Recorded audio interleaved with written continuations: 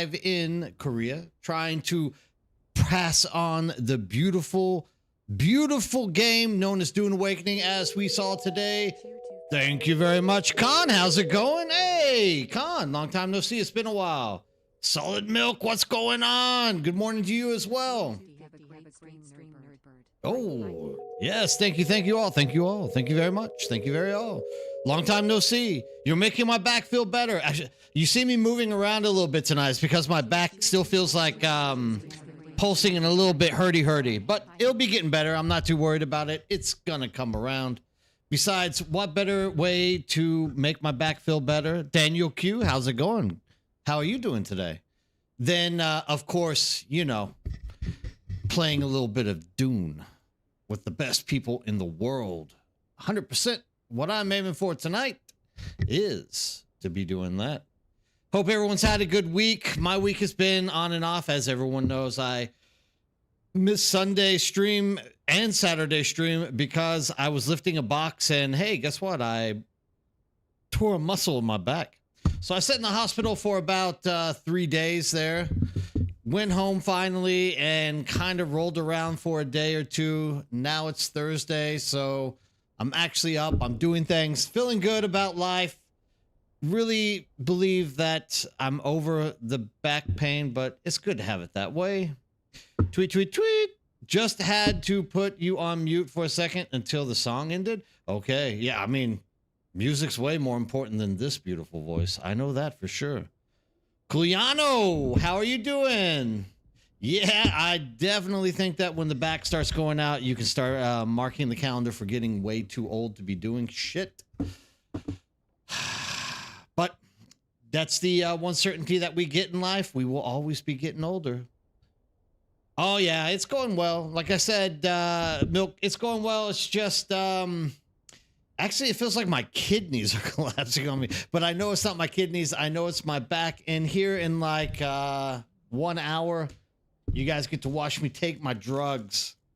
So I get my little fix for the night for the muscle relaxers and crap like that. So if I start going off on a tangent about rainbows and other crap that are floating around in the sky, just understand it's the medication and it's all fully legal. Well, thank you. Blood Draven, you're on a 7-streak watch list. You're on fire, my man. Thanks for showing up like that. Always showing up for the support. I love this. Best community ever.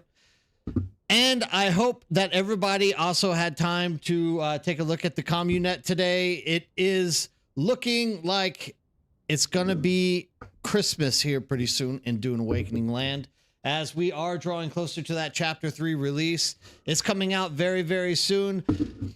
You just moved next to you. Nothing much with me. Officially moved next to you. What, are you moving out of China? Are you in Korea now? Are you in Korea? If you are in Korea, let me know. I'll come out and meet you. We'll have drinks. I'll take you out for the wondrous nightlife of Suwon. If you ever come out into Korea, be more than happy to do that with you. Bloodraven, working my way into Duraluminum. Get there, my man. Text Wish Aluminum did not take so long to make. Oh my God, you haven't been doing Plastinium then, my man. That takes way longer. Solid Milk, you got to check that out. Did it talk about transfers? I know yesterday the Funcom community manager was talking about it in the Dune Discord yesterday. Yeah, so, I mean, it's not a really big thing. Like, the Communet's always just kind of like a review of the month. So it's not really new information. We are literally just checking out the stuff that they've been doing over the month. And that's usually when I put my video out for that, because if I go too soon, you never know what they're going to release or not release in the future. Let's see. DeWolfen. Hey, DeWolfen, how's it going? Nice to see you. I don't think we've talked before. At least I don't recognize the name. If you have, I apologize, but I will put that in the long-term memory from here on out. You are 53, and I am sick of waking up in the morning and thinking I've done 10 rounds with Tyson. Yeah, I could definitely feel like a semi-truck ran me over. That's for damn sure. But, you know, that's one of the joys of getting more wise. Maybe. I think wisdom is part of that. Who knows? Who knows? Gotcha. I don't know if you've seen it, but said community manager yesterday, transfers are coming before chapter 3. I mean, if that's going to happen, that is absolutely fantastic idea, because the sooner they can consolidate us onto a server, the sooner they can start really thinking about whether or not they need to open up anything else. I don't really think there's going to be enough people coming back, but yeah. Oh, Culiano, you moved next to me in the game. Okay, well, I'll take you out for drinks in Harco Village or something like that. Yeah. I hear they have a great nightclub with a chick that calls everyone kitty cat, so we can always go hang out there. Getchos, hey, Getchos, how's it going? Good morning to you, too. You see me moving a lot. It's a little bit throbbing, but I think I'm going to be able to last. It's only 4 hours tonight with the stream, so I'm guessing I'll be okay. We'll see. I'm supposed to be wearing a back brace, but that back brace, I swear, crunches my kidneys, and it makes me feel like I'm passing kidney stones, and just don't really want to have that feeling at the moment. So currently, everything is okay, I would say. But I hope everything's going well with you guys. Getchos, how has your day been? Any news or anything new coming down the pipeline there in the wetland of Wales? I think I told you, my rugby coach in high school was from Wales. Dave Jenkins. You can't get more Welsh than Jenkins. I'm trying to remember where I parked my Assault Ornithopter.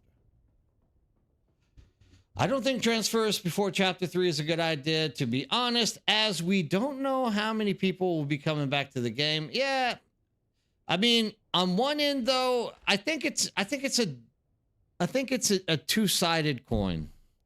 On one side, if they let us transfer early, we are going to be able to, all get consolidated on a server, and that will allow new players to, like, say, which server has the most action or the most active servers for me to be joining. So it kind of gives them more of a, arrow or sense to try to think about where it is they want to go if they do it beforehand. Whereas if they do it after, then it's going to be everyone coming in, and then we're going to have to, like, instantly right afterwards, then make the decision to move. That might be a little bit too complicated for newer players jumping into the server. So, we just have to wait and see. I mean, it's of no consequence to me either way. At this point, I really just want to make sure that we are all getting on the same server, whether it happens before or after or during or whenever. To me, it's all kind of the same at this point in my life. The most important thing is that we got a community and we got everything kind of flowing together nicely so that we can move into the chapter 3 altogether.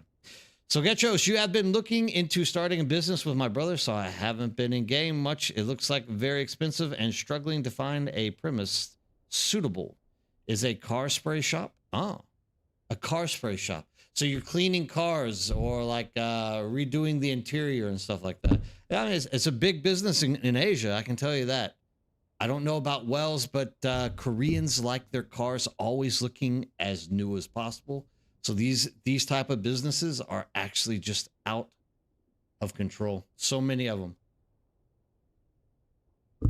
You can even find those things at the local shopping mall. Like you go to the Home Plus, which is kind of the de facto Walmart or something of Asia. And they have these things over there. Okay, I see. Well, I mean, I hope that all works out for you. Like, it's understandable if you can't get into game and do things along those lines. At some point or another, we all have to make those in real life decisions that we would rather not make all the time. I'm just happy that you have someone like your brother to, look through these kind of endeavors together with. A lot of people don't have that kind of support going back into it. So that is definitely a good thing for you. Plastinium.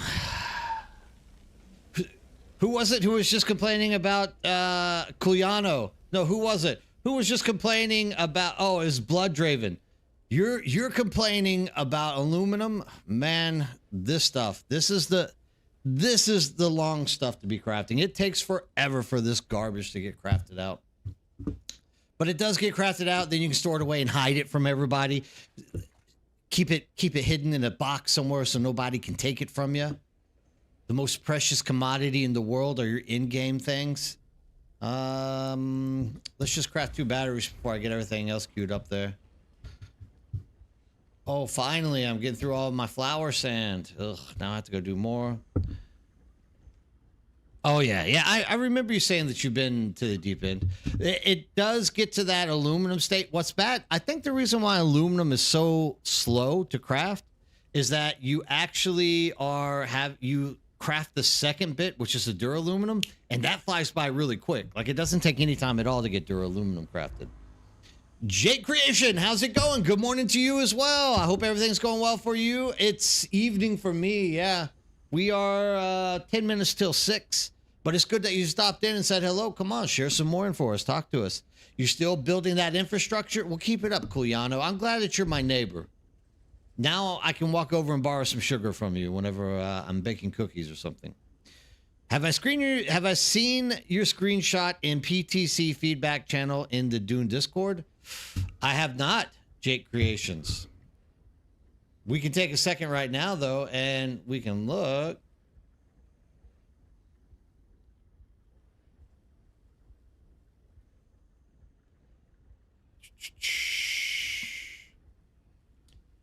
Dune Awakening.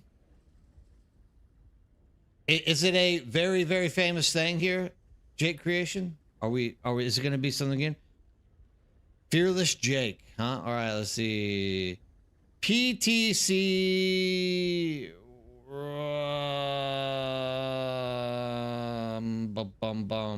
Where was it now?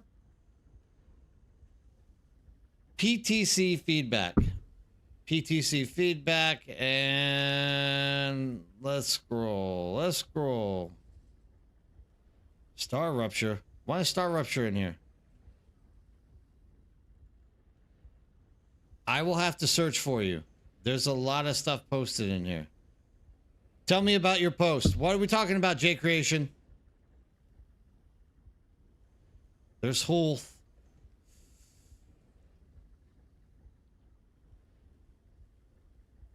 I'm looking, but it might take me a long time. And scrolling through stuff isn't exactly... I got a lot of people talking to me, so it's going to take me a little bit hard. All right.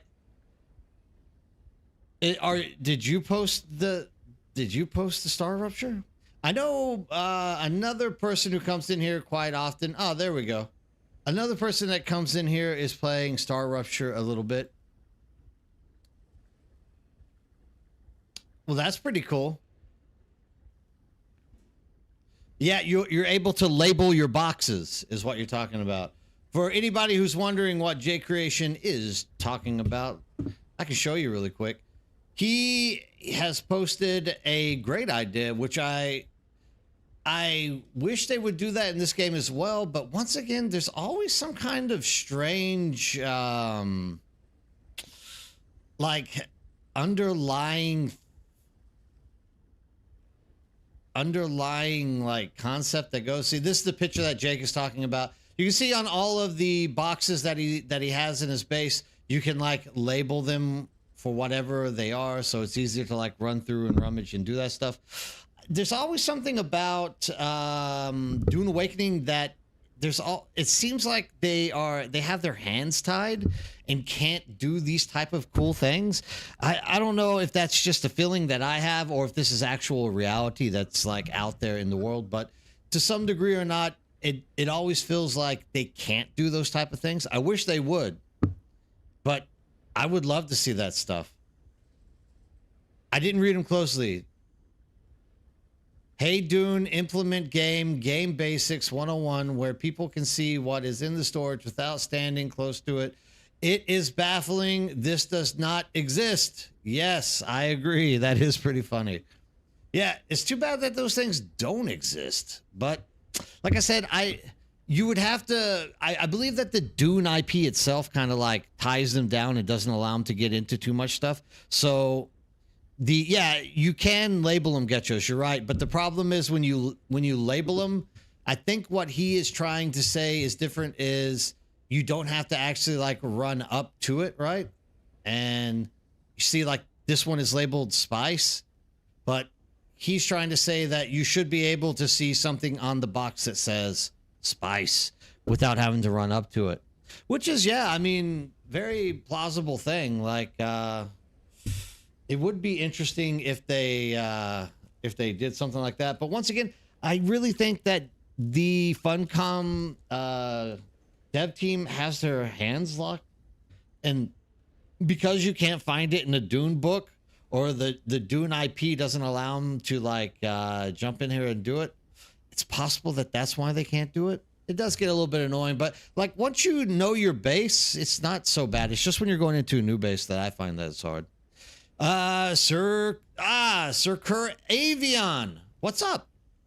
This is your second time I've talked to you. How you doing, Avion? Everything going well? You're shooting for me. I was going to wait till 7, but this throbbing in my back is just getting to me. I'm just going to take those things right now and just pay the price early in the morning. Better in the morning than in the evening when you're doing a stream, I think, as I always said. It's good to have you stop in. Thank you for saying hello and doing stuff. What are you guys up to on YouTube?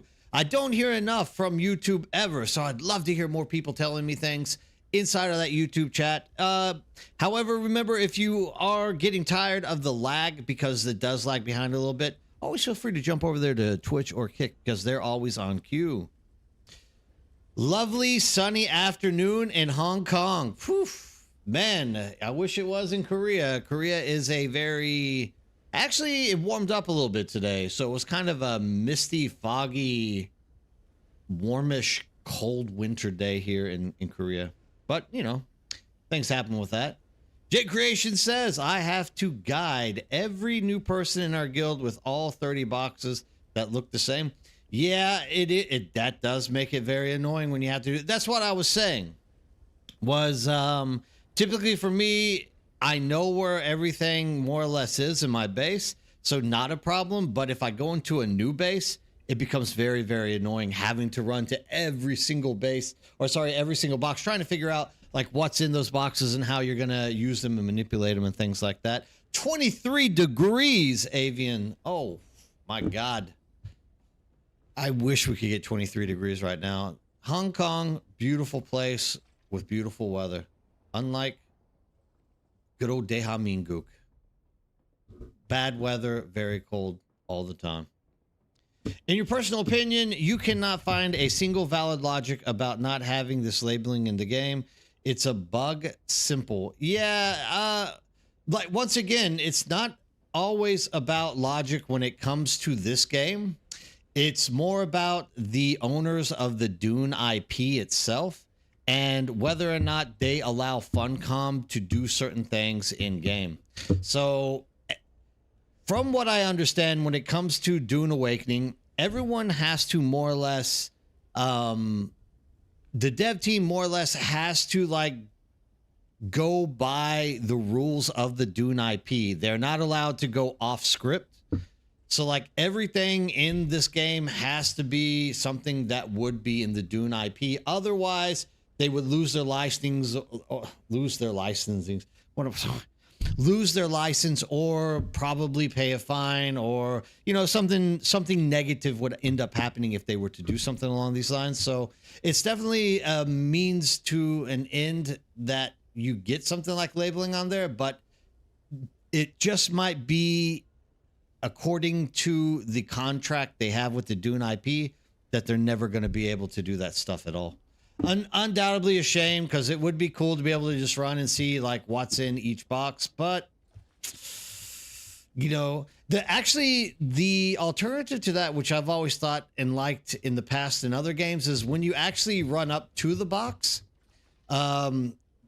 sometimes a like pop-up window would come up and it would actually show you what's in the first few rows of the box. So like, even if those games also had labels though, undoubtedly. But I mean, if you didn't have the labels, you could at least like walk through and see what was in each box without having to open it to see what's in there. That would also be like an alternative idea, but it's nothing as good as labeling your boxes. Fully agree with you on this. Absolutely. If we could ever label the boxes, I would be extremely happy with that. Trust me. I would never say no to box labels. That would be the best thing that could ever happen to us. Well, I can think of other things that would be better that could happen to us, but it would definitely be something nice. I would like to have labels on boxes. That's about where I rest on that subject. Being a teacher, do you dabble in music? I do, actually. I used to play in a live rock band here in Korea, believe it or not, called Honey Whiskey. We played here for years. Actually, the band still plays. That's who, if you remember on Saturday with my morning stream, I was actually in the process of going to see my old band play. Mekos, how's it going? Nice to see you again. Thanks for stopping in.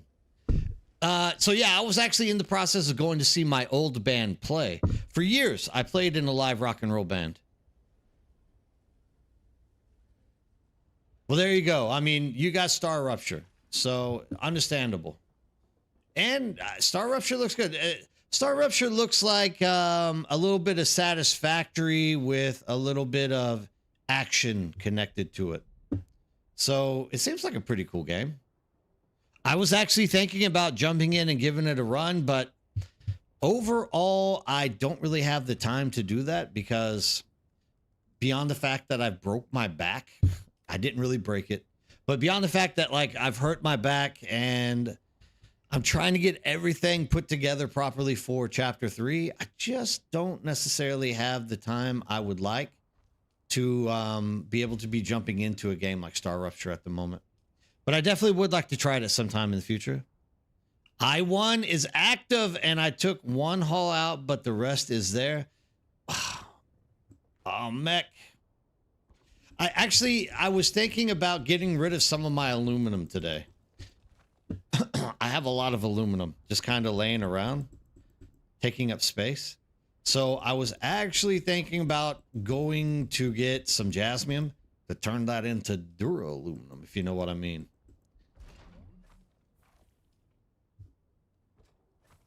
There we go. Everything got on there. Wait. Which boot? There we go. Did it get on there? Okay, I got on there. What games do I love currently? Dune. It's all I have time for. So there's a lot of games. Look, how about this? Games, Mr. Clean Massacre. By the way, hello, how's it going? Genres of music. Oh, genres. I read games. What genres of music do I like? Oh, man, I'm all over the board with genres. You can take me from bebop jazz to heavy metal to, you know, bossa nova, cumbias, tejano. I like acid rock, acid jazz. I like psychedelic Thai. Oh, I like so many. If you know, currently, if you're from Houston, there's actually a rather famous group there called Karaganbin, and they play like a instrumentalist type Thai jazz. Really good to listen to. But yeah, I get into just about everything. I can't say I have a favorite genre. I play multiple instruments. I can play a bass, a guitar. I can play drums. I can play a ukulele. Even before there were two French professors. Well, one was a French professor here at the university that I work at, and her husband was working for the French transit program, the trains in France. Anyways, on their spare time, they liked to play gypsy jazz, and they actually asked me to play broomstick bass for their gypsy jazz band. So I've even been able to play a broomstick bass, one string broomstick bass for gypsy jazz. So I've done quite a bit when it comes to music. You know, I'm obviously not Van Halen, or I'd be doing that than streaming or working where I do, but you know, I like music. So lots of instruments. I don't really have one I like the best. I think all instruments are absolutely great for what they bring to the music that they're creating, if that makes sense to you. Yeah, really fun, Mekos. Can't wait to jump out there and get Jasmine. Actually, it only takes a minute. It's not a big deal. And I should have actually packed that into the cargo container and flew it out there, now that I'm thinking about it. Looks like the Chapter 3 update is still somewhat weeks away. More info coming. The next Dune Communet newsletter. Yeah, so with the Communet is always kind of a teasy type thing. The Communet will always say something like, oh, this is the future of Dune, but they really just focus on what they've done in the past month. And I like it for that, because whenever you get the live streams or whatnot, there's a lot of chaos and a lot of undiscovered information that's kind of floating around. And whenever you get the Communet, it kind of has filtered all of the live stream stuff through like 2 or 3 weeks of information. And then all of a sudden you get more of a solidified, more guaranteed outlook of what's going on. One example of this, if you look in the Communet, in the Q&A section, somebody has asked, are you going to create a PvP arena? Now, if you remember back in the day, whenever we were on the live stream with our 3 friends talking to us about, oh, this is what's going to happen in the future updates of Dune or whatnot, somebody had literally asked them like a million times, me included, are we going to get a PvP arena? And the reply to us at that point was, oh, you guys are making great arenas, though. Like, we don't want to take away your fun and creative designs of arena building out in the deep desert. But then since that point, that answer has more or less been filtered through a lot of upset, angry people.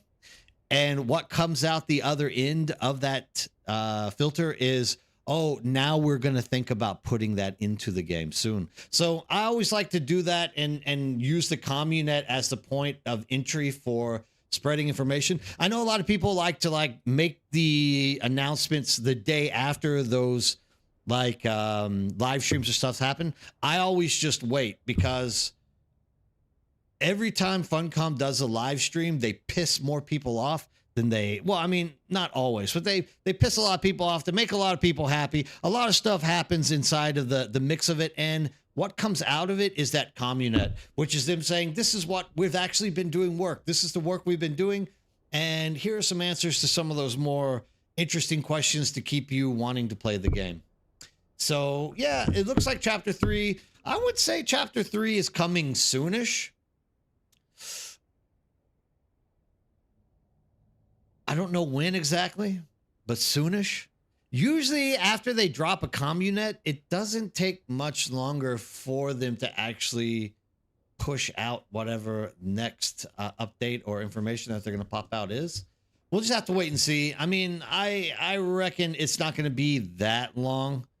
And even if it is, like, everyone who is new to the game, or everyone who is on a safe server and haven't been, focusing on, developing and collecting a lot of resources, this is your chance, more or less, to catch up. Like, so even if we have 2 or 3 weeks left without that Chapter 3 release, like, you can still be out here gathering resources, storing resources, getting yourself put into a position where you can, dive straight into the Chapter 3 with a lot of strength and power, right? So don't take it in a bad way if we're not getting Chapter 3 right now at this moment. Instead, let's, kind of say it's coming soon. Let's see what happens in the meantime, because now there's also a lot of talks about people being able to transfer servers before Chapter 3 sets in, which will be kind of interesting. Well, I don't know. I don't know if that will help or hurt our situation, but at least it'll be something there, right? Or you can do like Jojo says. Jojo, how's it going? You can just join Cetus and, dude, just play with the best. We're here. The best people are on Cetus. It's a proven fact. They actually did a survey and a test And it was proven that C-Disc gamers are the best gamers to play with. Just the way it is. Tungsten, how's it going? How are you doing today? Love it. YouTube is starting to light up. That's awesome. I love seeing folks on YouTube. I know it's a lot of people's preferred place to go because you get like YouTube Premium and things along those lines. And you don't want to sit through all the ads that might pop up on Twitch. What's strange with Twitch is I never get ads. I don't know why. Maybe it's because I had something subbed to me. I don't know. But yeah, it's good that you guys find a place to get in here and talk to me. You're fine to wait a few more weeks. Give them time to fix issues. This is it as well, Curavian. Don't be in a rush to get into chapter 3. The worst. Look, this is it, right? Here's the truth of the matter from my viewpoint. We, as a group, as people, we started pushing Funcom to release the game. If you can remember, there was a lot of pressure. People were ready for Dune Awakening. And then they released it, and what we got was a early release. We got something that probably should have been sitting on the burner for like, I don't know, a week or two more. And I think that kind of hurt Dune at the end of the day. It would have been nice to have just had Dune sit back and kind of work through some issues for a little bit, and then we jump in and get our fill at a later time. Just saying, don't rush stuff all the time. It is good to get new content and have stuff to do, but at the end of the day, it's also nice to have a game that is less broken.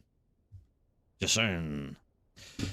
Con, I would, but I can't throw away over 1,000 hours of progress. I understand. Don't be throwing away 1,000 hours of progress for the likes of Cetus. We are just the best server. Are you really throwing something away, Con? Aren't you gaining more by joining us?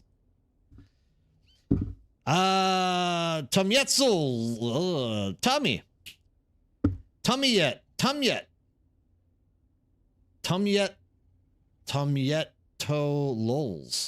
Tomieto lols. I think I got it. If I didn't, please, I apologize. Tummy is fine. Thank you. Tummy, probably more than a week or two. Yes. And Tommy, thanks for stopping in and talking. I'm glad to see someone new out in chat and, you know, joining in the conversation and giving their feedback for people to start thinking about. Yeah, maybe it's about 1 or 2 weeks away. I'm not sure. And even if I did know, I couldn't say anything because we got these NDA things that Funcom doesn't allow us to talk about. But I'm not saying I am one of those special people. Funcom doesn't like me, know me, or I'm not interesting at all to Funcom. So I don't have an answer for anybody at all when it comes down to that. I started a new character on Cetus to join the Nerd Unity 2 weeks ago. Main character remains on EU server. Yeah, so what JoJo's getting on, there's a lot of people who have like flocked to Cetus, and they all have main characters somewhere else. Like they didn't necessarily start over it. They're just kind of bored or whatnot. And, you know, it's understandable. So I think they're just really having fun. You get somebody to run around with and do some crazy, fun, fanatical things together. You know what I'm talking about. But yeah, 100% Curavian. I'm also very, very happy to just wait. I still feel like I could get more plastinium. And I still feel like I don't have enough spice. Even though I have, I don't know, 60, 70,000 spice, I still kind of don't feel like I have enough. So it doesn't hurt to have more time to get stuff. And, you know, it also gives me a chance to sit down and play with new people jumping into Cetus, which I've been wanting to do, and I never have a chance because in between streaming and other things along those lines, you know, I don't really get to jump out and do a lot. Outside of like crafting a ornithopter for somebody new jumping in, you know, I don't really get a chance to get out, hang out, and meet people. And there's a lot of stuff that we could be doing, like running labs or other things along those lines, right? So definitely, I don't mind waiting 2 weeks or so for this thing to pop out. Definitely better if they take their time a little bit, work through some of the bugs, and hopefully put out a product. I did not get one. And put out a product that isn't going to just break on us the second that we get into game and start playing with it. I need a rad suit. For some reason, I don't have a rad suit.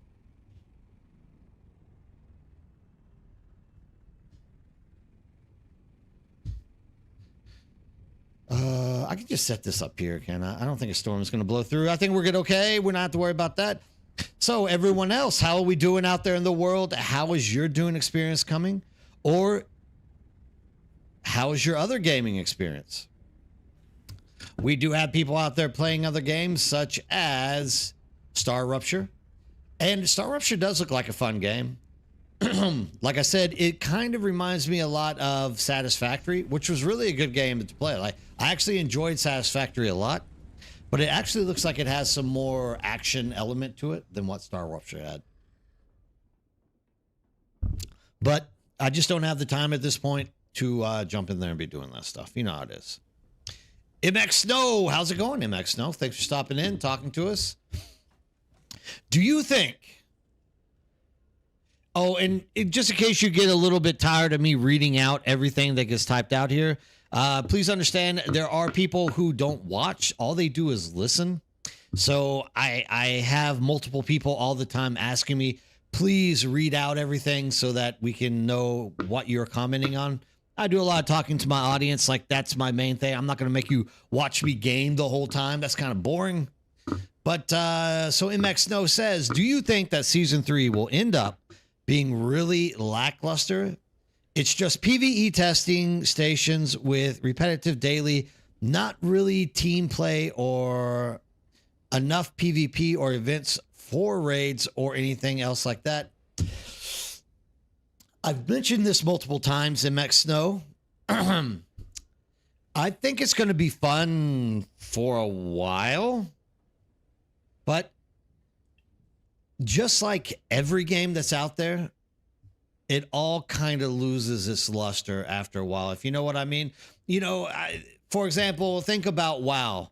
How many times can you run Mythic dungeons until you just get so tired of it, you don't want to run Mythic plus dungeons ever again? So, I mean, it's a harsh reality that's out there that no matter what content's going to get put out, you're going to find a reason to kind of fall out of love with it.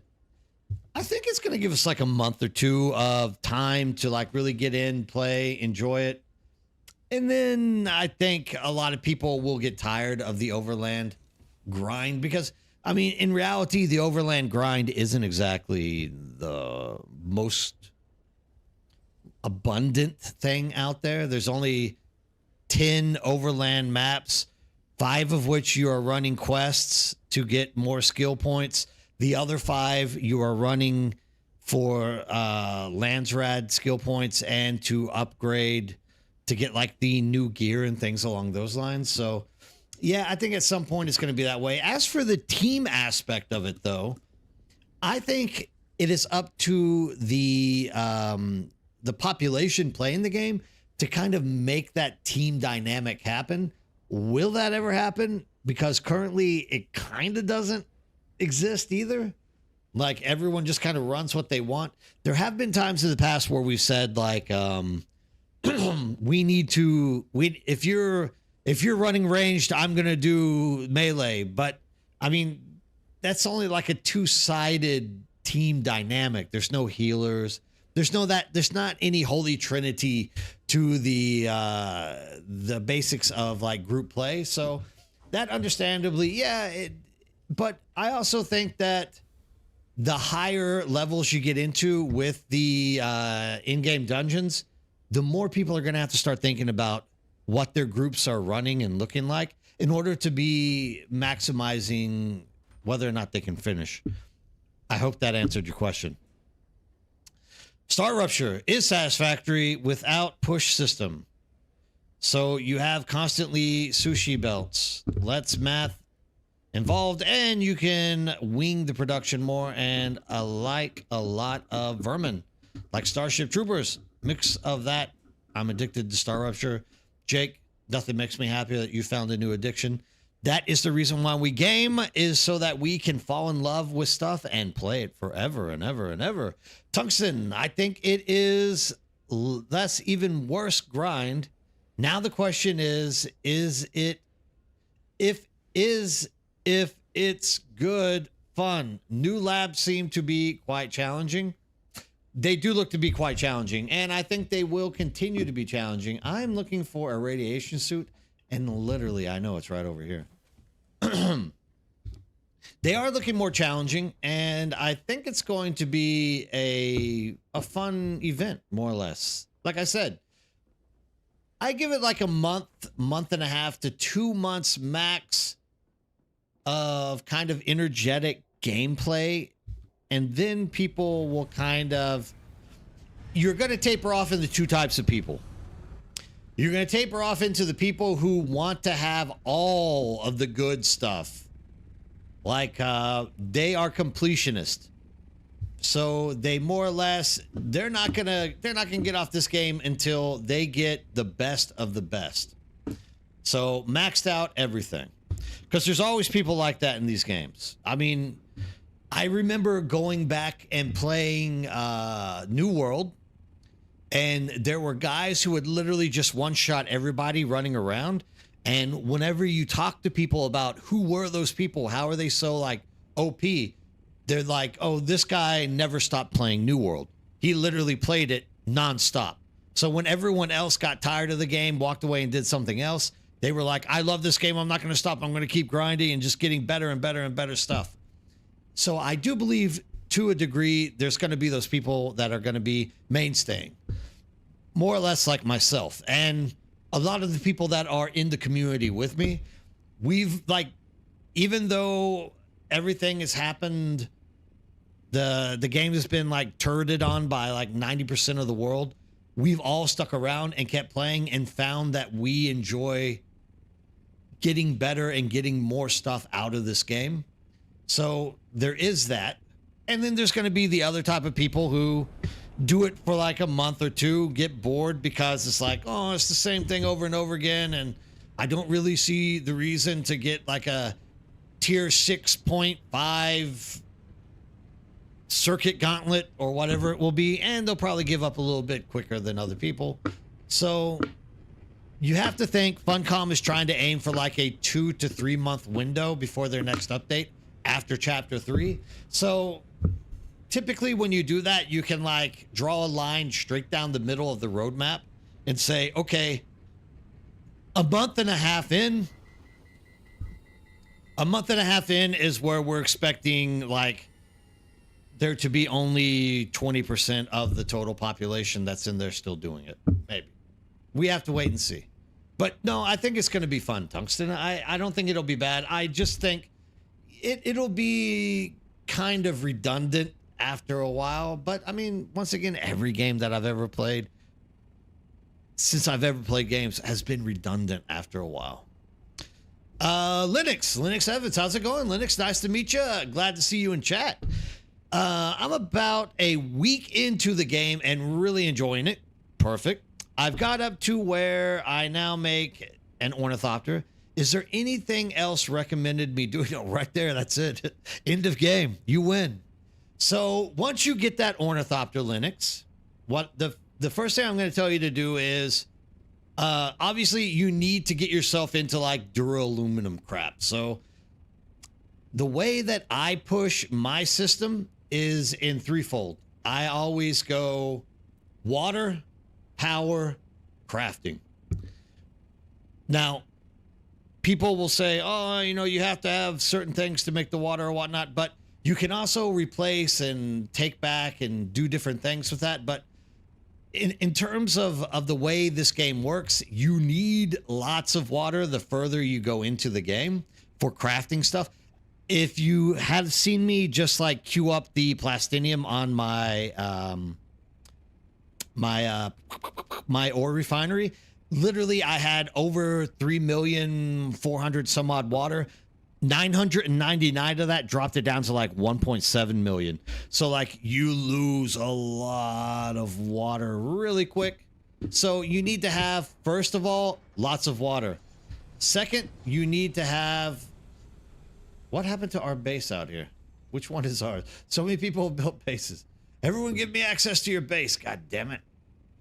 So you need to have lots of water. Once you get the water put in there, then you want to make sure that you're building up your power. And power comes a little bit strange if you're playing solo, because if you're kind of cheating your way through it, you can just like get somebody to give you like a spice infused power generator, and that's 1,000, volts that are coming out of you, whatever, volts or watts, whatever it is. But otherwise, like, you're having to build up one energy source, and then you slowly have to start replacing it with the next level up, which would be the wind traps, which would then be like the multi-directional ones, and on and on and on. So what I would say is water. I lost myself. Water, power, crafting. Also, if you can, depending on what server you're on, be jumping out to the deep desert every week, at least one time, and doing every lab along the A row. They're not that hard. And usually if you're on a certain, server, you'll find that people will like be running them anyways, because they're trying to like stock up their intel points for chapter 3. So most of the time you don't even actually have to kill stuff. You can literally just run in after people. It's all PvE. No one can hurt you. That's 180 free intel points every single week, guaranteed. So yeah, I mean, you should be doing that as well. I think I found our base. For some reason, I'm losing my voice tonight. I might have to move on to the black tea here in a second. Jake Creation, you got 1,500 hours in Dune, so I'm not one of those, but I shelved Dune a bit in await of chapter 3 because of Star Rupture. Absolutely, man. It looks like you're loving Star Rupture. Koyano, Dune is a game that I enjoyed grinding up to top. Then nail it that. Yeah, I can see that as well. Rogue Weapon, max out your intel points by running Rogue Deep Desert test. Yeah, okay. Are you asking Rogue Weapon because you don't know, or what can I do? Thank you for joining. You will not be disappointed. If you are asking me, God, if I'm not going to blow your eardrums out with my throat going dead tonight. First it's my back, now it's my throat. So, if you don't know about it, every week the A row testing stations in the deep desert reset. Mr. Tim, good morning, and thanks for joining, dude. I appreciate it, and thanks for saying hi. So every week, A row dungeons or A row testing stations reset. Well, everything resets, obviously, but each of those testing stations stay exactly the same. If you want, in a minute, I will run through it and I will show you what I'm talking about and like show you how to run them if you're like interested and want to know. Anyways, so each week these things reset. Each of those testing stations give you 30 intel points. That's right, Beast. How's it going? So with those 30 intel points, once you run all the testing stations, you literally get 180 intel points every single week from doing these things. So if you're new to the game, or let's say, for example, you're trying to like build a better ornithopter, right? So sometimes it's a matter of just like having, another, I have them all done, but sometimes it's like a matter of having like 120 more intel points to unlock, let's say, the tier 6 scout ornithopter. So by going out there and doing those A-row testing stations, you're literally getting 180 intel points. That takes a significant amount of time when you're in game to get that many intel points. It pushes you forward very quickly. So 100%, I recommend everybody always going out there and doing A-row testing stations for that fact alone. Good morning, Mr. Tip. We already said it. Not asking. That's what I did to get. Thank you, Robe. Guess what? I mansplained it to you anyways. Sorry about that. But yeah, that's for anybody who doesn't know or only is like a weekend. Definitely, you can max your intel points out just by doing those A row stations every single week. It works out really well for you. And let me start bitting this thing because I need to actually kind of do these things. All right, now. Glad you're back, Bird. I always watch you before I head to work. Well, thanks. It's Ruthless. I'm happy to be back too. Like, my back is kind of throbbing tonight. I was kind of thinking it wasn't going to hurt, but I'm now starting to think, what in the hell was I thinking? Because, oh, it's starting to get stiff. But this could be my fault because I'm not wearing my little back brace. Maybe I should put that back brace on. I just hate it because it feels like it's squishing up all of my internals.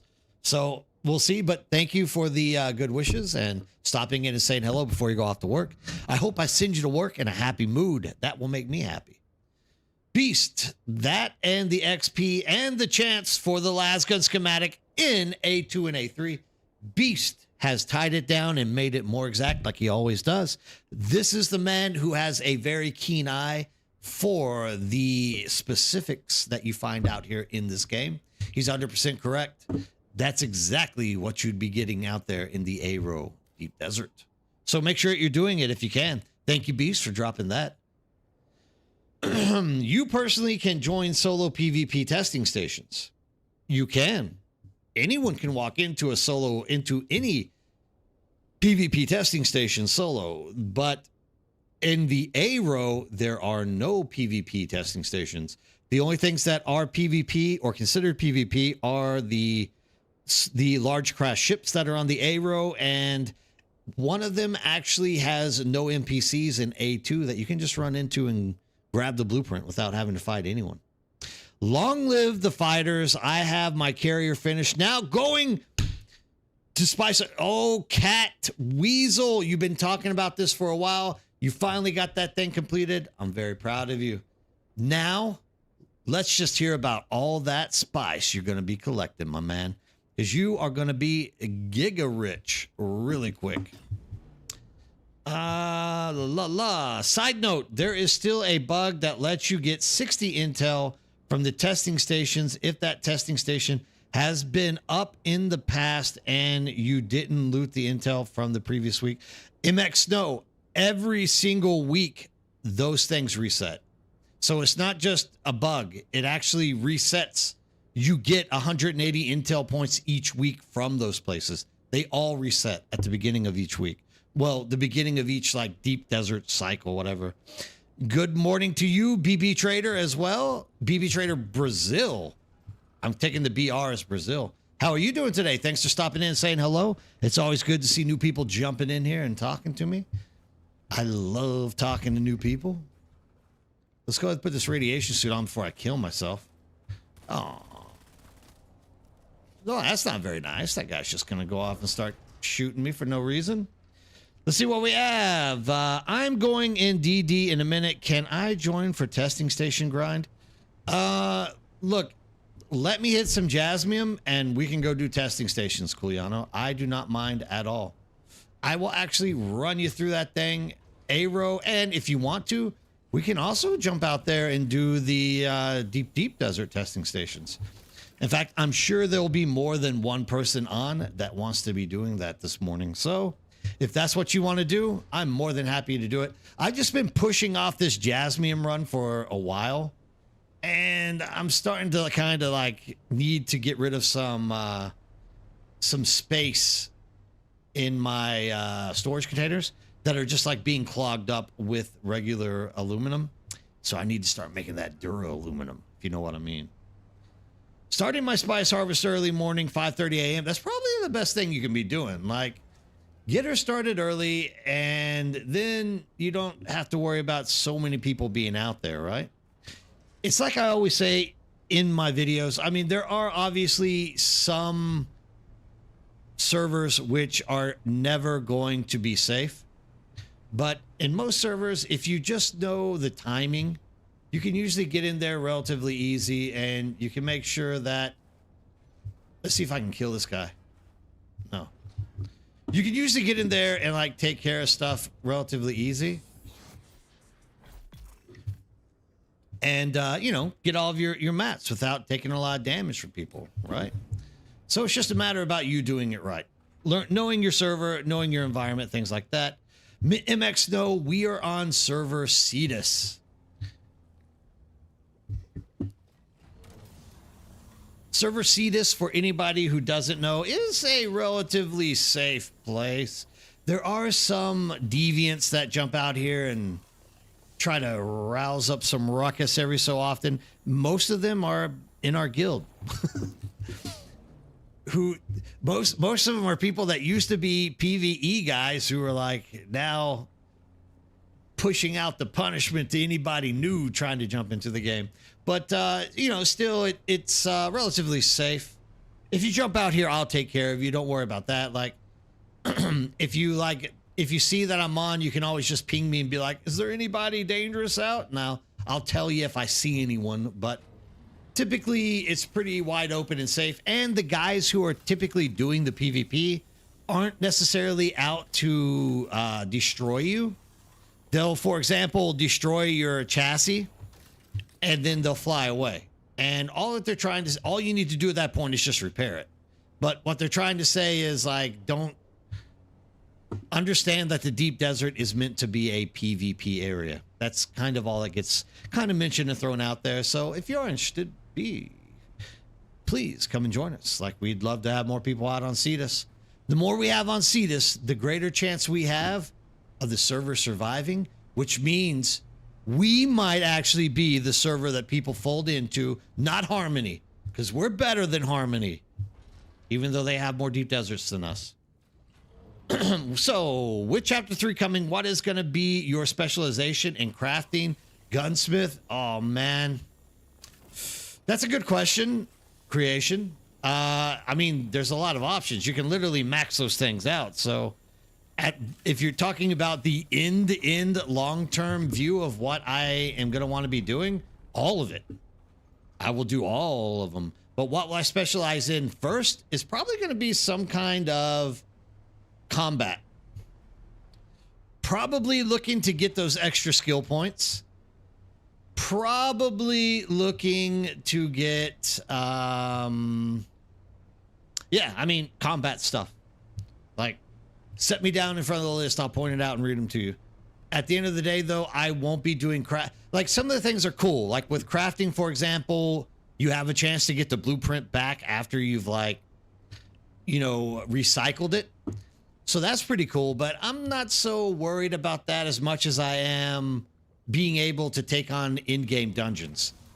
Literally, once Chapter 3 launches, I'm going to be living in the in-game dungeons. That's it. I probably won't go back to the deep desert unless there's people that like really need help, or people are really asking me to do stuff. You know, there won't be much of a reason because they've kind of taken away the deep desert. If you look at the changes that they've made, for example, there's not, at this point, we pretty much have figured out that they're not even going to have control points in the deep desert. So, like, there's not a lot out there to be happy about. So I'm trying to get the deep desert like marked away now, so I'll have to deal with it a little bit later. Chome refining contract is next week's buff. Stockpile your spice, and thank you, Bloodraven. I will. I hope that that's what gets picked. What are the other options? If you don't mind me asking, I could just look. I mean, Honor the Fallen, exclusive tool, imports right, or Chome refining contract. That's probably the best out of those three, undoubtedly, I would say. I got a awesome idea that's on tomorrow night's discussion. Great. Oh, yeah. Make sure that you guys are all tuning in tomorrow night as we have a live talk session with multiple in-game real people playing this game that are going to be discussing with us ways to improve the game, what they think their vision would be if they were the game devs, or what kind of advice they could give the devs to make stuff work. Also, there'll be complaints about what they feel aren't working properly, Things along those lines, all this stuff and more coming up to us tomorrow night, as we will have probably about 7 people jumping in at different times, me talking to them, and we getting down and dirty with the way that Dune Awakening is taking on shape, forms, and sizes. So make sure that you're up there for that. I'm glad to hear that as well, Beast. I can't wait to be talking to you. As always, I love the stuff that you guys to talk about. BP Trader. Yes, I know, but it's 30 intel. You can loot it 2 times. Oh, okay. I see what you're saying, MX. No, apologies. I thought you were just saying, like, letting people know, oh, yeah, it happens. Okay, that's pretty cool. Sometimes you can get it twice. I didn't know that. That's new to me. Thanks for dropping that in. You're starting your spice harvest early morning, 5:30. Yes, what server are you on? Told you that my server is almost entirely PvE guys now. We all joined the server against griefers, and they all quit. Well, that's one way to get rid of griefers. Literally just join together and take over the server for the betterment of your future. Absolutely 100%. Almost every day gave me all my spice for free. Yeah, I mean, you get a lot of spice by just grinding stuff out. Nowadays, it's very quick. I think maturing them here on Cetus, I gave them a carrier and a sandcrawler, and I think he's already up to like 15,000 spice. It doesn't take long. It goes really quick, right? Me too, Jake Creation. Jake Creation says, I think the big topic will be devs stop being stubborn. And I think they're coming around, Jake. As I'm saying, if you look in the Communet 11, in the Q&A section, they have actually decided to start moving towards putting in a PvP arena. This is like them showing that they're not always stubborn, right? This is them listening to us and actually like seeing what we're saying, that we actually want to have these things in our game, and them saying, you know what? I think it would be a good idea if we took time to put in a PvP arena for these guys, because it looks like that's what they want. So I think that they're getting less and less stubborn. I think they're starting to open up. I mean, I also feel like sometimes I go a little bit too hard on the devs, just because, you know, I'm a gamer, I'm passionate. I have people around me, and I don't want to see the game die. I'm tired of hearing people tell me it's dead, and I'm having to defend it left and right. So I get a little bit, emotionally involved in the whole process as well. But at the end of the day, I think that they could have made more design choices that made the game better. They didn't. But now it looks like they're coming around. So I don't think they're too stubborn at this point. VMAC, hello, how are you doing? Laughing out loud, well, we have, it was a PvP arena, no PvP. Wait, are they taking away the Landsrad color swatches in season 3? I don't think so. Are you talking about as a reward for completing Landsrad missions? MX Snow, is that what you're talking about? I'm not sure. I don't think, if you have the swashes, I don't think they're going to take those away from you, if that's what you're asking. But if the question you are trying to platform is, are you not going to be able to get them? Okay, so this I don't know. We don't know. No one knows. All that they tell us is, we have reworked Landsrad, and now it fixes everything. So until we actually jump into the game and actually have a look at it, you know, yada, yada, yada. And like B says here, you can buy them from the vendor. It's not like you're going to lose them, or you won't have a chance to buy them or get them again. But I don't know. We don't know exactly what is going to be connected to that Landsrad. I'm sure there are people that have been doing the PTC that might be able to answer that question better than me. Because once again, you don't want me to explain to you for an hour why I hate the PTC. But yeah, I don't know if they're going to still be rewards. But I mean, maybe that was kind of a big part of the whole Landsrad thing here. I mean, we'll have to wait and see. I'm not sure. I don't want to give you a definite answer because I would just be lying to you, acting like I know what I'm talking about when I have no idea what I'm talking about when it comes to that. That's up to the Funcom devs to decide somewhere else. It was a PvP arena with no PvP.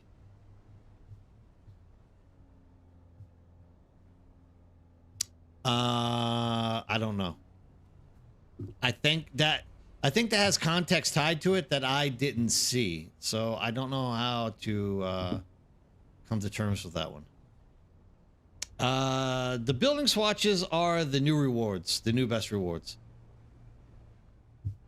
They are really going. Now, here's something that I think they're a little bit stubborn on.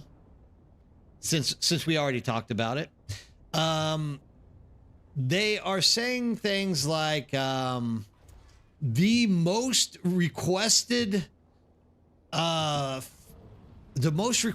thing by the community is new building pieces.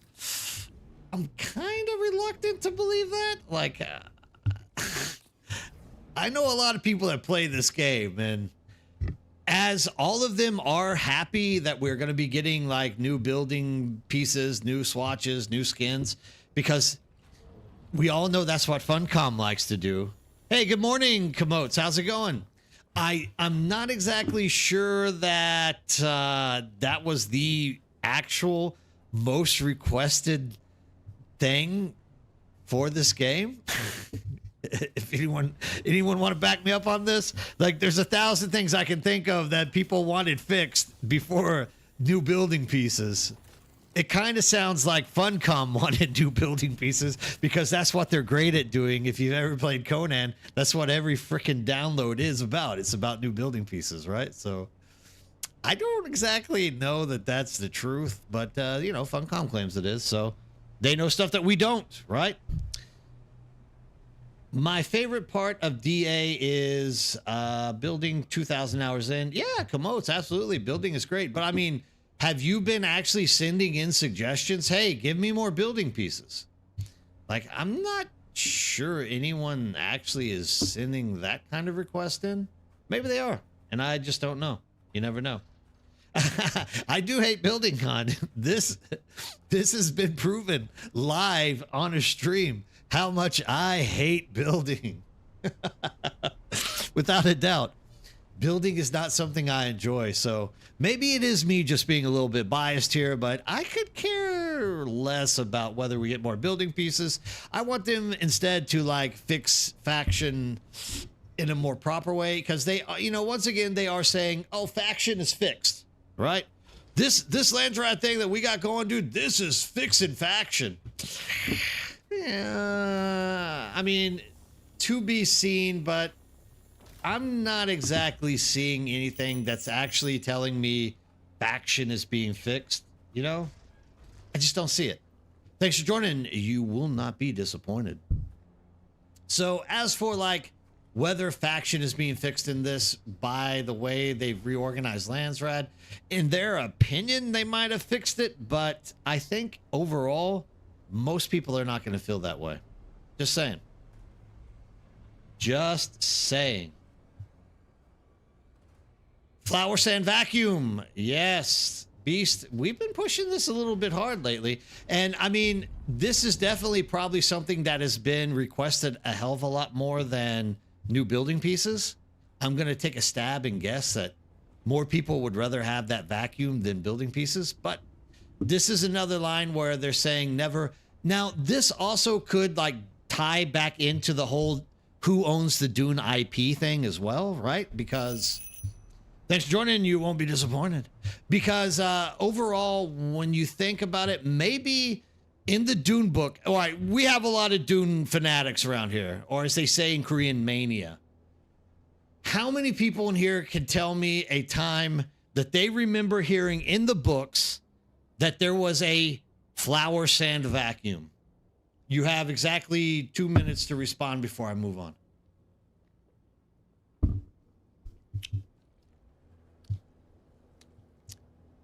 No one's dropping anything. Look, I'm going back through. Yeah, I'm going back through the books now, doing the audio book, not reading it. So I bought all of the audio books, and like as I'm driving now, I'm reading because I literally have no time to get into the books any other way. So I mean, I'm hearing all this stuff. And by the way, I definitely recommend anybody jump back into those books while you can. Like there's a lot of great stuff to like go back through and hear stuff. The whole thing, the question, Jake Creation, was, has anyone ever heard of a vacuum for flour sand in the Dune universe? I'm going to guess no. And I'm going to guess that it's quite possible that somebody who works for the Dune IP Foundation says you can't do it.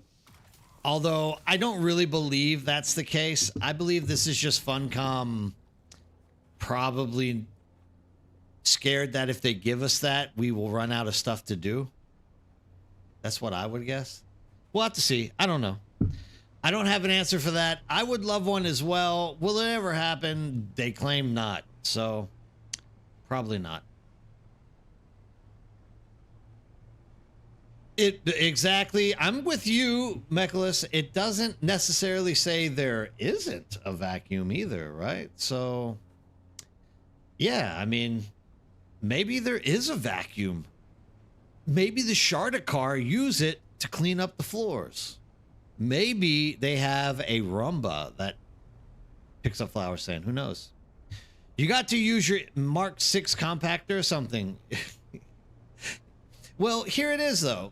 Now with the Chapter 3 update, we are going to have more reasons to be using compactors because the compactors are going to be like instrumental in clearing fire and other elemental damage off the ground through static.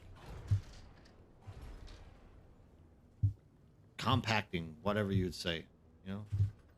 So it's coming that way as well. It'll be interesting to see. Is there a sandcrawler in the lore like we have in the game? Absolutely not. Good point, Joe Creation. I want a refund. Yeah, no, there is no sandcrawler in the lore, unfortunately. In fact, the more I look at the sandcrawlers that we have, like, I would love for there to actually be a sandcrawler for us to use. Oh, hey, Mechalus, what's up? I didn't know you were out here. Oh, I guess you heard I was getting the good stuff.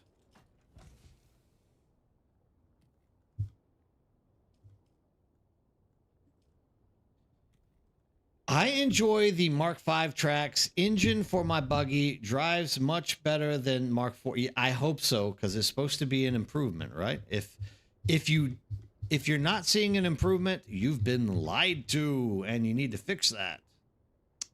Carrier ornithopter, cargo container, Jasmine. Yeah, it's definitely supposed to be better. Just to say that. Rogue weapon, definitely supposed to be better. Kuliano, there is sandcrawler in movie, I think. I mean, there's sandcrawlers in the movie, or are they called like harvesters or something like that? But they're bigger. They're like massive capital sand crawling creations where like 30 or 40 people are actually inside of it, like doing stuff together. But I mean, once you get to that, now we're talking like Star Citizen level of fucking detail. Oh, I shouldn't say a word, sorry. Like Star Citizen level of detail where, you know, you have to have like 30 people in there to make it work. I don't know. I just want it to work. How about that? That's what I want. Yeah, they're just harvesters. Thank you. Who made the spice pink? It is completely not aligned with the lore. Blasphemy. It's purple for me. Is it pink for you? Last time I checked, it's purple. I can fly back over and see it. Maybe I'm colorblind. Who knows? Who knows? Pink colorblind. In Frank Herbert's books, there is no flower sand vacuum. Thank you very much, Cat Weasel. I definitely appreciate you doing that or following up on that and giving us the information, because I can't recall ever hearing about it either myself. I would have liked to see a new tier added each season that rotates. For example, one season, Diamond. The next season, a plat-infused ruby is added, and Diamond is removed to keep us in the deep desert. MX, no, anything that they could add to keep us in the desert, I am 110% behind. Unfortunately, it doesn't really appear like they're going to add anything this time. But I mean, this is also one of those frustrating like happenstances, because they are claiming in the communette over and over again that this Landsrad is going to fix everything. It's all about to be fixed. Admiral, do you want to ride with me or something? You can jump in here and ride with me if you want. So I'm not seeing anything being fixed. Don't want to leave Admiral back here. Jump in here, Mechalus. Hop in here. Have a ride. Oh, I guess I have to give you perms on it, don't I? So I'm not really seeing anything like helping PvP, even though they're saying that it's helping PvP, but whatever. Like, let's put you in there. You want to work the laser, or do you want to you want to drive, Mech? It's up to you. You're in the laser. Good. What color has the spice bar for you? Purple.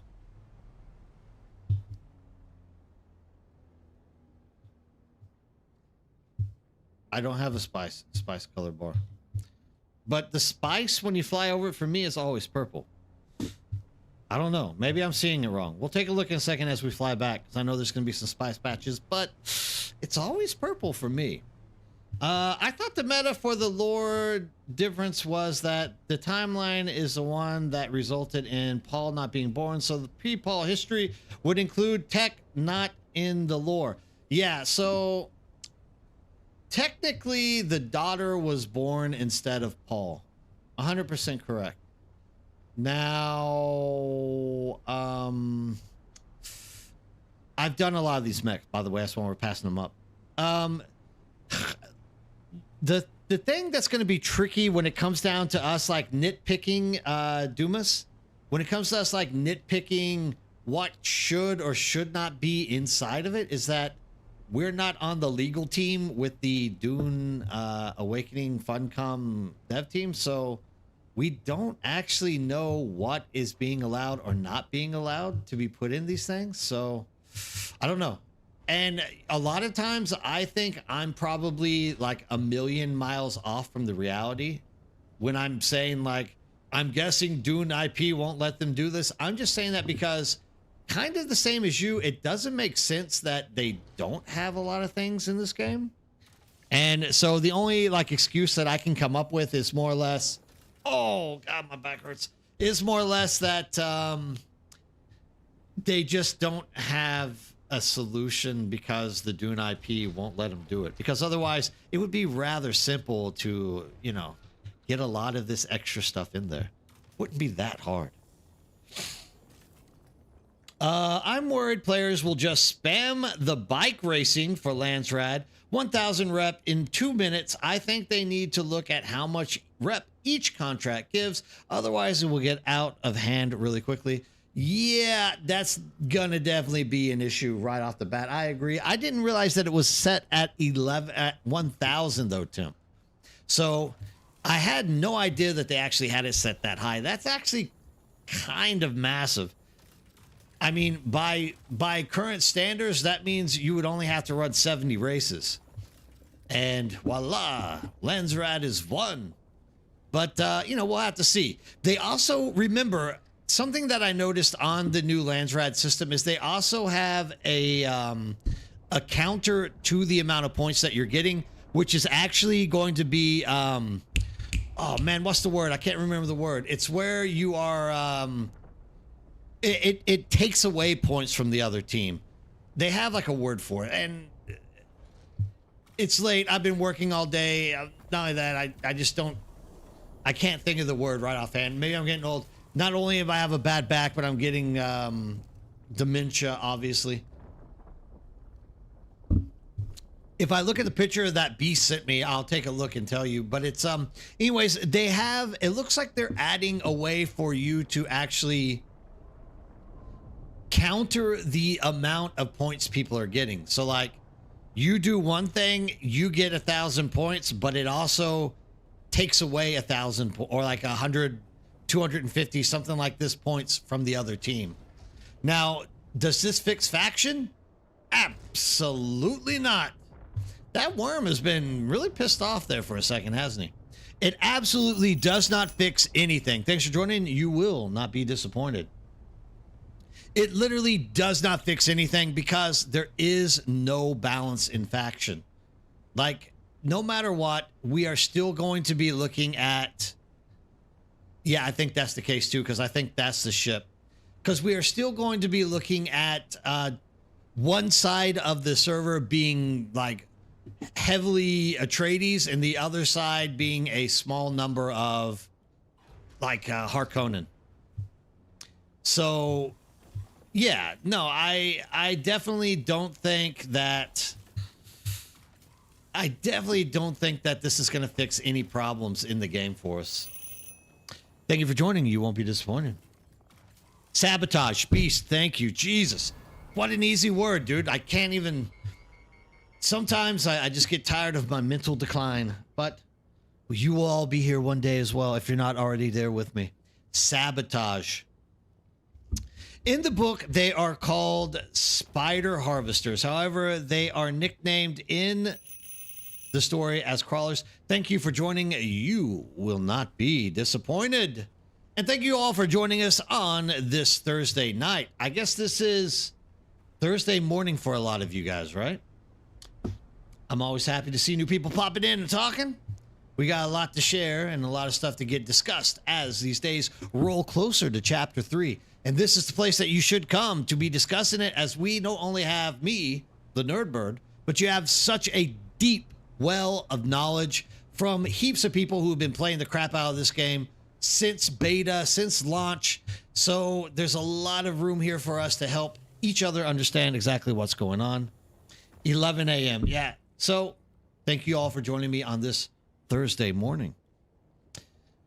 Beast, Sabotage, yes, 11. Good morning and evening. Blade Medic, thank you for joining and saying hello. I'm loving it now. It used to be where people just jumped on and would be like, answer my question.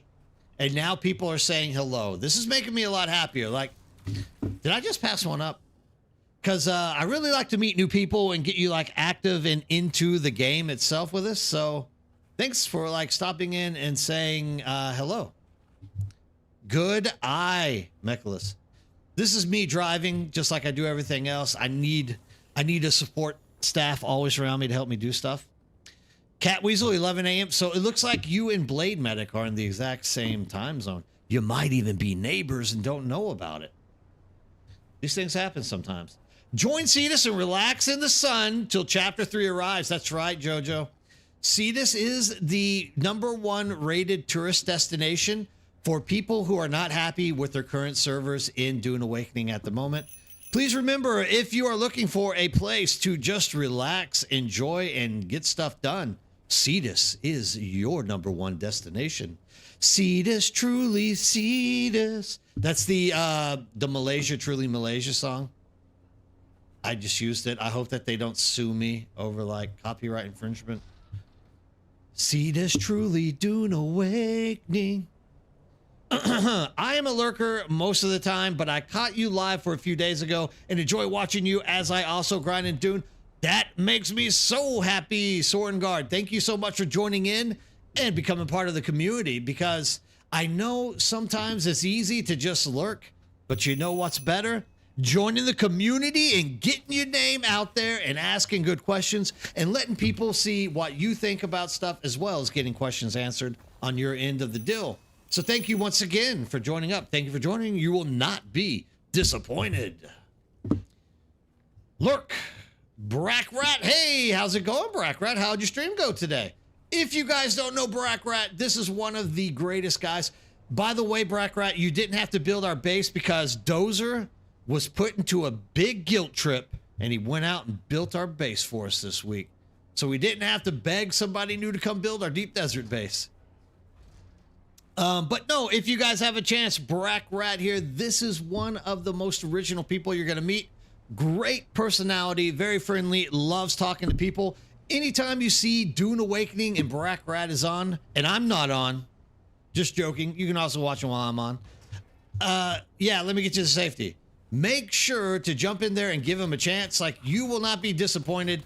He is one of my favorite go-tos whenever I'm jumping into Twitch before I start streaming and I'm just looking for somebody to listen to.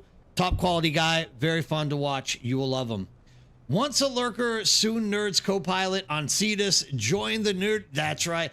JoJo has always been able to fill the universe with the most beautiful language for getting people to join what is voted 9 out of 10 times the best server in Dune Awakening, Cetus. Remember, you're never going to be satisfied until you join Cetus. Holy crap, you've hit 158 comotes? You just started like a week ago, didn't you? You haven't been on for that long. Holy crap, you've actually been playing. I'm impressed. You're going to beat me. I'm doing these streams and talking to people and not doing stuff. So yeah, you're going to beat me. Zero Hearst says 5 a.m. here in Georgia. Georgia. 5 a.m. Man, you get up early. You get up really early, Zero Hearst. But I'm glad that you're joining us for breakfast. I mean, that is what the show is called, Nerdbird and Breakfast. I'm returned to Dune, so my life is crazy. Oh, I gotcha. Well, hey, I mean, we're always happy that you're back in it, Caboose, and we're also more happy that you're here in Cetus and sharing that time with us. Is the Nerd Guild a thing on the server yet? I just made my own guild to get the Lancerad stuff. We do have a guild, Blood Draven, but we don't have necessarily the Nerd Guild yet. We're still trying to work it out because we are playing with existing people who own their own guild. If we start getting, look, whenever server mergers happen and we get a large influx of people joining the server and they want to be in a guild with all of us, they don't just want to be solo running around doing stuff. I think this is all that we have right now. I think we have to like go back and wait, Mechless. But whenever this starts happening finally, probably I will either start an alt character or, depending on what Dozer and those guys are wanting to do in the future, I might even just leave the guild, start a guild, but it's going to be painfully obvious that we can only have 32 people per guild, so we are going to more than likely have to have multiple guilds. Not only that, but some people don't want to do Harkonnen, some people don't want to do Atreides, so, and they still want to play and be in a guild with us all, so we're also going to have to kind of work that issue out as well. It'll come. Let's wait for server transfers and see what's going on. If you are, though, Draven, looking for a guild to be running around with, we need to get you hooked up with JoJo, Mature, and Driver, because they're kind of the guys who are recruiting people for me right now because, one, I can't stay healthy. My back keeps breaking. And, oh, I got to put this back brace on here in a second because I'm actually feeling the pain right now. It's actually starting to hurt finally. But, yeah, if you're looking for the guild and you really, really want one, that is what I'm going to do for you. I'm going to point you to JoJo. Oh, yeah, I mean, no matter what, we don't require you. Like, we're not saying you have to. If you want to kind of live in our, like, someone's base and they don't mind, that's also perfectly fine. But more or less, we kind of want everybody to be, you know, efficient on their own, like being able to take care of themselves alone. Couldn't find that base for a second there. So yeah, I mean, definitely join if you want to be in the group with chat and people talking all the time. Please join the guild. JoJo and then we'll get you hooked up. And yeah, no problem there. Hopefully that does it up for you. Two guilds, birds of prey and birds of play. Yes, but who is going to be prey and who's going to be play? Definitely the Afraides are going to be the play or the prey. Oh no, I guess we'd have to be Harkonnen in that case. So we'd be preying on the Afraides. I mean, regardless, kind of the overall plan for what will be going on with that is just trying to first get everyone together, because it doesn't matter if you're Atreides or if you're Harkonnen, we can all be doing those in-game Landsrad things together. So that's always a good thing. And on top of that, we also will be able to, try to accommodate people so that we all can fit on which faction that we want to play in.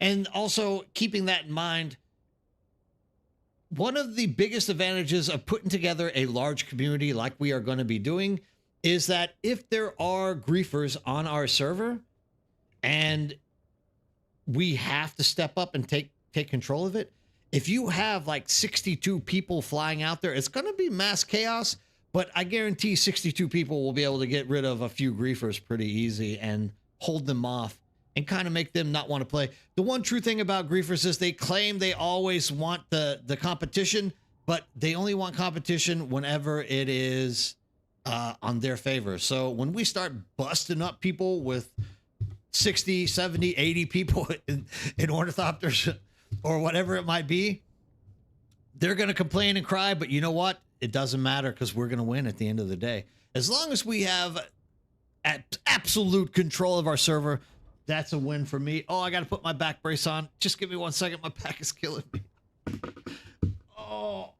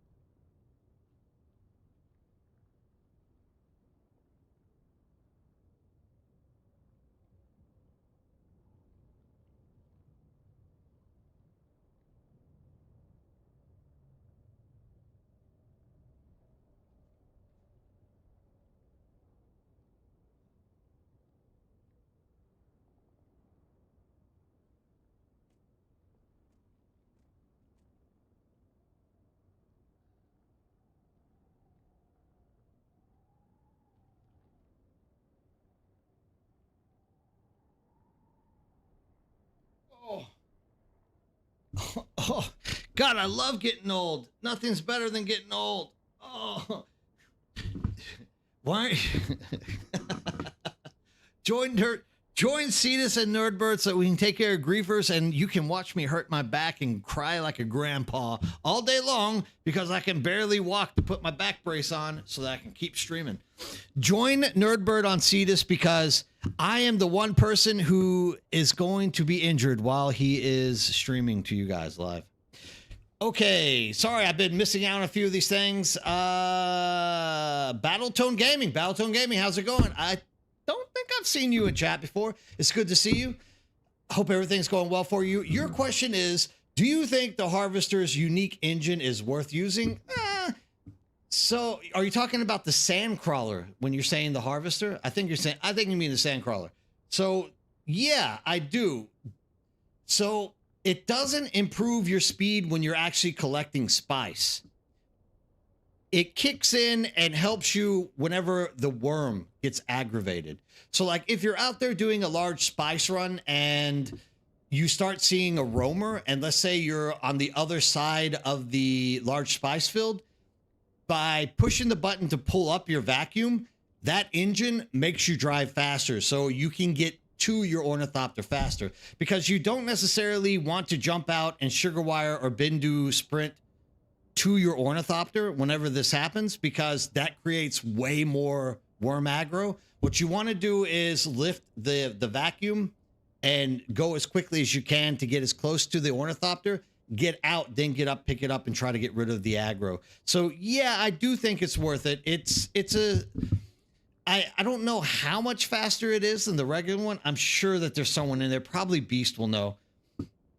There is a difference in the speed. It's not that much, but it's just that much faster. So it does save you a few, like a second or two in terms of what you're wasting whenever you're out there. So yeah, I think it's worth it. Absolutely. I hope your back is on the mend and that's back to 100% soon.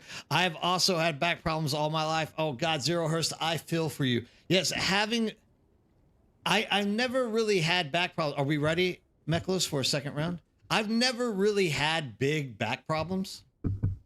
Actually, don't forget the crystals in my buggy. Oh, okay. Actually, will you drive and I'll do the zooming? I'll let you drive this time. There we go. Yeah. Well, thanks though for the crystals in your buggy, dude. I'll take those as well. I don't mind at all. Yeah, I mean, I've never had back problems my entire life, and then out of nowhere, I was carrying a box up to my house and like leaned over to push the security code, and like just leaning 1 inch forward with that box, and my back just ripped. And yeah, it's real pain. Backs suck. That's the one muscle that you don't ever want to have injured. You can trust me on that. Join Cetus, your future retirement home. That's right. Also, it's the home of John Cena. John Cena plays on Cetus. No, I'm just joking. Standard 60K. Daniel Koo, thank you very much. The unique gets us to 80, so that gives you 20 kph difference. Like it's a pretty significant change in the amount of speed that you're getting on this, right? So yeah, I definitely think that the engine's worth it. Like any of the upgraded stuff is worth it. Even when it comes to the wings, yeah, they're not really making you fly any faster like they're supposed to, like they're described. But what I found is that they wear down. They're what's the word I'm looking for? They're the amount of time it takes to destroy them is actually a lot longer than the regular Mark 6 wings. So even in that matter, like you get more durability. That's the word I'm looking for. So you definitely get more durability out of them. I don't think that it even says that it has more durability, but those wings just mentally last longer for me. Oh, you just built it 3 days ago? Oh, I mean, thanks for piping in, Daniel. I mean, that's the beauty of this stream. Every time that we get it up, like, I don't mind people lurking, but dude, I want you guys in here talking, giving advice, helping out, giving facts to people, you know, getting stuff set straight so that we can get all of the information out there on the table, not just hearing from one. I don't want to just make you sit there and watch me play a game the entire time.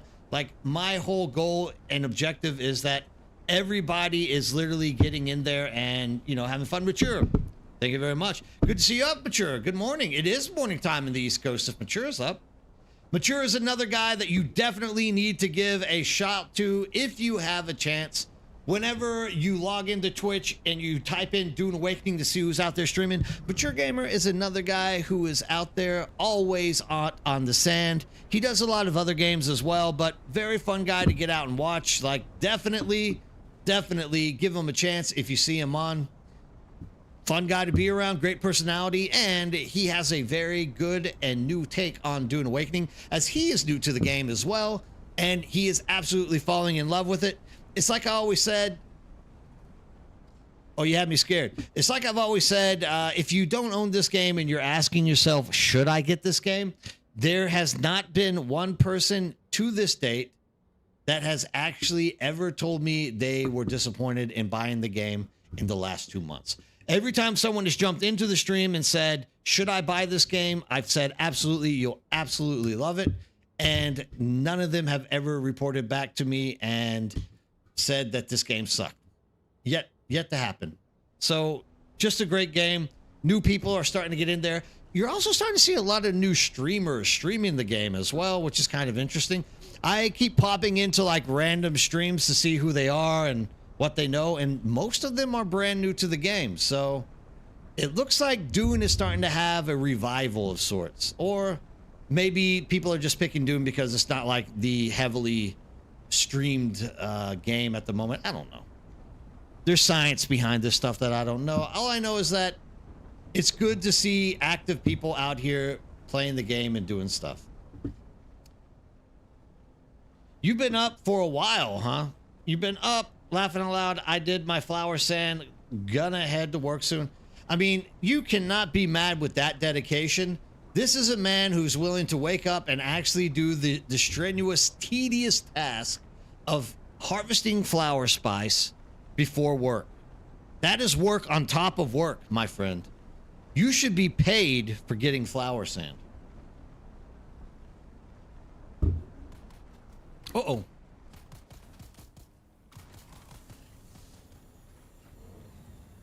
Getting a little drive-by action here. One cargo container of jasmium, and I shouldn't have to worry about this for a long time. You love doing flower sand, Mature, really? I mean, I don't mind it if it's the one over there by the spice. Did I miss one? Why are we? Oh, okay. Oh, yeah. That's my boy right there. He's like, don't shoot Nerdbird. I'll come out and kill you if you shoot him. Hopefully you looted a chest and got your Solari. No, I've never been one who has absolutely had any emotional attached to flower sand. I don't mind getting it if it's over there in the safe zone where the worm doesn't get to you, because it's just like less annoying, if you know what I mean. Beyond that, you guys know flower sand is kind of like building. It's just something I don't really want to do. It's so much easier not to do flower sand. Come on, baby. Oh, we're about to overheat. You have to give it a second. Mine flower sand by hand. Oh, yes, Cat Weasel. That might be the best advice I've ever heard. What do you think? I'm poor in this game, Cat Weasel? How dare you? How dare you tell me to harvest stuff with my hands? No one harvests stuff with their hands. It's absolutely crazy talk. 800 hours in and still loving the game. Thank you, Mr. Temp. I'm glad that you still love the game. All right, that one's bugged, and that's just overheating us. There we go. This one's working. Let's try this one more time. Oh, wait, it works now, but we overheated. Who cares? Just go on, Mech. We don't have to stay for it. We can get something else. 800 hours into the game and still loving the game. Yeah, I'm looking forward to Chapter 3, but I'm also very cautious. What Funcom says and Funcom does are two different things. I completely agree with you, Mr. Temp. It's like this whole belief that they have fixed the faction system entirely. I don't understand where they're coming up with this theory. Because they've redone the Landsrad in this or that way doesn't mean that they fixed the in-game for PvP or faction in general. And maybe here's the problem at hand. We're not getting the clear picture of what they actually think faction is. They've kind of left faction a little bit ambiguous, because literally they say to us, like, this is supposed to be a war between two sides in the deep desert, and Landsrad is supposed to be the central, like, driving force behind it, but there really isn't a faction outside of the name faction. So, and with the communet that they just put out, I'm not really feeling that faction has been fixed. Actually, I'm feeling like faction is staying exactly where it was. Because, I mean, besides the fact that you are now able to go out there and do quests and get more, you know, faction, Landsrad faction, whatnot, it's not really fixing anything for the end game. The end game actually needs to see the ability to balance factions so that one side isn't just overpowering the other one, as well as having actual, you know, faction instance type gameplay where you're actually doing faction. You know what I mean? Like, we're just not doing faction stuff at all. It's all versus all at the moment. So Thank you. He's a awesome. Yeah, thanks, Mature. Gift subbing. Volt 862, my man. How are you doing?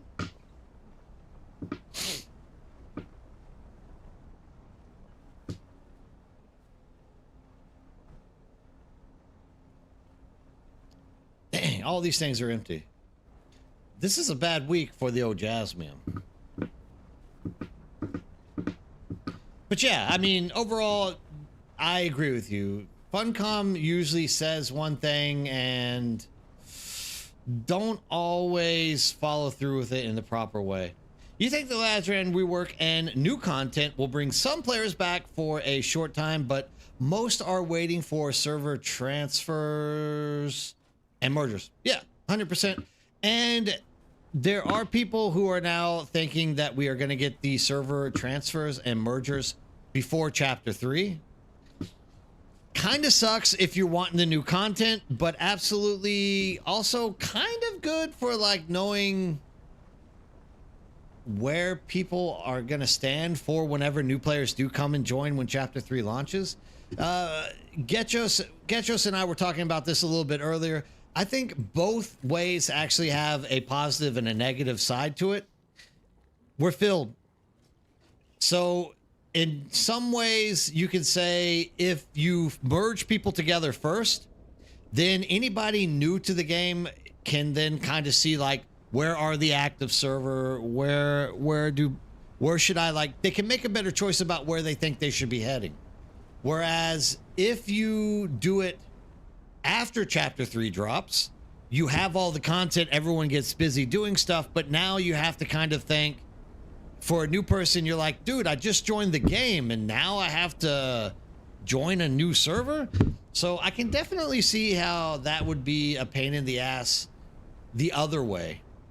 But I mean, we'll have to wait and see. Either way, there's a positive and a negative that comes to it. It's just a matter of what does Funcom decide anyways at the end of the day. They are the ones who make the indecision, right? If it comes before Chapter 3, it gives the servers time to stabilize. Yeah, definitely that as well. I'm definitely going to say that. Nerdbird, how's it going? You're new to Twitch drops. I don't think there are any Twitch drops on right now, Nerdbird. I think that ended yesterday.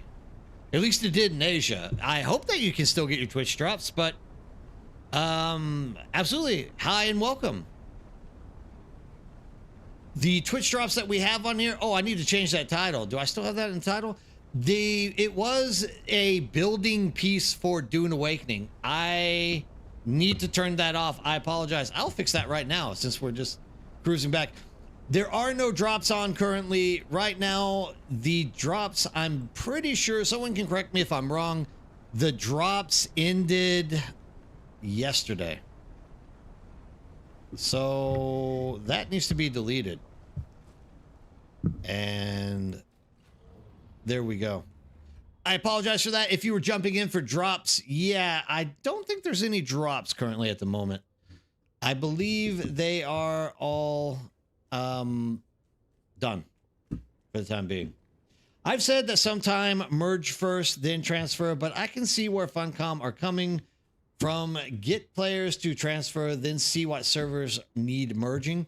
Yeah, I mean, there's definitely a positive on both ends of it, right? Like we just have to kind of wait and see what actually Funcom decides to do with it. And I don't think there's a right or wrong necessarily. It's just whatever's going to make it easier for them.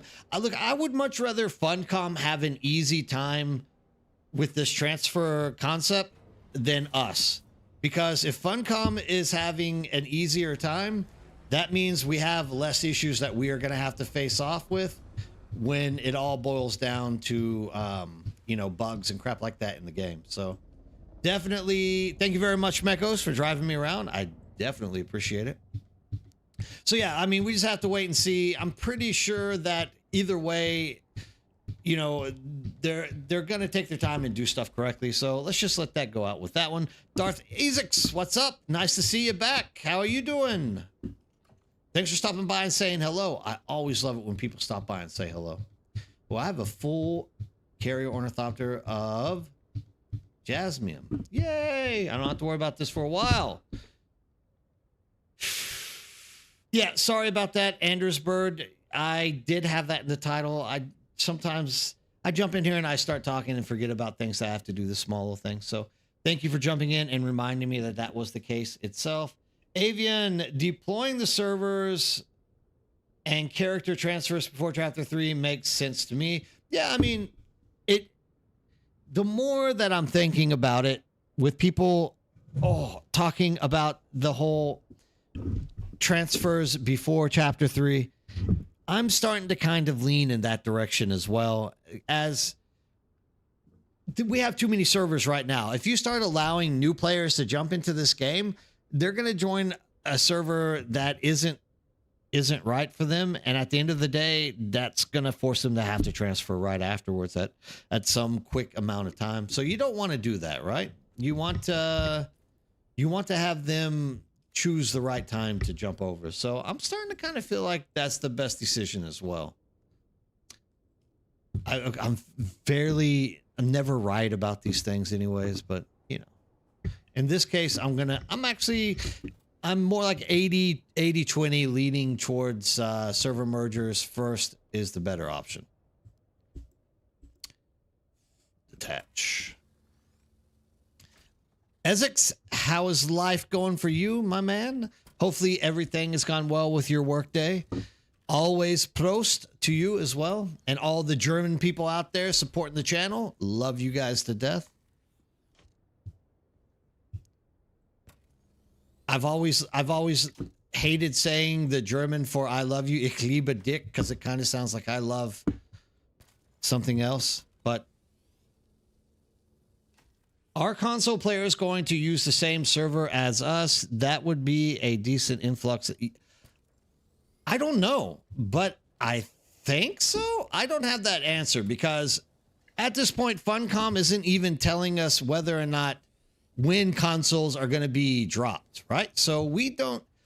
What they said in the Communet in the Q&A section is that more or less we can look forward to consoles being usable in the game in 2026. So this year. But I want to say yes, but at the same time, I actually thought Conan was cross-platform and learned that it wasn't. Like this whole time, I thought that I was playing cross-platform Conan and didn't realize that I wasn't. It's crazy, right? So I don't know. Hopefully they do that. It will make sense if they do, because that influx of players is going to be needed. And considering that they don't have like separate servers right now, I don't think they're going to have separate servers for console. The game is kind of set up already for console in a way or not anyways. Like you can already use like Xbox controllers and things along these lines. So I think it's probably, I mean, if you ask my opinion, which you have, I'm going to say more than likely, yes, it is going to be cross-platformed. It just makes more sense for it being that way.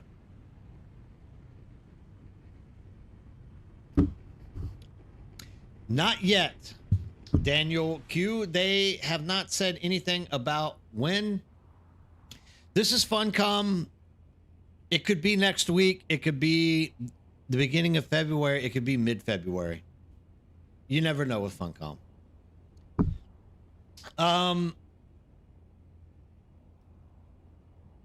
Who was it that wanted to run Aero Labs? After downtime, we'll jump out there and we'll do Aero Labs. I'm going to get this in and I'm going to start pumping out get queued up some duraluminum. The server is going to go down in 20 some odd minutes. Once server comes back up, any kind of deep desert action that anyone on Cetus is interested in running, you just say it to me. I will jump out there and do it with you. Nothing I love more than running deep desert content with people. And here lately, I haven't been able to run with people, and I'm kind of getting sad from doing it. I would love to actually get out there and do deep desert content. So if we can actually get 4 people together or people who want to get out there and be kind of dedicated in running that, also, that would be an absolute grand idea. As yeah, I would love to get out there and get new blueprints, things along those lines. Thank you for joining. You will not be disappointed. So yeah, hopefully we can get some people out here on Cetus tonight to be running these labs. I mean, we got a lot of people on Cetus now, so some of us have to be hurting. I know a lot of us probably have to go to work. Unfortunately, it is Thursday. But yeah, if there is someone out there, let's do that. I believe Dune 3 is due to release in December. I think Funcom will target later part of the year for the console release. The movie will generate lots of interest. Absolutely a possibility as well. Like, I'm not going to doubt that theory. Thank you for joining. You will not be disappointed. Look, I'm not going to shoot that theory down at all, Avian. Like, yeah, hell yeah. I think that they definitely want to be planning some big content around the time that the movie is dropping. 100%. Like, that would be the best option or the best choice that they could make, without a doubt. Yeah, definitely. What happens to Orny and Top Hanger when there is a sandstorm in deep desert? Power is out, energy shield doesn't work during storm, vehicles take damage. Are you talking about Haga Basin and you didn't pay your taxes and your shield is down? So, like, if you have it, all right, let's break this down. I think Temp has answered your question for you. So let's say this little chamber right here that I'm about to be jumping into, let's say I haven't been paying taxes. Same thing. Deep desert, same thing.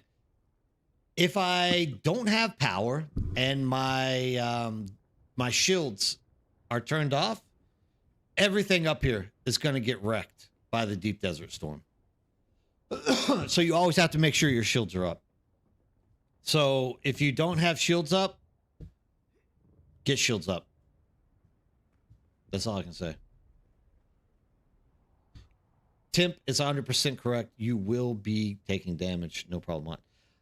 Oh, it's got snow. It's about to be snowing again in Korea. That's always great. We always like to hear that. You have a question. So Sandro2 says, probably you already know this. Maybe not. I never see people use the Litany Against Fear ability in the deep desert and in-game content. Is it just bad? I mean, I think anything has an opportunity to be good, but overall, you're going to find that people already kind of have a set mind frame of what their gameplay is going to be in the game itself. So a lot of people, for example, me, I've been running the same three skills since I started playing this game. This is how much I just don't change, right? So I just have worked out a game plan for myself, and I feel like this works best for me, right? So if you get Litany Against Fear, I just don't see a way to fit it into the gameplay that I like to play. And not only that, I mean, I clear everything with what I have. It's not that this is going to be a bad skill. It's just whether or not you want to take the time to fit it into a skill set and make it work for you. I have people who I know who have literally created builds around gravity wells, freaking poison grenades and shotguns. Like, sure, most of those are kind of considered like good skills or whatnot, but there's people out there that are inventive and creative, and I think if you give it enough time and like work through what you're doing, any skill can actually be rather useful. You just have to like take time to figure it out, right? And I don't know. I mean, Litany of Fear.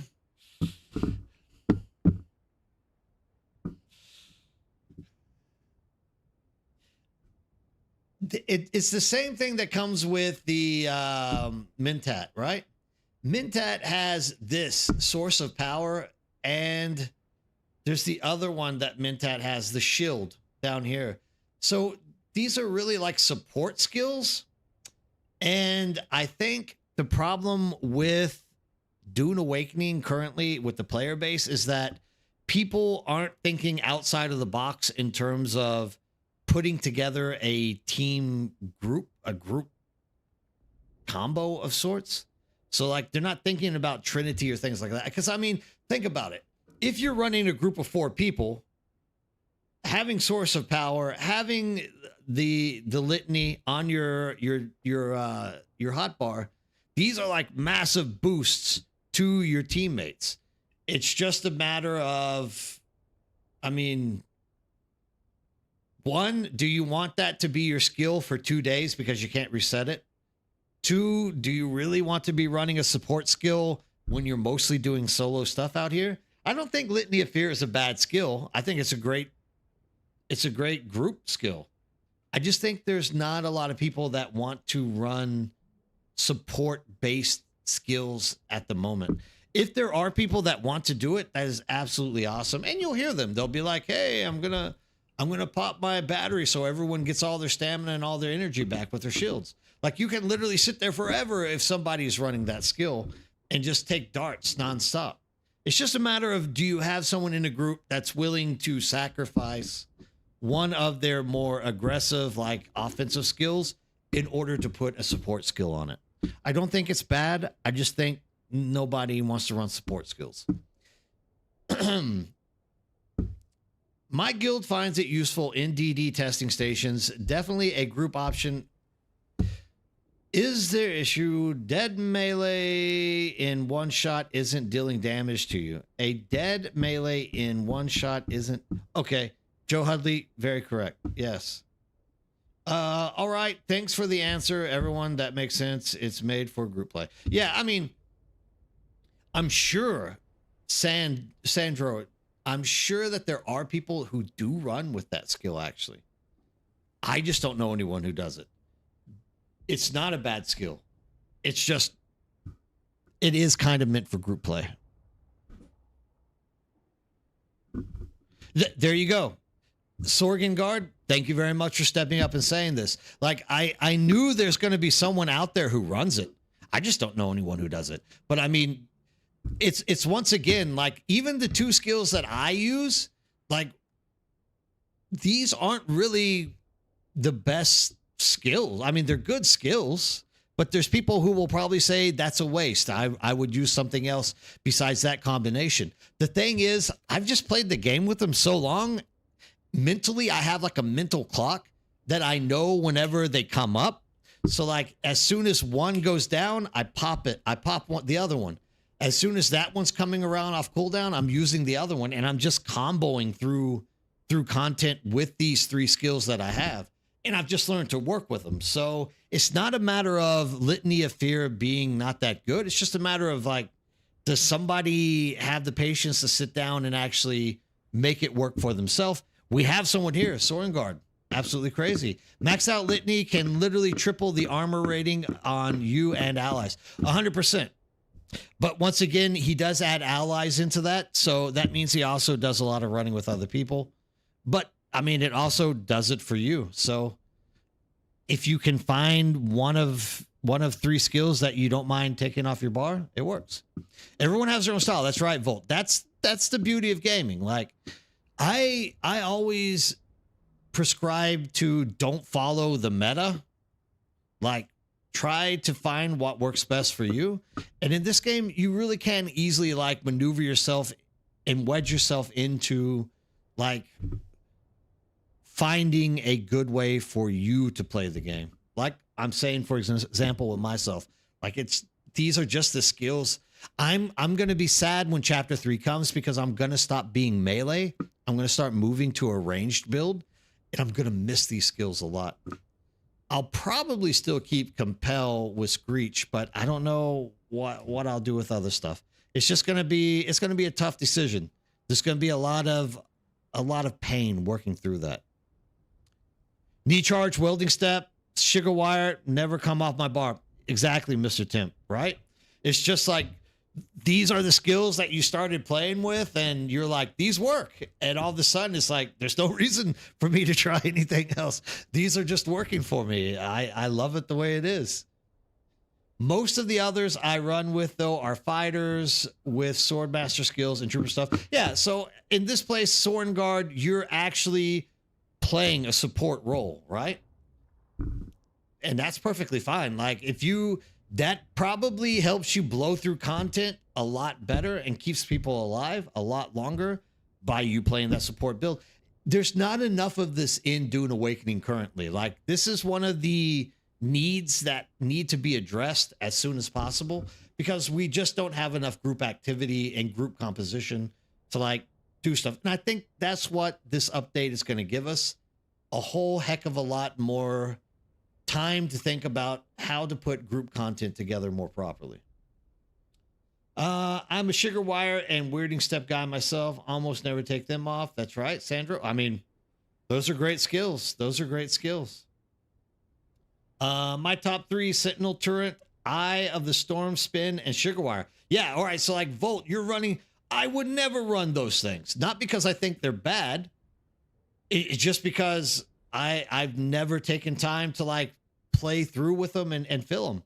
But I mean, Sentinel was always going to be something that could possibly really, do a lot of damage for people. So it's awesome. This is what I'm saying. So you can't necessarily wonder if something's a bad skill. I don't think there are really any bad skills. I just think that there is the possibility of people stumbling upon something, playing it, getting good at it, and then it's comfortable. Soren Guard, yeah, I'm a buffer, and then I stun. Yeah, you're a support player. You're lucky enough to have a lot of people to run with that you can actually do these things with. 100%. Driver, good morning to you too. Glad to see you up. Getting up nice and early to get that bus going, aren't you? My third ability is usually flexible based on the situation. Yeah, I mean, if you're a support, that's always going to be the case, right? I'm running a lab. I'll drop knee charge for turret. Okay. Well, you get the stun, you get the turret. The turret probably eats through whoever you've knee stomped.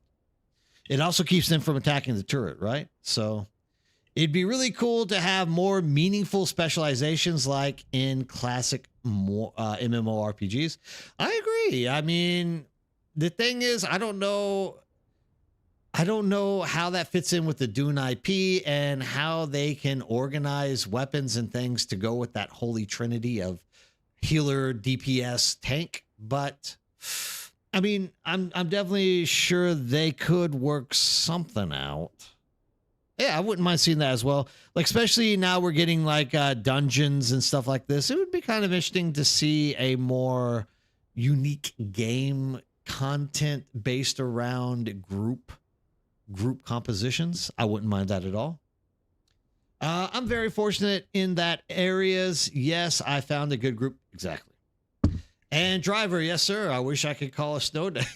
It's about to start snowing in Korea. So if you move to Korea really quick, you might get away with not having to drive your bus today. Oh, excuse me.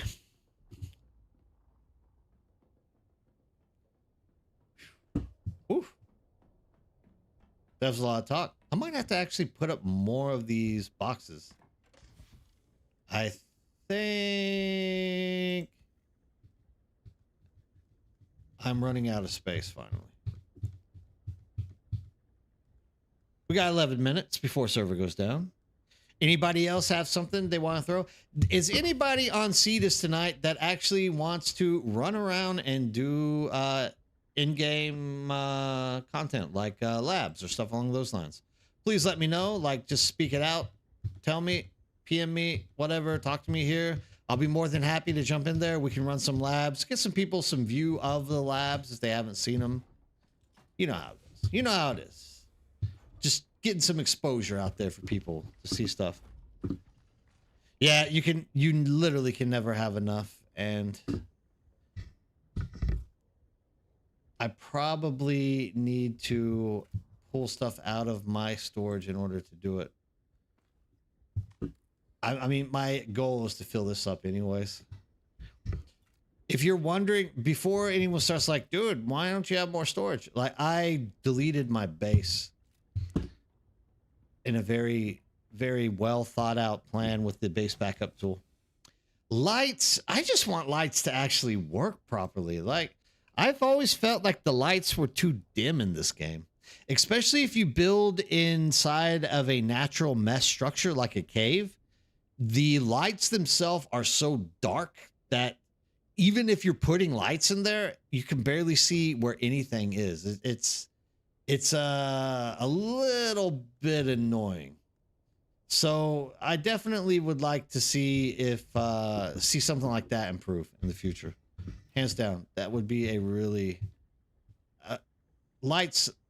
Good lights would be a welcome addition for me as well. Build and hog a rift and get the bottom if the rift around noon, your base. Like, yeah, dude, you know what I'm talking about, Soren Guard. Like, building down there, you can't see anything in your base, dude. It's crazy. So yeah, more lights and lights that actually freaking work would be a nice addition. I would not say no to that. I would say Funcom is making the right decision if that's what they chose to do.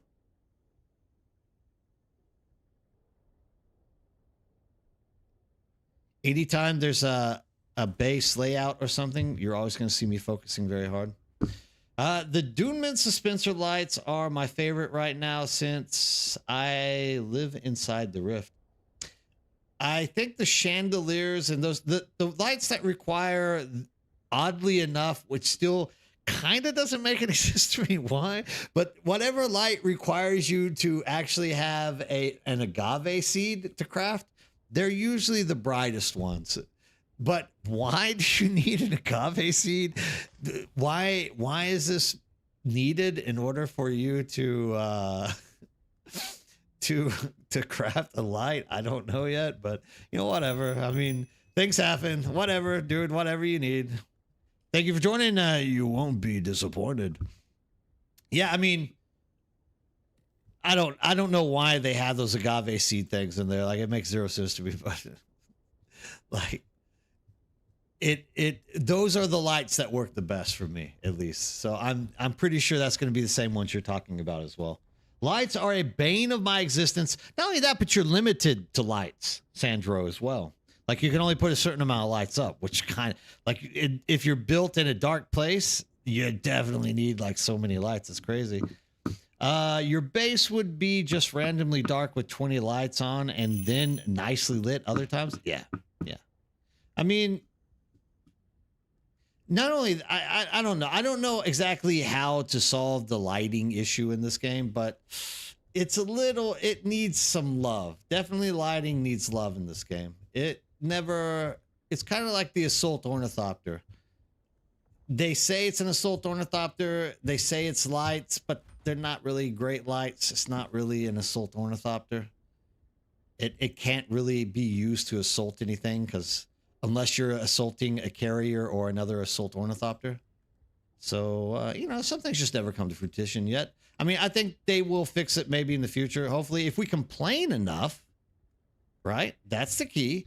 If you complain enough, eventually they will fix these type of things. Because remember, Funcom is absolutely doing everything around what the community is asking them for. So they say on the Communet. Do I believe it? I think it's like a 40-60 relationship. I don't exactly believe it all the way, but okay. I mean, if you say so, Funcom, yes, you are really listening to the community. That's what every development team has to say so they don't make people angry around them. So, okay, yeah, good job, Funcom.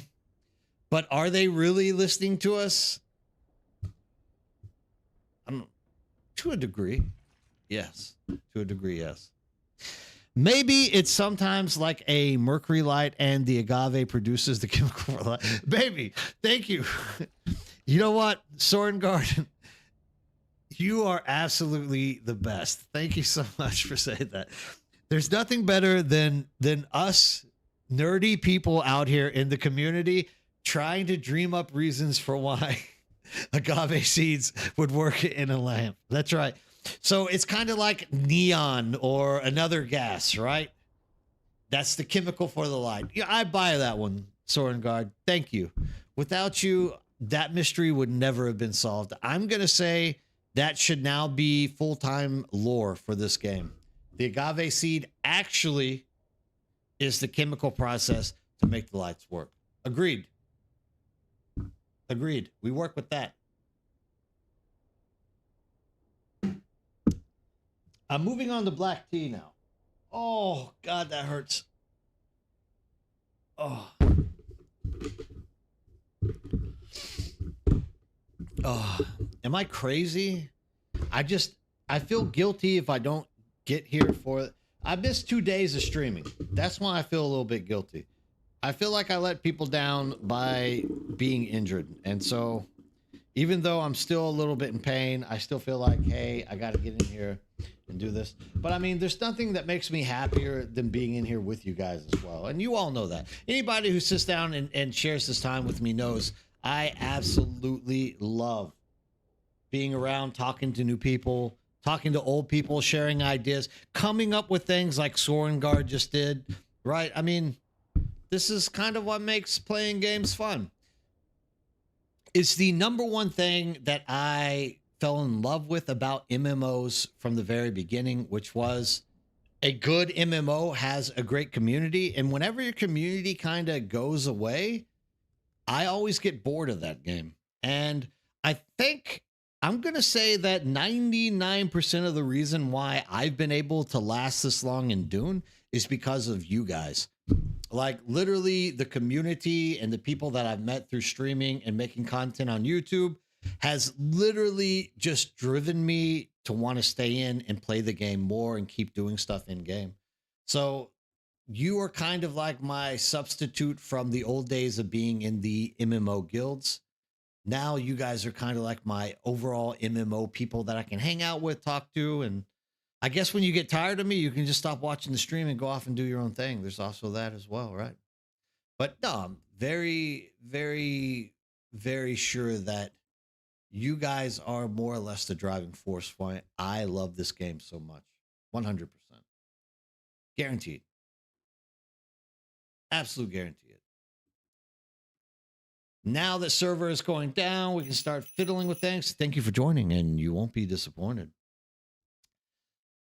Is there any other question before my back breaks that you guys have that you want to throw up there? Because once the servers launch, I'm going to go full throttle trying to put together a group to do Cetus Deep Desert lab runs.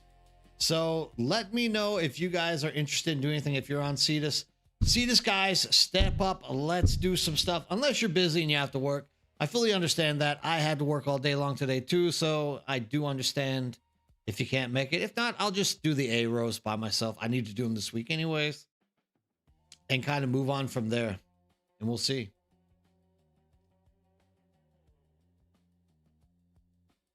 Talking about Dune 3. Dune 3 is supposed to be based on Dune Messiah.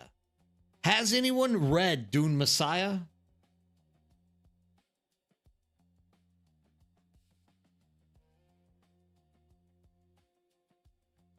Because I'm actually very interested in how they're going to adapt Dune Messiah for Dune 3. I'm guessing it's going to be a pretty well thought out process, obviously, but I just kind of wondering what other people are thinking about it.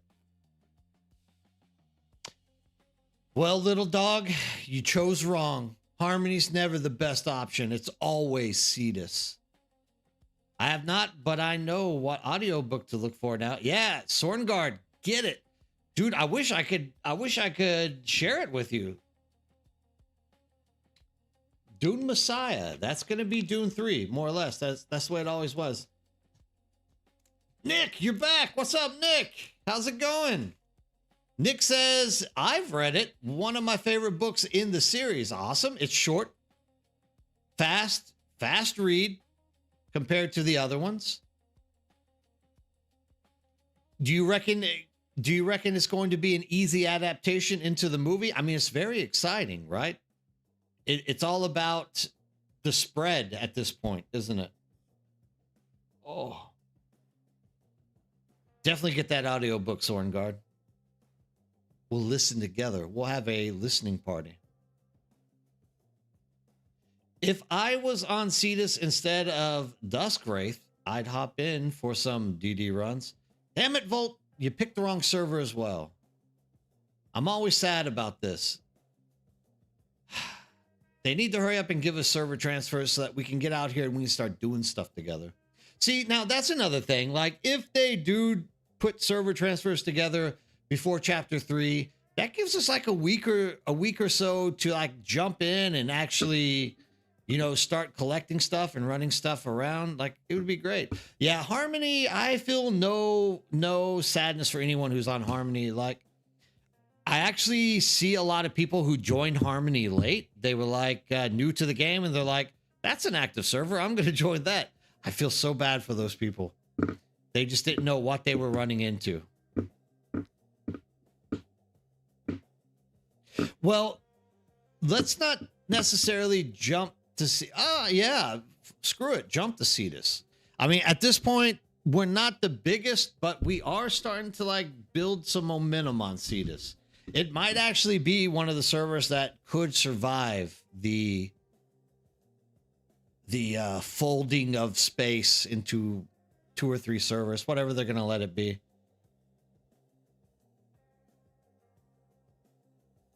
Yeah, but now Children of Dune is another book inside the series, isn't it? That isn't part of Dune Messiah.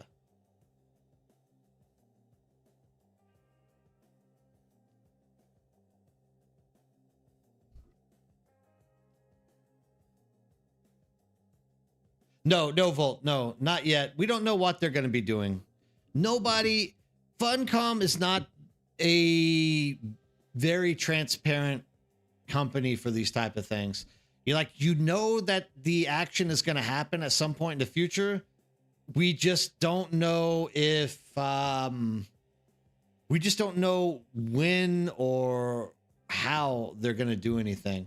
And it might be that they're still trying to figure it out themselves, right? So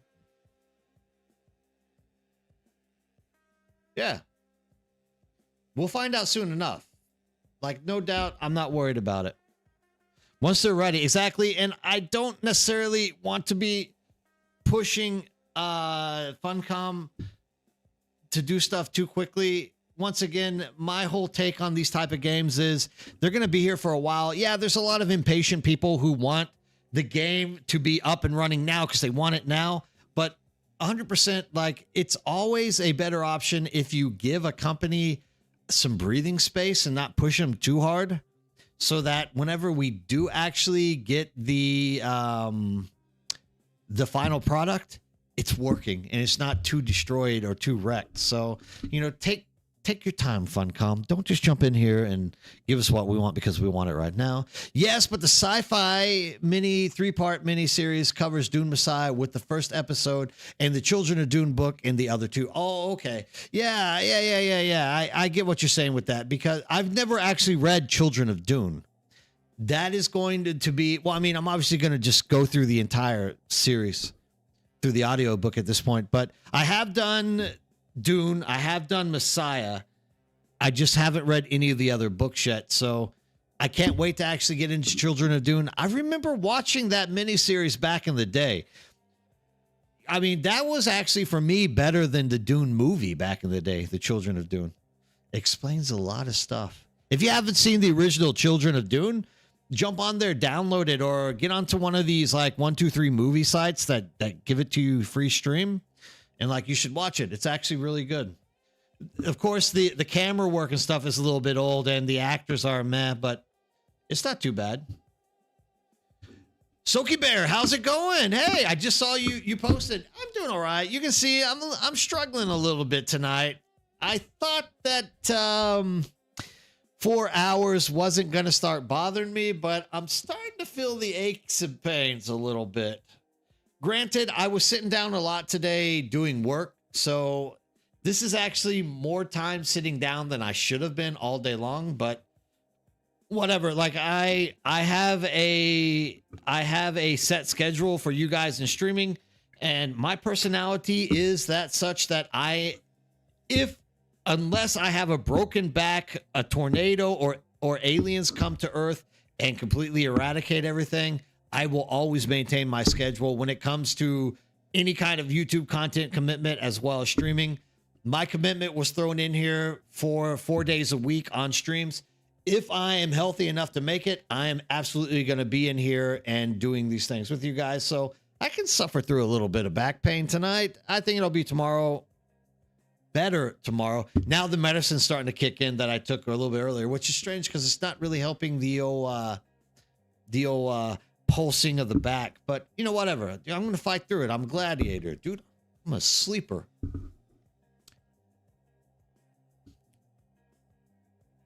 Nah. I don't, dude. I can't. Soki, it is impossible for me to burn out on Dune. Mostly, I've explained this out. Most of the reason why I haven't burned out on Dune is because I have you guys. And anytime I have a community of people to like sit around and chat with and do things, like I'm never going to burn out on it. So as long as people are in here talking to me about the game, like I just don't see myself having to play anything else. Yeah, I do want to play some other games here pretty soon. And I will probably start putting games in the rotation like once something comes out that I actually really want to put time into. But even if that's the case, like I'll never stop doing Dune. It will never happen. Oh, Sorengard, you and Soki Bear are friends. Awesome.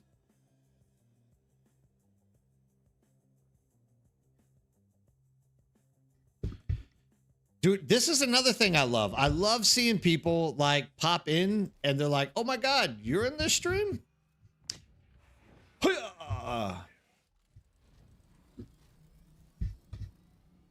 Oh, you know what? I probably need to get rid of that stuff before I go do things.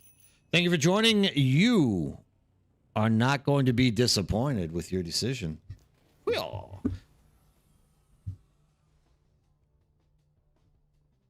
We have carrier ornithopters all over these bases now.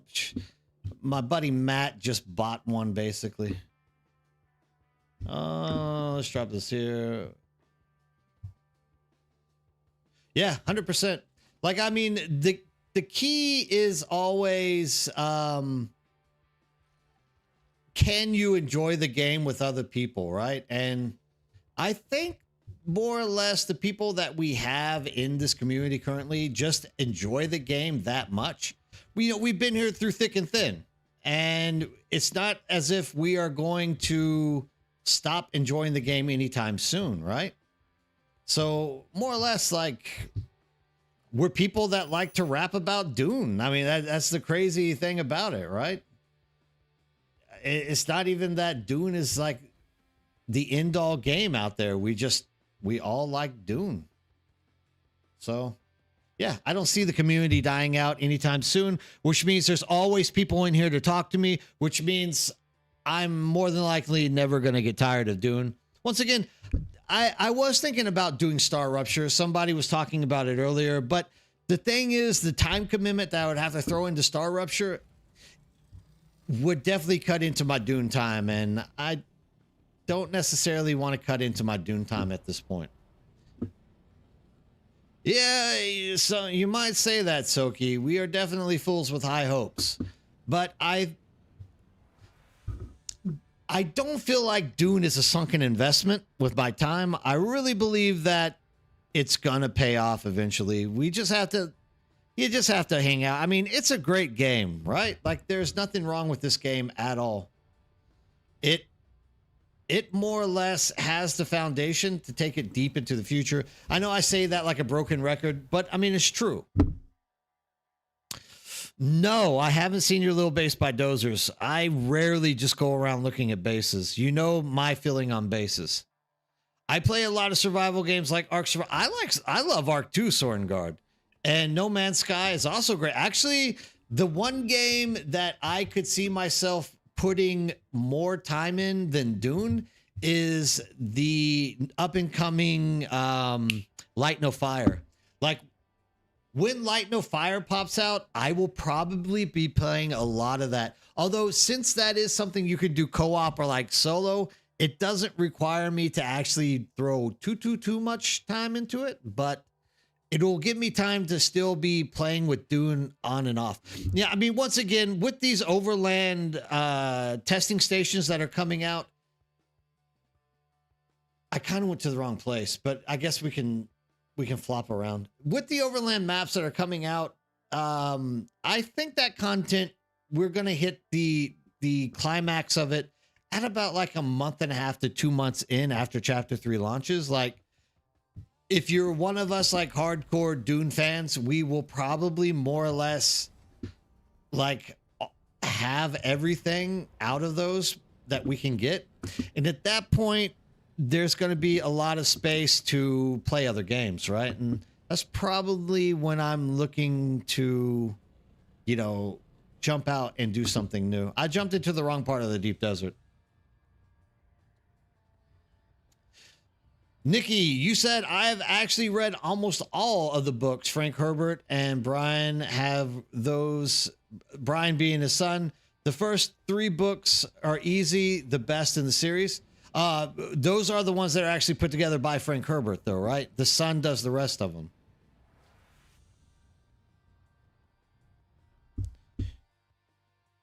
I will, Driver. I'll take a look here in a little bit.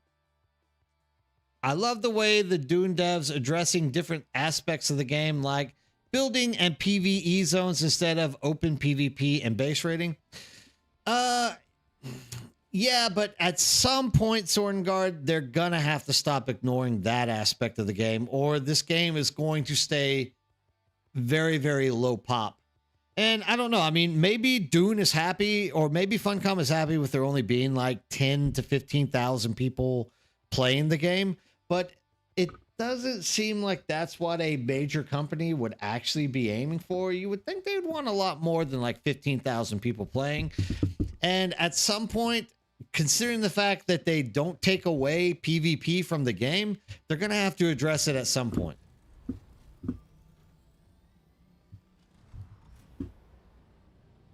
They're going to have to address it at some point.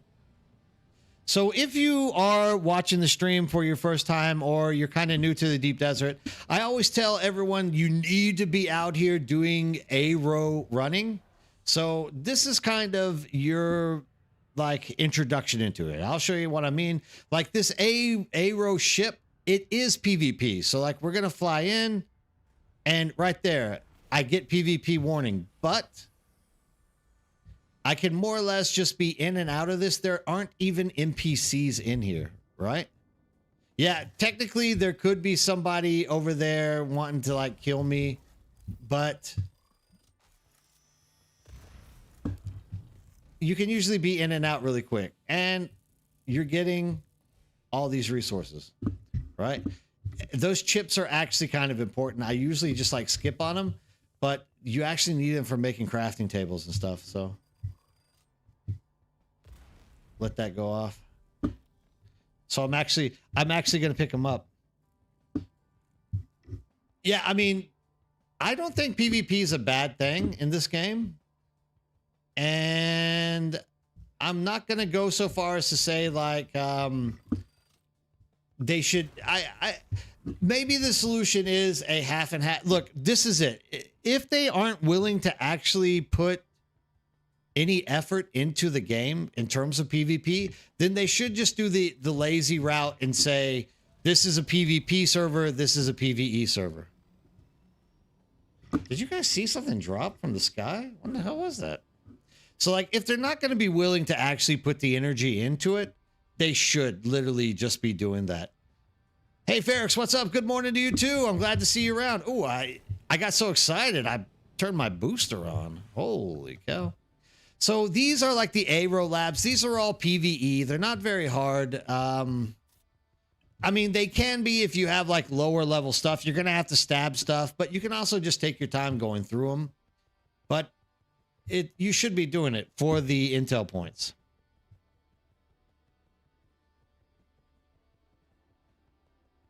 Yeah, that's probably not a bad idea there, Joe.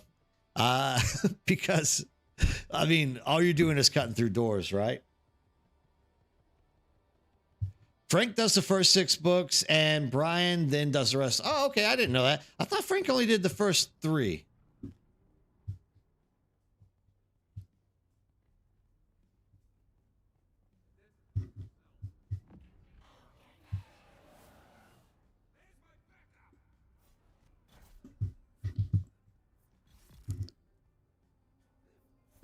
Oh.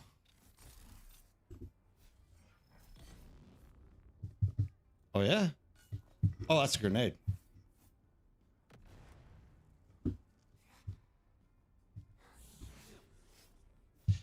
Sucks when that doesn't work, right? Oh, no. This is a real overshoot. Like, I just fat fingered Z. You don't need to use your spice for this dungeon. Like, you don't need to. You also don't need to run down that path on the other side. This isn't like the one where you run in... But here's a good example of what that spice does, though. While one thing is resetting, the other one is just like coming up. So I keep fat fingering stuff. So this is the reason why I run these as my like primary abilities. I can just go one to the other,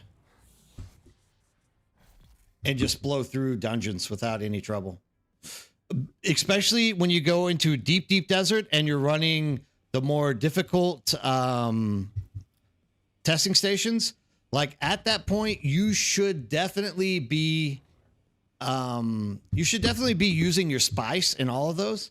So like pack enough spice food so that you can more or less just like blow through these things faster. Like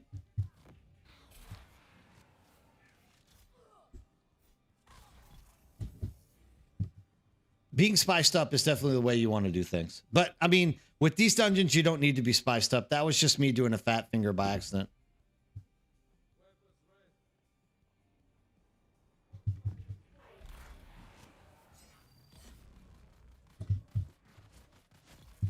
There's usually a heavy gunner in here as well.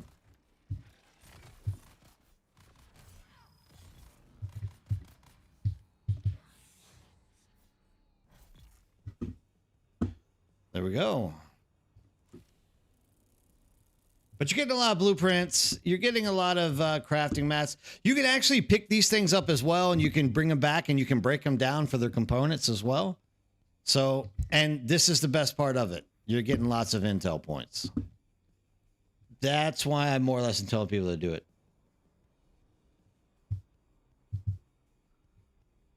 Gotcha. Gotcha. So less power drain. That's a good idea. That's actually a very good idea, Joe.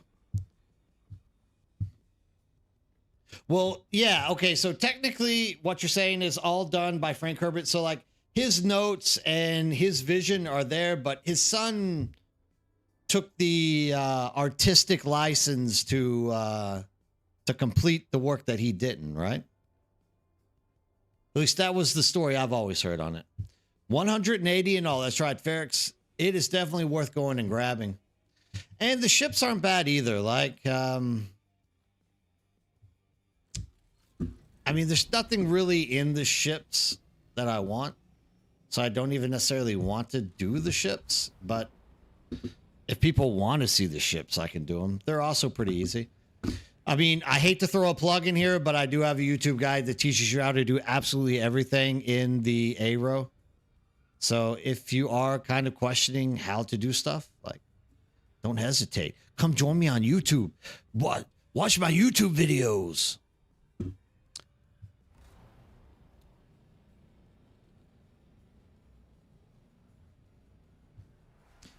The ships, I mean, if you are like trying to get your hands on blueprints and other crafting materials, like the ships aren't bad.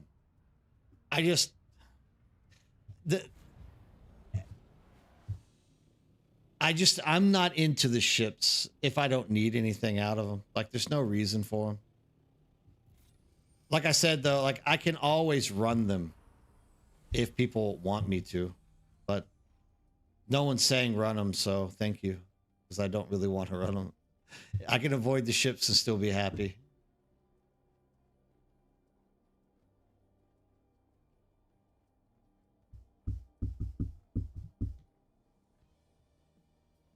Chapter House. Now, Chapter House Dune, if I can recall, is where they bring the sandworms to Chapter House, right?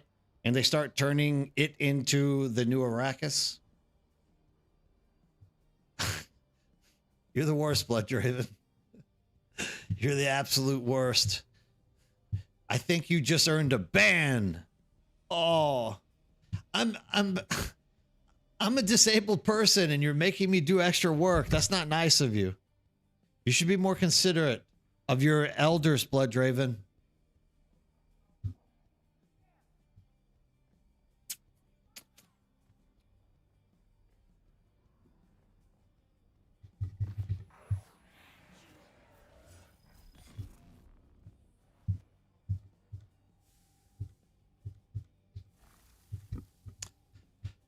Easy does it. You know what I will get is that bandage right there, though.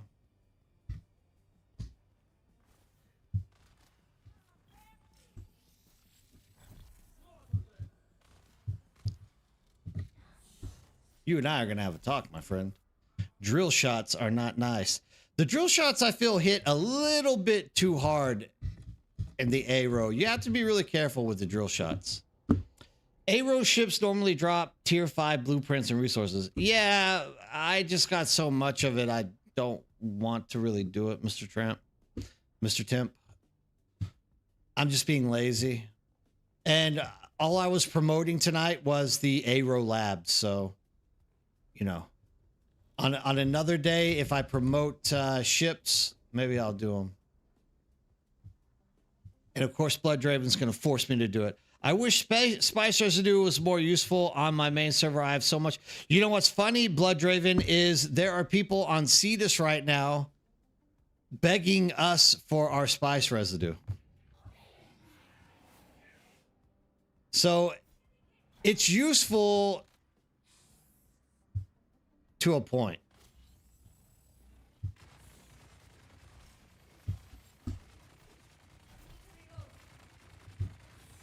You got to calm down with your little machine gun there, my friend. That almost hurt me. Which spice residue? I mean, we throw a lot of spice residue away, and luckily everyone who's joining Cetus right now is like, can we take that off your hands? It's like, yes, just take it. Because otherwise we literally are the same. We just throw it away because you have too much of it, right?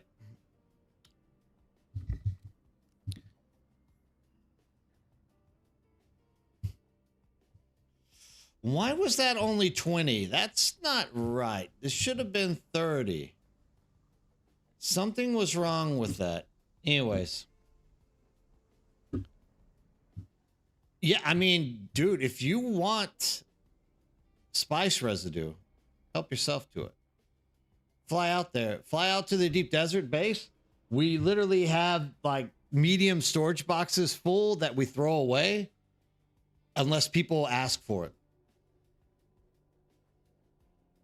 Just the way that it goes. Like, because we're processing so much spice out there. Like, number one, I don't really think that we were meant to be getting as much spice as we're getting. So that's one thing.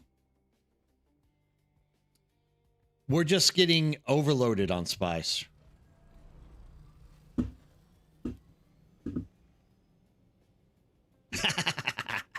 Make it useful?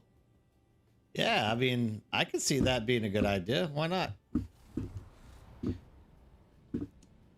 And who knows? Like, who knows what the future holds for all these materials once further chapters are released in the Dune Awakening series. We'll have to wait and see, right? We never know.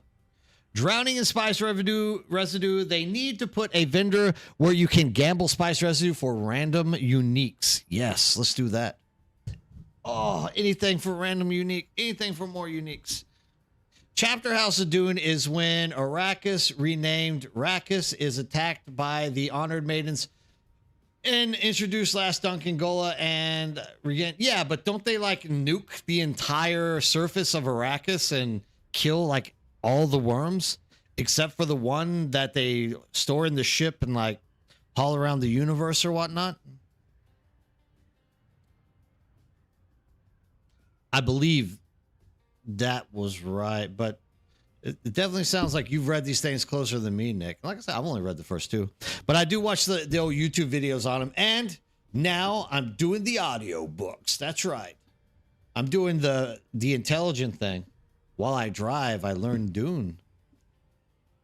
That's another thing. With the audiobooks, you also learn how to pronounce stuff correctly. I've been calling them las guns, but in the audiobooks, they call them laser guns, which make a whole hell of a lot more sense than las guns because they are laser guns, right? It's just you get around a group of people who start saying one thing and you're like, yeah, okay, that sounds right. And next thing you know, you are saying things incorrectly. Did I miss one?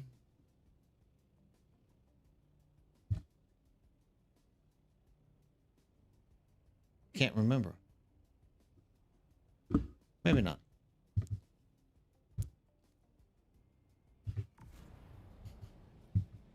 God, I'm fat fingering everything.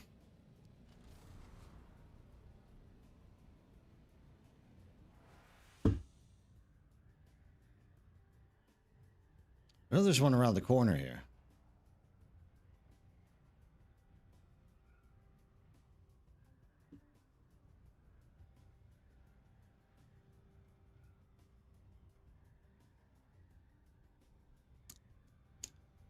Maybe I'm wrong there too. Yeah, and the Bene Gesserit decide that they are going to more or less rebuild Chapter House, and they start terraforming Chapter House for the environment of the sandworm.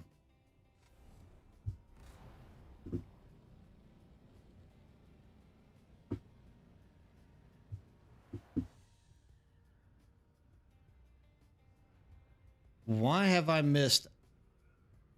I've missed 2 labs. Why did I not see him over there?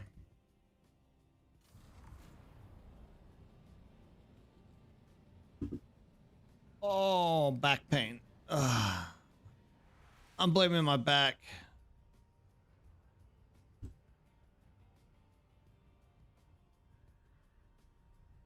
That's not it.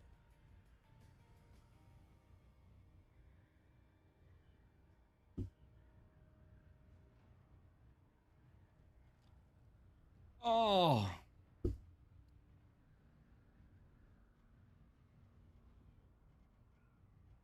Yeah, but either way, I mean, we're gonna have to wait and see what they release with that crap. Like, I definitely hope that they do fix the PvP, but I'm still very skeptical as to whether or not they have a vision to actually fix PvP properly. I really am under the impression that they launched the game. There it is. They launched the game thinking PvP, and now they're kind of stuck with it. And they're like, we want it to work, but obviously people don't just want to be ganked and like literally destroyed over and over and over again. So they're trying to slowball it, I guess, and find a solution. I mean, I don't envy them. It's going to be hard to find a solution on how to fix PvP in this game, because the vast majority of people in the game want nothing to do with PvP, basic PvP. But I think people, if they would just direct it in a manner, that was more controlled and more incentivized, I think even a lot of PvEers would, like I said, I always point out SWTOR. No PvEer wants to do PvP in SWTOR, but in order to get the best gear, in order to get certain accomplishments, you have to do those little PvP games that they have, but they're controlled, right? And they're not allowing people to just endlessly wreck all of your shit over and over again. They're giving you a reason to do it. And I really think if any game is trying to incorporate PvP and PvE together, like, that's the direction they have to take it. It has to be very controlled. Yeah. Well, this is it as well there, Ashrak. And thanks for jumping in and saying something. How are you doing tonight? I don't recall seeing you speak before, so it's good to meet you. I'm glad that you've piped up and talked to us today. So the thing that goes with that whole criteria is they keep saying that there's faction, but there's not faction. If there was faction, then there would be a clear picture of how we operated in the deep desert. But in the deep desert, it's literally just player versus player. It's all versus all. There's no faction at all. And so they're claiming that the new stuff that they're putting in with chapter 3 is going to be like a huge improvement. It's going to make faction work for everyone, but I'm extremely skeptical of this because until you can actually balance faction one, which they can't do, or they find a way to make it where it's actually faction v faction, not all v all, like there's not going to be a cure in this game for the whole concept to work out properly. Asymmetric PvP is terrible. Some have low risk, high rewards, while others have high risk, but get no rewards. Yeah. Agreed. Do they have the will to create a framework for PvP? I do not think they do. I think that they just want PvP to like spontaneously occur in the game without them having to put any energy into it. That's kind of what I believe.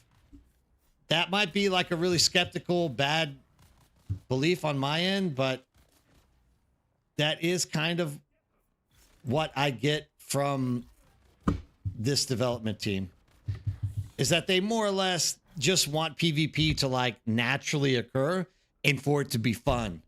And that's okay. Actually, that is a very plausible thing if you only have a PvP server. And so that's what everyone keeps saying. Why don't they just give us a PvP, PvE server? And that will solve every problem. I agree. That will solve every freaking problem in the book. But for some reason, they don't do that. And I don't know if they're restricted from it or if there's coding that can't let them do it. I don't know. I don't know what's going on. But overall, like, they also might see that a pure PvP server just doesn't have a very long-term investment into it, as PvPers tend to get on, beat the crap out of each other, and then once you've been beaten, you're like, screw this game, I'm going to go do something else. That's usually like the natural path that happens with PvP games. Like Rust, think Rust. I don't know how many times I played Rust with friends where we start 2 or 3 days in, we're like, yeah, we're kicking ass. Somebody raids us, takes everything. And we're like, okay, let's wait till next week to start over again.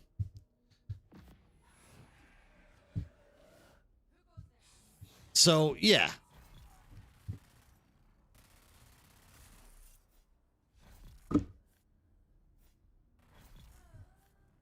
I don't think they have the energy to put the right framework in. I think that's the problem. 100%. At least that's what I would say. Rust resets every week, which keeps it alive. Yeah, exactly. That's also why Rust is like the 3rd most populated game on Steam charts across the entire board year around, or like top 10 at least, right? Awesome can have both full PvP servers, full PvE servers on private. So why can't Funcom do it? I don't know. We don't have an answer to that. This is one of the Funcom is not very transparent explanations that you're going to get fed from me whenever you ask that kind of question. Just like nobody knows. Nobody knows why you can't do it. What do I think of the idea being able to grow plants in our bases like Conan? Yeah. Anything. I would love to grow agave seeds. The only problem is that's the only plant that I really see in this game, except for like plant fiber, right? But the only plant that they really have is agave seeds. And Dune is rich with culinary crap. Look at the first Dune book. Like they're having like full on banquets, and they're talking about like rabbits' tongues and crap like this. Like there's so much food that's mentioned in Dune books. I don't know why they can't incorporate that into the lore of this game like they should. Whoa, whoa, whoa, whoa, whoa, my friend. You're a little bit angry with your knife. You're going to have to sit down. So, yeah, I mean, they definitely could, like, put more plants in the game and stuff. I would like that, dude. There's nothing more immersive than being able to plant and grow stuff. Like, farming is... Look, people can say what they want about Stardew Valley and garbage. I don't think it's a garbage game, by the way. I think my son plays Stardew Valley sometimes. I don't think it's a garbage game. I actually think that it's a very simple game that does so many things right. That's also why Stardew Valley is like a top 20 game year-round on Steam charts. But anytime you add farming to a game, people love it, man. They love farms. You can use it as decoration. You grow your own stuff. That gives you another level of crafting with food or other things along those lines. Yes, 100%. Put farming in the game, dude. I would love it. Not only that, dude, look at our bases. This is the only complaint. Well, okay, in all fairness, I have a lot of complaints about bases because I just don't like building bases. That's not because I think the building system sucks in this game. It's just because I don't like to build. But look at all of our bases, dude. Every base that I walk into, more or less, the vast majority, because there are some that I've walked into that aren't like this, but they're just like extremely spacious. There's like overly amounts of space and just sprawling emptiness. Like, dude, you could literally put gardens or something inside your base. Yes, 100%. Who is it? Who gave that suggestion? Razel, number one, I don't think we've ever talked before, Razel. Nice to meet you. Thanks for stopping in and leaving a suggestion. Like that's the first time someone has actually mentioned gardens in my content. And I am 100% behind that. That's a great idea. We should start pinging Funcom to figure out how to make that happen. Gardening would be freaking fabulous, dude. They just don't want to. Yes. Bushes or fiber. Yeah. But like, once again, like, I mean, dude, look at this. Here's the dumb part of this game, all right? We do our research and we get into this part of it, all right? Look, man, you have melange spiced wine, you have spiced beer, you have spiced food. Like, dude, how generic can you freaking be? You could literally dream up like tofu spiced meatballs or something like that. Like there's definitely something in there that they could find in the Dune lore that would make these things more, dynamic and growable with plants. 100% you could. Spiced liquor. Like, dude, make it a brandy, make it a vodka, make it a whatever. Like, don't be plain Jane and just be like, this is spiced wine, this is spiced liquor, that's spiced coffee. Spiced coffee, understood. But once again, where are we getting those coffee beans from? You could be growing coffee beans inside of your city. There is something there. That's right, Redleg. Like, there is definitely room there for what Razzle 5 has said. You could definitely put farming into this game. It would work, dude. 100%. I'm behind it. Put my stamp of approval on that, dude. I definitely agree. Farming could definitely be part of it. The whole cluster, can 100% do gardens? Fiverr, agave, hey, doctor, what's going on? I haven't seen you around for a while. How are you doing? Yeah, I mean, 100%, you can definitely make it work. And like, even with that, the plant fiber, I think that's what you meant when you said fiber. The plant fiber, even that you could be growing inside of your base. And you could have different types of plants. They'd be beautiful in the base. And maybe all you do is get like fiber off of them. You're big time crafter in games. Yeah, that's awesome, Red. Like, that's what I like to hear. I need more of you in my guild so I don't have to craft or build. Yeah, beans growing from the spy sand. Yeah, dude, there's so many things that could come with. Like, I just gotta say, like, this is why I never get tired of playing this game. All right. We have a community of people that are willing to sit around and bullshit about ways we could make it better. And things like that come up. Yeah, man. Gardening, absolutely, 100%. We could definitely see that in the game, making a big difference. 100%. Aether, hey, how's it going? Good morning to you as well. I'm glad to see you step in and say hi. Take time to jump in and talk to us. They should redo the food to take spice residue, but right there, actually, spice residue could be like an oil or something like that. Like they could definitely find ways to make stuff work, right? I mean, they did with Conan. Like, think about Conan. Everything started getting like multi-purposed in Conan. Like, you would get the what was the stuff that you got from the lizards in the dungeon down below? The yellow substance. God damn it, what was it called? Anyways, yeah, I mean, there's heaps of stuff, and they did a good job with it. I found your live a perfect and way to get my work day started. Oh, okay, yeah, thanks, dude. I appreciate that, Ed. Dude. I've never had someone say something so kind to me. I'm glad that I am your entrance to the morning, and I make it worth going to work. Like that's extremely nice of you to say. I appreciate it deeply. I hope that I can continue to aid you in the mornings, Thursday through Sundays.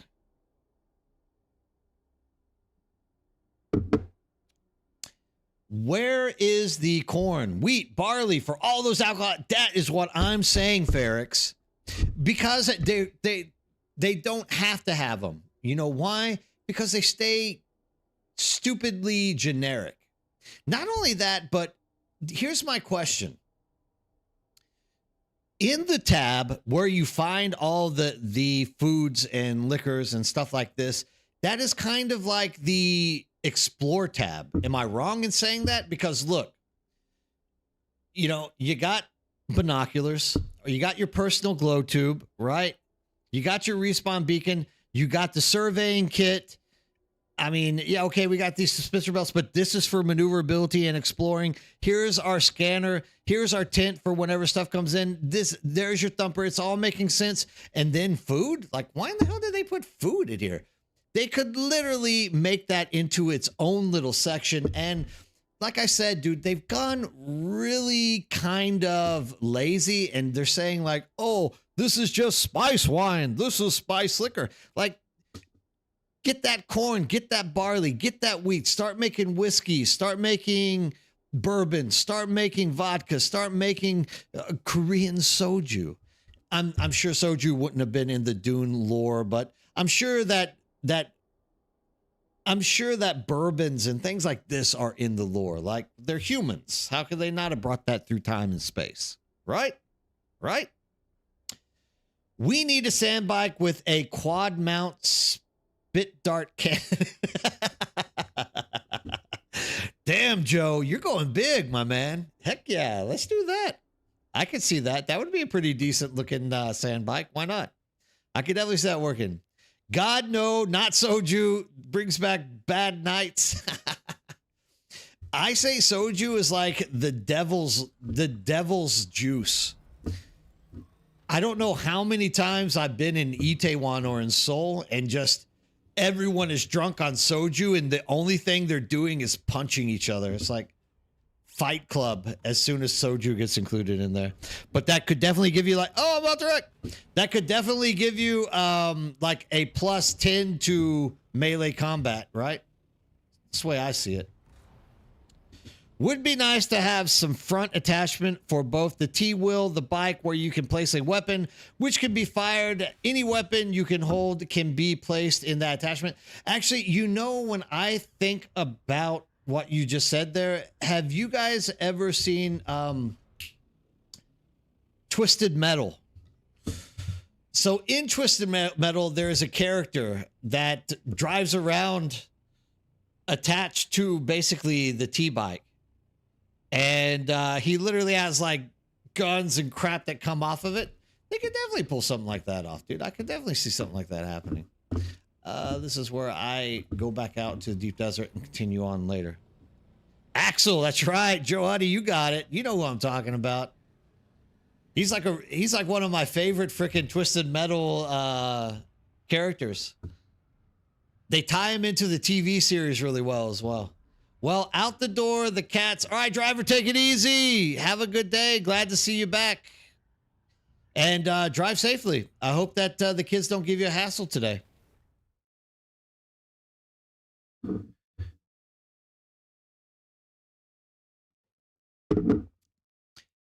I love you guys. This is like the one comment that never gets like put to sleep. Some kind of vacuum for flower sand. every stream I do, flower sand vacuum. Dude, Funcom, if there's a Funcom dev, please just give us a flower vacuum. Like, this thing is talked about like 30 times every time I stream. That is, I guarantee if you go back and read through transcripts and look through the chats, that the most brought up topic is vacuum for flower sand. I can promise you right now.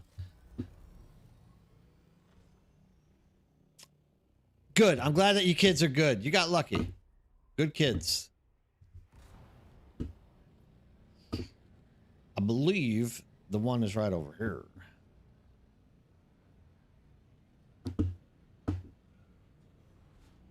A tractor compactor compacts the stores. Okay, I mean, yeah, whatever, dude. Just make something where it's not so tedious. I mean, there's no reason to be caveman about one resource and then be like all forward thinking and creative for the other one. Like, just go all out and give us some kind of device that allows us to get flower sand easy. That's all I'm saying. That's what makes the most sense in this situation. Sand crawlers should be able to do it. Is flower sand and using a sand. All right. So, I mean, man, Tim, I mean, this is it. This is what we complain about every single day. This discussion never dies. And until Funcom actually breaks down and just does it, it's never going to die. Like, everyone wants this to be the case, and it's never going to happen. You want more flour and way to get it? Best we can do, add a skill bonus. That is probably going to be their line of thinking. 100%, doctor. It'll be like something on a skill line. Oh, look, you get more, but they're never going to give us the vacuum or easier way to get that stuff. It's just the way it is. Like, it's the same thing. People keep talking about name tags or things like this. Funcom's like, never. They've drawn the line in the sand and they refuse to cross it. It's just not going to happen. It's just the way it's going to be. You have to live with it and you have to deal with it. Done. End of story. Flower sand and no way to create spice flour bread. Funcom, please. That's right, Joe. See, we're still on that food. Oh, crap. That was the wrong move. They need to do something with food. Oh, God, I hate being old. I found it out yesterday when I got my crawler. It even didn't come to mind that you can't harvest sand. Look, official sign. Yeah, official sign. Are you German? Is that like sign as in the popular one? Like, wo sein du das, du der? I'm not gonna sit here and make you feel like you're the only person who didn't know that. There was a time when I first got my sand crawler that I took it to flower sand and I tried to swoop up some flower sand as well, and was very sad whenever I couldn't do it. I want to tell you, everyone in here probably has done that. Don't let anyone lie to you. Definitely most people have. Flower sand and no way to create spice flour. Putting the crawler on the sand for spice or flower sand is still high risk. Yeah, it is. It's more risk than going for the well, I guess it's the same in the deep desert, actually, once I get to it. LG legit. It was red. I couldn't read it. Or legit, how's it going? Thanks for stopping in and talking. I don't believe I've seen you chat too often here, so it's good that you're coming in and sharing some experiences and time with us. Thanks for talking to us. Legit says, or just use the glitch spot to get free flower sand. With the glitch spot, you're talking about the area in the Eastern Vermilion Gap that the sandworm can't get to. Yeah, I mean, I don't know if that is a glitch or it's just bad mapping on Funcom's side, right? Putting the crawler on the sand spice we already did. I solo crawl, follow the solo crawl science, and it's easy. Yeah, it's very simple. All you have to do is no worm aggro. Superior compactor range increase. The range of the static compactor 10%. Oh God, we even Doctor. This is why I miss you, Doctor. Like, not only do you come up with the ideas, but you actually implement the math behind them to make them actually, those numbers actually run parallel to what Funcom already does, right? It's like 10, 15, 20, 30 to whatever it would be. 100%, dude. Oh, I'm so happy to see you back in the chat. Like, you always have great ideas. Oh, that is the actual gathering skill coming up. Okay, I was going to say, that looks exactly like what Funcom runs parallel with. Now I see. Gotcha. I didn't, dude, I haven't even looked at any of the crafting or gathering skills. Like, all I look at are the combat stuff. So that's interesting. I'm glad you said that. Me and my friend tried just the other day and no flower. Yeah, unfortunately, Sorengard and no flower sand. I put it out there too, dude. I actually did it twice. I put it on the first patch and I thought maybe this is just bugged. So then I took it to a second one and then I realized, nah, obviously you just can't get flower sand with the sand crawler. It's just the way it's going to be. PTS has it as a gathering range and yield. Yes, thank you, Red Leg. That's what Driver was saying a second ago. So, I mean, still, though, like, there isn't really any reason for flower sand to be that difficult to gather. Like, I don't know. For me, I just don't think that I think it's a little bit overdone. Like, it doesn't need to be that difficult to do.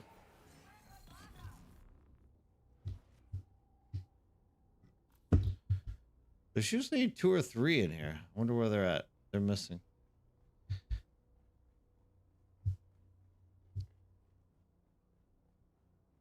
Boom, boom, boom. PTS, yes, yes. Attractor compactor, yes, yes. Flower vac, always talked about. It always is Aether. Always people talking about the flower vac. It is a pipe dream. It is never going to happen. People just have to come to that reality that it's just never going to happen.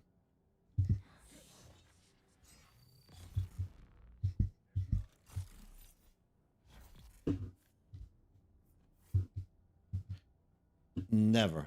Not in a million years. They already said they're not going to do it, and there's just no way that we can convince them.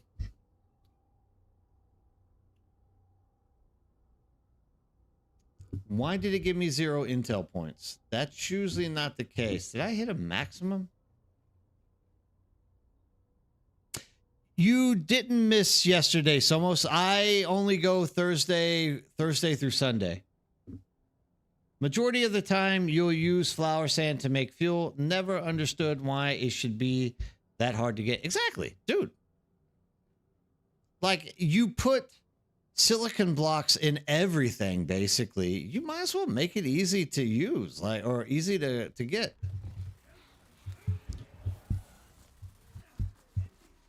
Wow, that...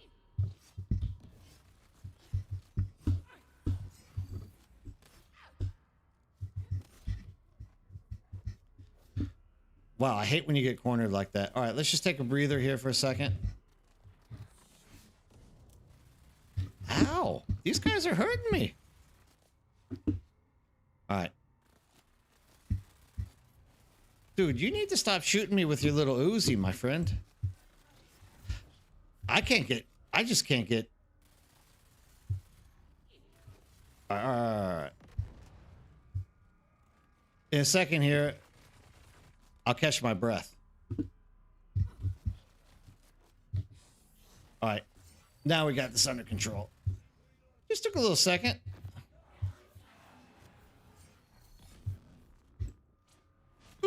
Go down.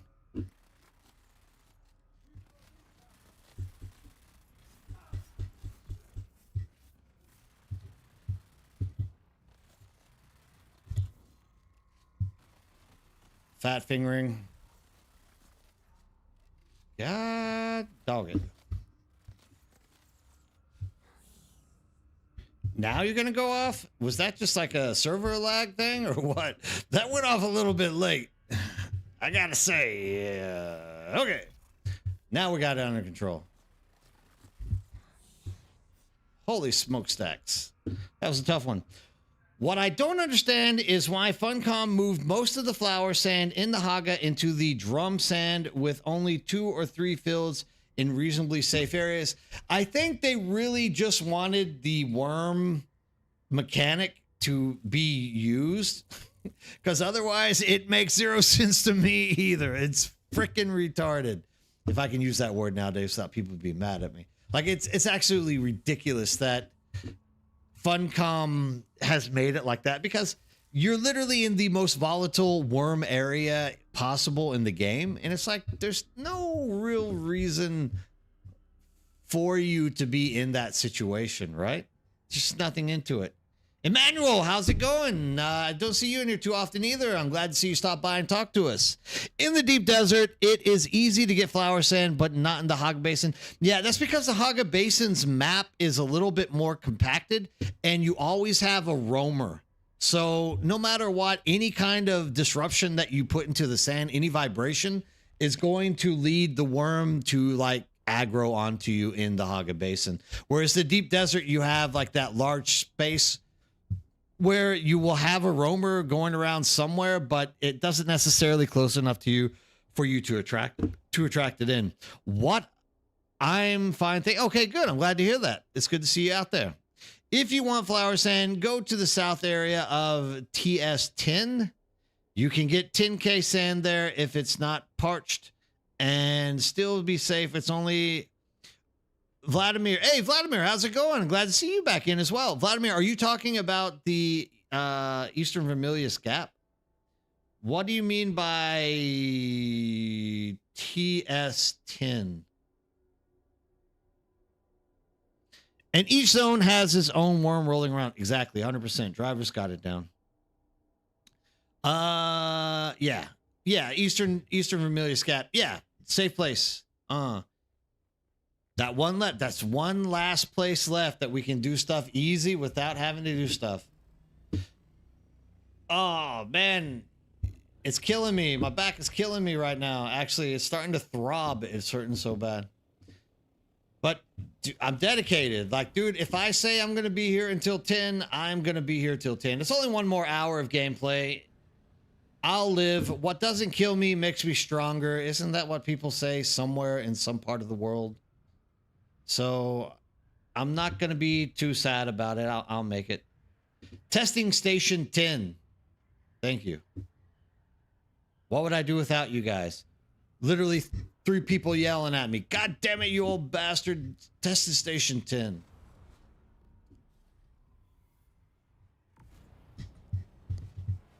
I just know Eastern Vermilius Gap. And each zone has its own worm. Yes, it 100% is like this. Now I'm just reading back old logs. Oh. Either way, like they need to do something about flower sand because enough people are moaning about it that you think they would find some way. They'll do everything else under the sky to fix things in this game. But the one thing that everyone whinges about, like nonstop, constantly, they're like, oh, no, I don't think we're going to give that to you. No sense. Sometimes Funcom makes no sense. I roofed half of that area now just so, yeah, I mean, Ashura, that is like 300 IQ thing right there. Oh. Because you do get the sunstroke really quick, don't you? So like literally just roof it and like gather sand all day long. That's like a 200 IQ idea. Yeah, 100%. Very good idea. That said, I've only ever gotten 6,500, and out of that spot with my max collection perks and tier 6 compactor. I don't even know how much I've gotten. Flower sand is like building. I just don't like doing it. And I think most people are on that train. They don't necessarily want to do flower sand. 7,000 is Ashra's highest. So we're talking about anywhere between 6,500 to 7,100. Maybe there's a higher. Does anyone have a higher number?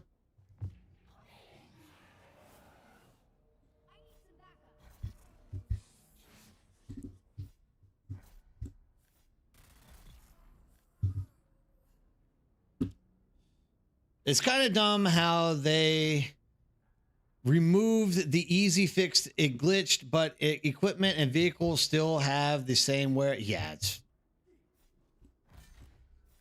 I mean, this is typical Funcom stuff, though, right? Like, the stuff that really needs to be fixed is like, that's going to take some effort. We'd rather just take away your easy flower sand. Yeah, Ashra, thanks for stopping by and talking. I'm glad that you've come in and shared all that information with us. They should make stuff last longer since they removed the glitch. Vladimir, that's the reason they have the glitch. You're not supposed to make stuff last so long. Look, there are a few items. Actually, I don't feel like too many things like go away too quick. Oh, damn it.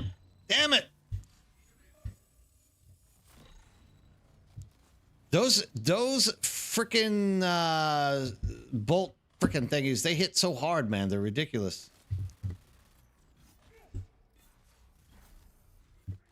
I mean, I know you just have to dodge out of them, but too hard. I'm just going to kill all of you guys. Oh, we're all wearing the same stuff. Look at us. We're all little Robin Hoods in here. Jeez Louise. Thank goodness access just got granted. I don't mind, but at the same time, the decay of the compactor gets old. Yeah, compactor is one of those things that I think definitely needs to be fixed. Sandcrawler centrifuge also needs to be fixed. But like weapons and armor, like as long as you're not dying, you typically aren't. I'm not finding wear and tear all that tedious on them. Ferrix, the suspension belts and batteries should have more durability, but most of the rest are just fine. Yeah, I wouldn't mind just for convenience sake to have more, especially because we're all forced to. Okay, we're not forced, but kind of you're forced to use the tier 3 full suspension belt because no other suspension belt works properly except for that one. So I wouldn't mind seeing it, right? Yeah. Water, stamina. Yes.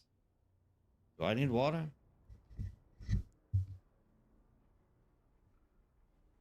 The reason I was getting hit is because I was fat fingering stuff again. I'm talking to people and my brain is trying to process multiple realities at one time. And yeah, you know how that goes. You know how it goes.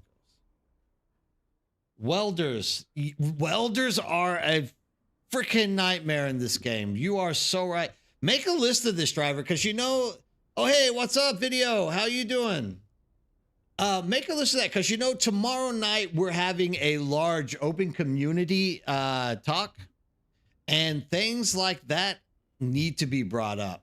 Like welders are absolutely outrageous. The amount of Mark V welders that you have to craft every week is absolutely freaking ridiculous, dude. Look, I'm just going to take it because I know I'm going to need it. Yeah, no, welders are out of the freaking door way too bad. But so there's nothing wrong with that, Ferrix, but like when you're in the deep desert and you're wanting to be like quick and efficient, putting together and taking apart like buggies and stuff, like that Mark V really comes in handy. It's so fast. So compared to a Mark I. What have you been up to, Video Australia? Anything new or interesting happening? PTS has a skill to increase repair rates. Yeah, that's a good thing for sure, Red Leg. Mark 6 compactor has high wear and tear, annoying when you're out in the sand for... Yeah, that's what we were saying over here. Like, it's outrageous, the wear and tear that you take on those compactors. And now that compactors are like part of the... now that the have they fixed it? I didn't get any intel points. You know what? I think they might have fixed it. But that can't be, because I got intel from the other stations, but the last two did not give me anything. Odd. I was at 90. Yeah, for some reason, I'm not getting the intel like I should. I'm going to have to start telling people to not go out here.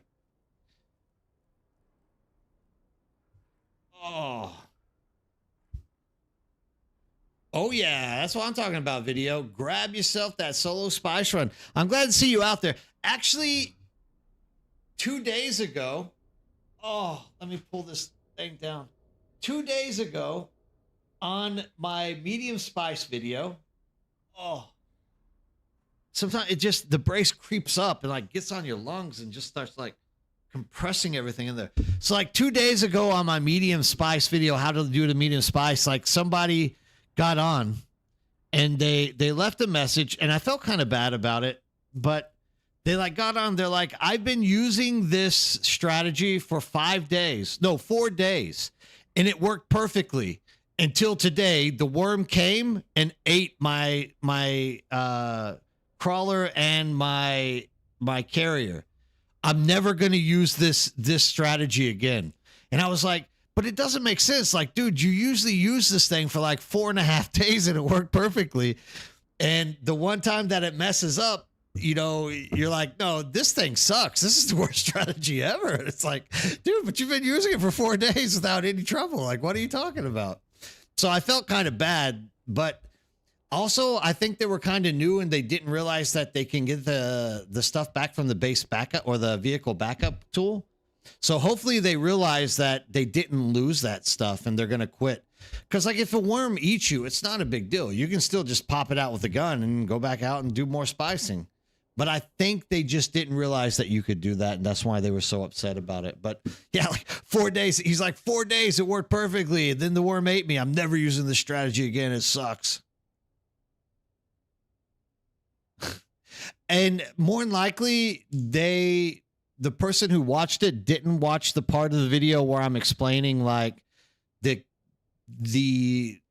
times not to use that strategy, which is like if you see the crawler, if you see ships or other POIs right next to it, if you see people out there compacting somewhere, like don't do this. Like don't use the sand crawler for that at all. And that's probably what happened. I'm thinking he got out there when there was a crawler and the crawler like clipped out of the ground just enough to like, you know, eat his stuff. It's too bad. Yeah, I mean, dude, I feel bad for the guy for losing his stuff, but like once again, he still has it. He didn't lose anything. So I mentioned that, like, dude, you still got it in the base backup tool. Don't get so upset about it. Like, if you don't want to use the strategy, understood, but like, don't quit the game just because the worm ate you. Like, get your stuff back. It's pretty easy. Everything gets wear and tear in the deep desert. They need to tweak it. Yeah, that too, Drath. Hey, Drath, how's it going? I'm glad to see you out here in chat back chatting here with us. Yeah, everything's getting wear and tear. I know you've been here for a while, but I haven't seen you talking, so it's good to see you back in here and talking to me. Yeah, the wear and tear thing, I think they need to put some more thought into that, definitely. Worm and DD last week was a lot of like so I was getting a little bit worried actually, Doctor, because it was 2 weeks in a row where we were getting large spice fields with like excessive amount of worm activity, like 2 weeks in a row. So I started thinking it might be possible that Funcom is trying to make the worm mechanic work against solo crawling. but I don't know. We have to keep like testing it to see if that's the case or whatnot. Yeah, last week I did spice crawling while I was streaming, and that's the only reason I could tackle it, because I would do like a lap and pick up, but like I would do one lap, pick up, and then the roamer would come underneath me like right afterwards. It was crazy how much worm aggro was coming around last week. Daedric, how's it going? I always just listen to the sound cue. If it's normal music, means there isn't any worm around at all. Yeah, I mean, it's pretty simple. Like, I mean, this is, we had another guy on Cetus server who was eaten by the worm 4 times in 1 week. And I just kind of started thinking like there might just be a lot of people who just aren't learning the mechanic behind the worm. Like, it's kind of hard to be eaten 4 times in 1 week by the worm. It's like, unless you're really doing something dumb, it's extremely hard to be eaten by a worm 4 times in 1 week. And it wasn't even 1 week. I think he was eaten 4 times in like a matter of 2 days. So, yeah, I don't know. I mean, it's not that hard to avoid the worm in the game. The worm has become so much easier nowadays as well. Yeah, the last 2 weeks, for some reason, worm aggro has been like outrageous. I'm thinking Funcom is trying to like trigger the worm for solo spicing, because if you have 2 people out there, like the worm doesn't really matter all that much. You can literally just like pick them up every time something comes up. But yeah, Beast, Hell Sky Halud. The Sky Halud hasn't been around for a while, my friend. Let's hope that he doesn't come back. We don't need no more Sky Halud. Not at all. They're not ignoring the breaches. It's just that sometimes the roamer, no matter what, if you touch the head of the worm, you're gonna get destroyed. And so sometimes the roamer is supposed to be like under the sand, but like there's a time where it like comes out, like the head of it. And I think that's what's happening to people, is the head of the roamer is like coming out of the sand just enough to like clip their ship or whatnot. And it's see you later.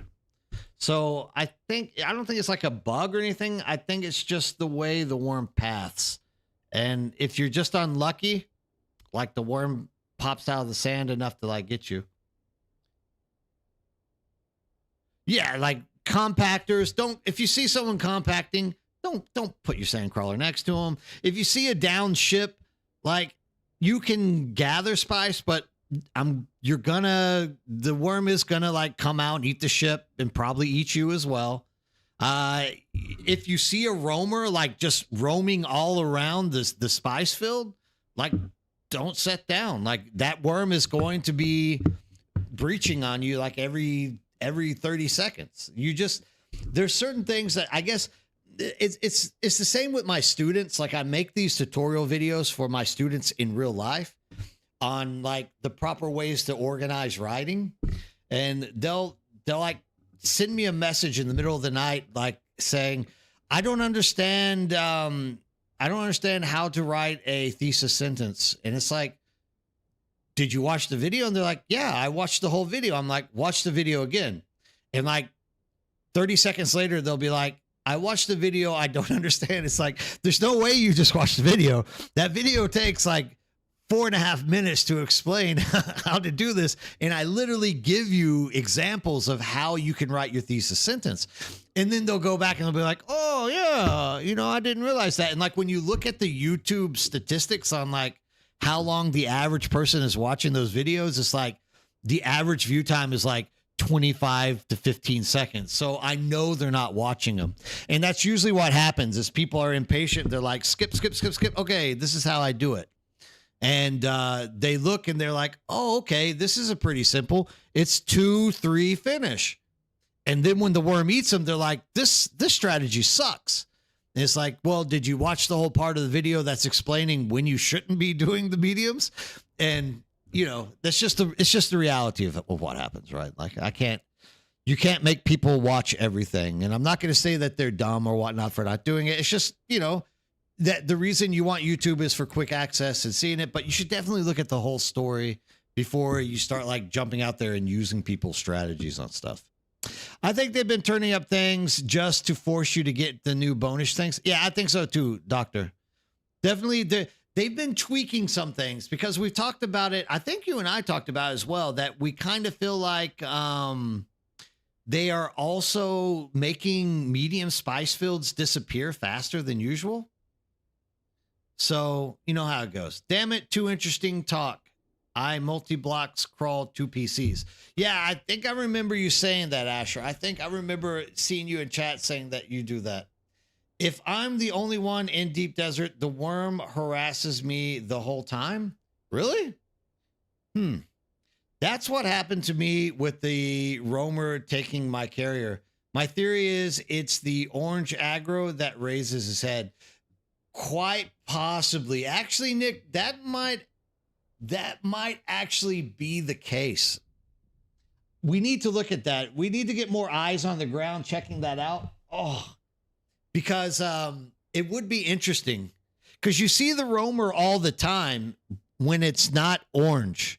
But if you are like orange aggroing it, that might actually be it, dude. You might actually have something there, Nick.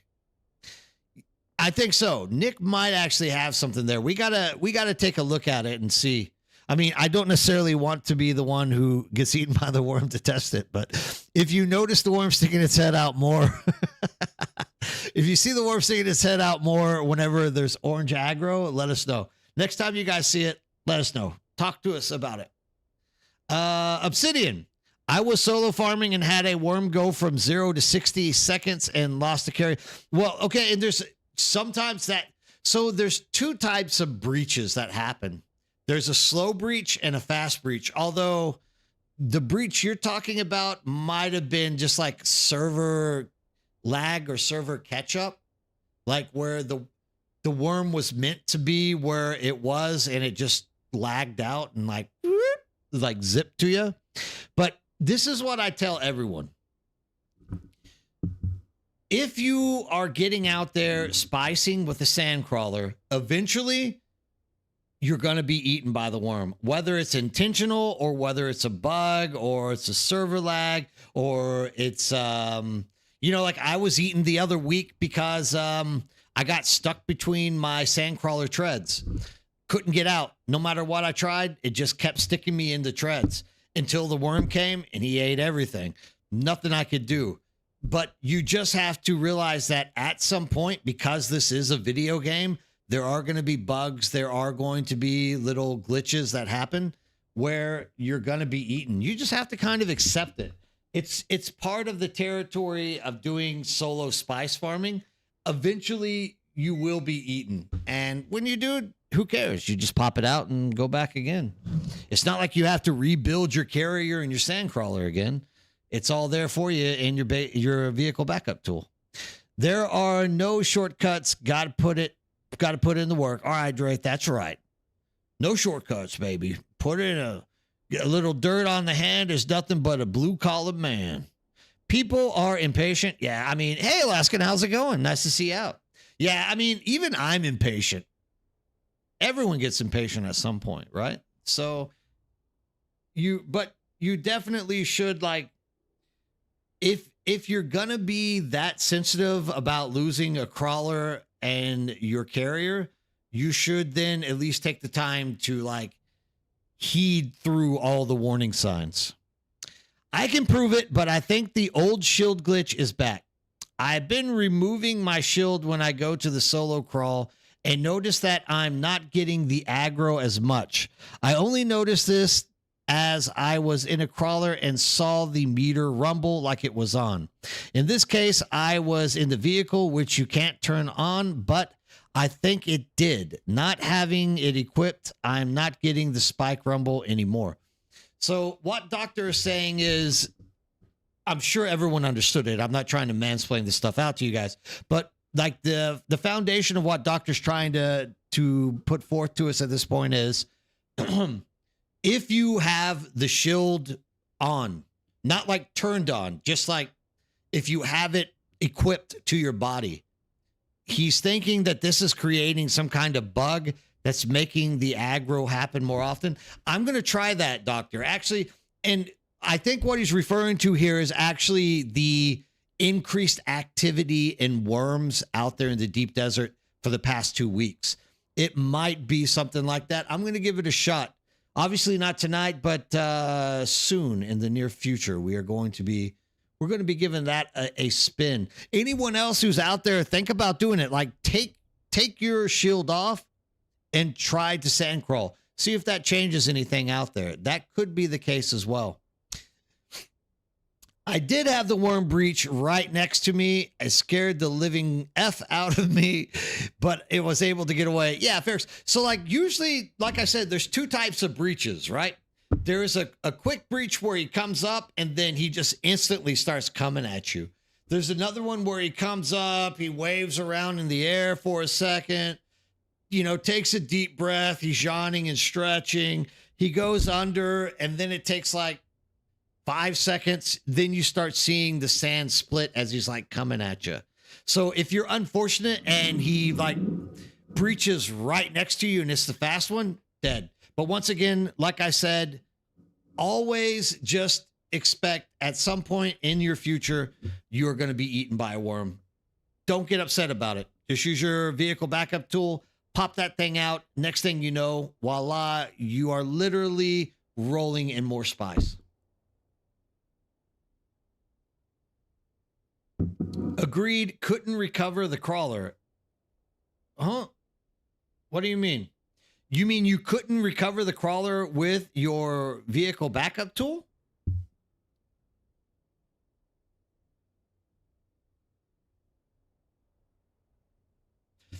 Well, yeah. Really? Like, I've been eaten multiple times. If I were you, Obsidian, I would send a ticket into Funcom over that because I've been eaten on stream twice, and I've been eaten through a glitch once. Every single time I get the crawler and the carrier back. So if you didn't get the carrier and the crawler, you should file a ticket and get them to give one back to you. Yeah, dude, Joe, you're doing that on Wi-Fi. You are hardcore. You are hard mode, my friend. Yeah, dude, nothing like adrenaline spike with that.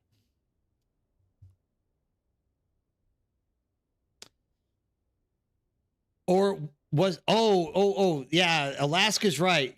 Were you like just co-owner on the crawler? Because if you're just co-owner, then whoever was the owner is going to get the sandcrawler back.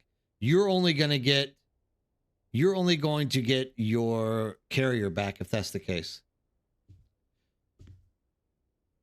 Yeah, which driver's right. In that case, look, one of three things have happened.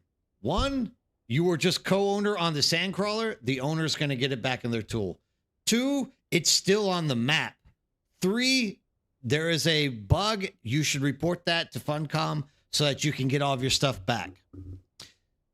It's fun to not have the Solari needed and just live like a sand mouse in the deep desert. Yes, Detroit by Dark. How's it going? Nice to see you back in chat. It's been a while since I've seen you chatting with us. Oh, excuse me. Oh, whew. Man, it's going to be this last like 40 minutes of the stream. This is like doing that last bench press. The back is starting to get a little bit tempty on me.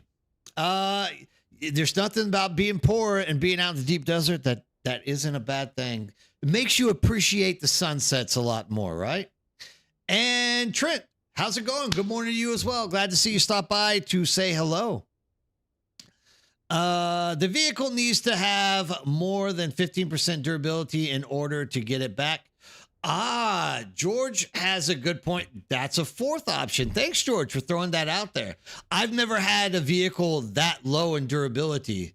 Like usually when my sandcrawler starts hitting like, well, I mean, in all fairness, like the sandcrawler will only have a centrifuge or treads or engine that are getting that low. But like once they hit around half, I just like recycle and get a new one on there. So that could have been it as well. George has a very good point there as well. You've been pooped before and couldn't get one of the vehicles. Turns out the crawler was fine and still out there. Oh, you should definitely go out there and take a look, especially if it's still not in your vehicle backup tool. Thanks for that, doctor. Like, absolutely.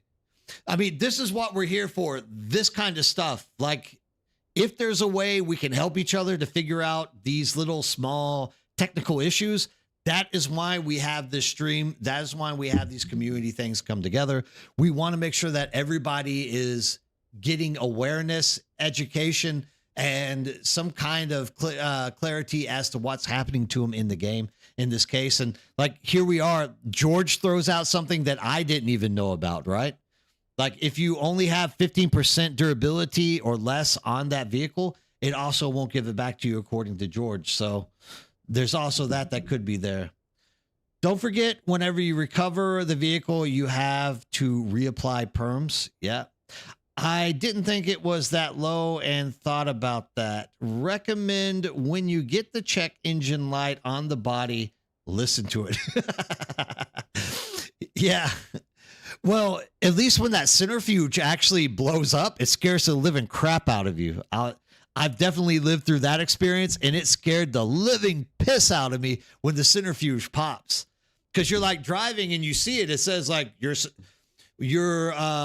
piece of your sand crawler is about broken, and you're like, I can push it a little bit further, and when it goes bam, it just like blows up on you and scares the living crap out of you, probably like I just scared the living crap out of most of you right there. So if your carrier crawler buggy have 50% or less durability and you lose it to something, then you won't get it back. No, I don't think it's 50%. I've had stuff that's around 50%. I think 15 is what George was saying.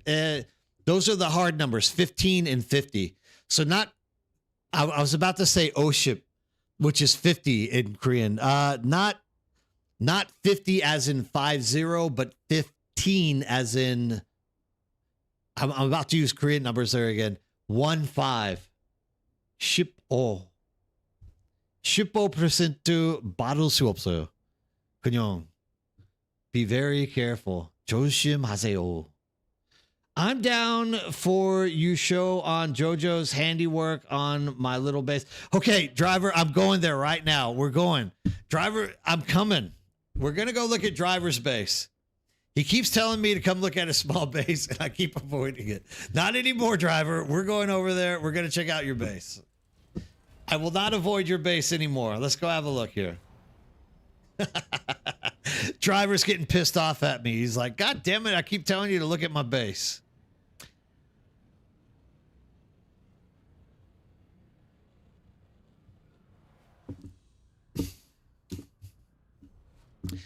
This is driver's tax-free base.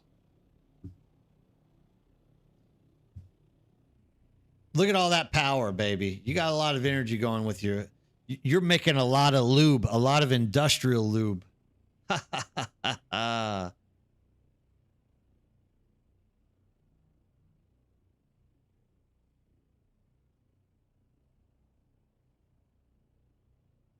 He helped get the fief set and I built it. This is your base, I think, right, driver? Because you said it was right next to Dozer's. Dozer and Nerdbird are the only people baller enough to have their name on their base on this server. Oh, Ashra, you're back to the residue? Yeah, we were talking about that a little bit earlier. Residue is kind of a waste. This is tax-free. I know NRG also does the tax-free thing, and I love how creative he is with it. And I mean, look at you guys. Like, you guys really cram everything you possibly can in there. And you can still upgrade these smaller water cisterns to the larger ones, right? You can pack a lot of stuff in there.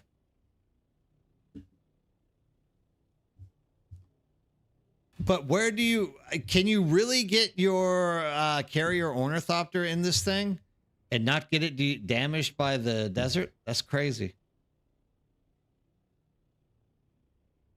I'm not being judgmental.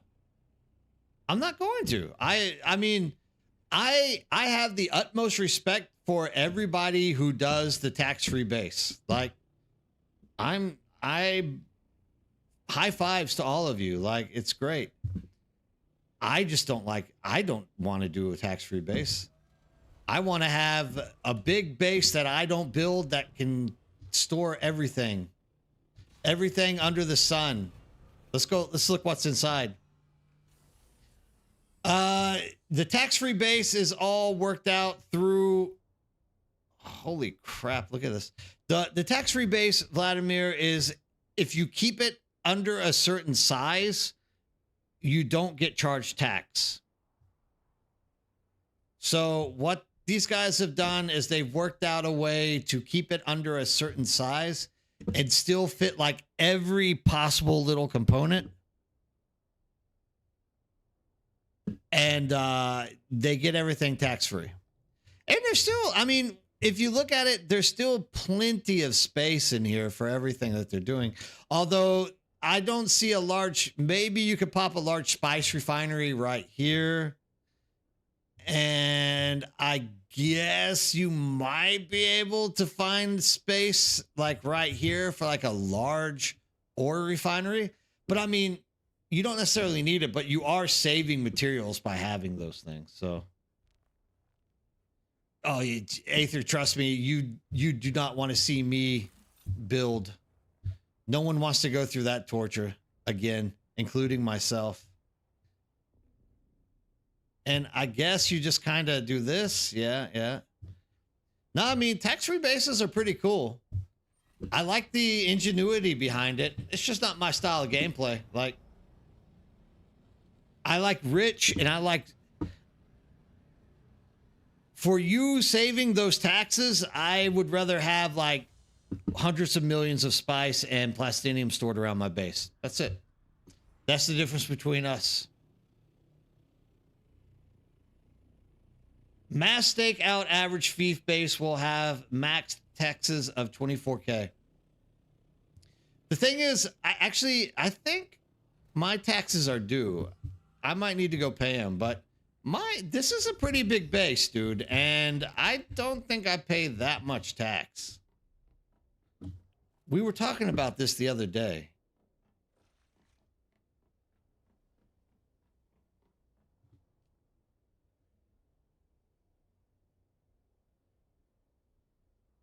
Oh, I have 11 days. Somebody paid my taxes. Don't pay my taxes. Then I can't make content on it. Oh. That like one arrow run to pay it.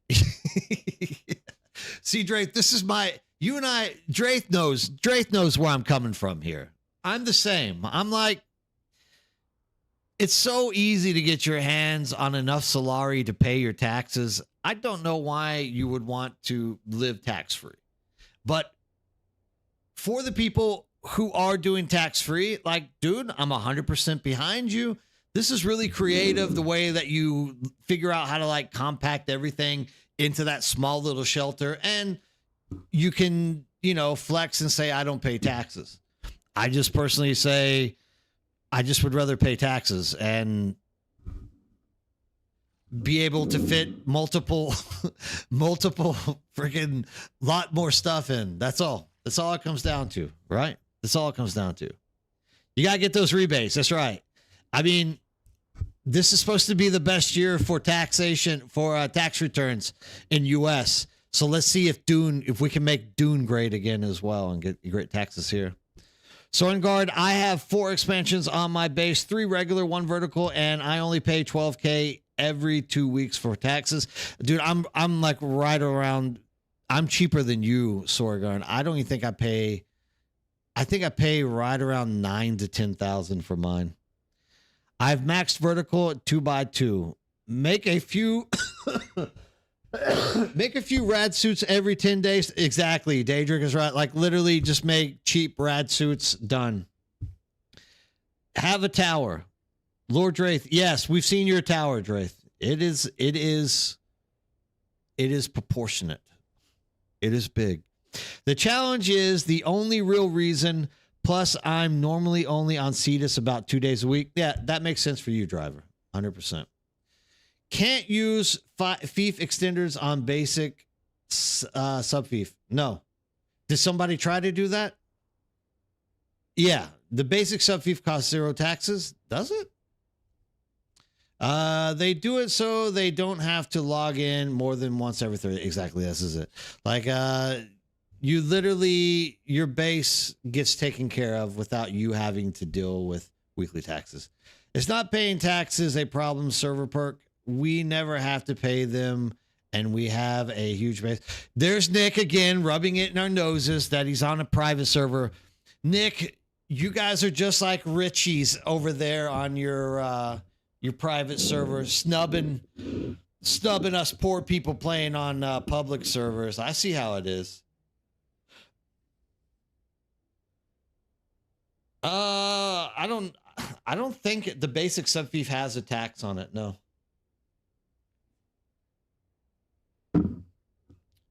Can you advance FIF in South Haga either? You can, can't you? 1 hour and a half to do the A row. Get it done. I got mine done. You can do it. Although Draith, this week for some reason, the last two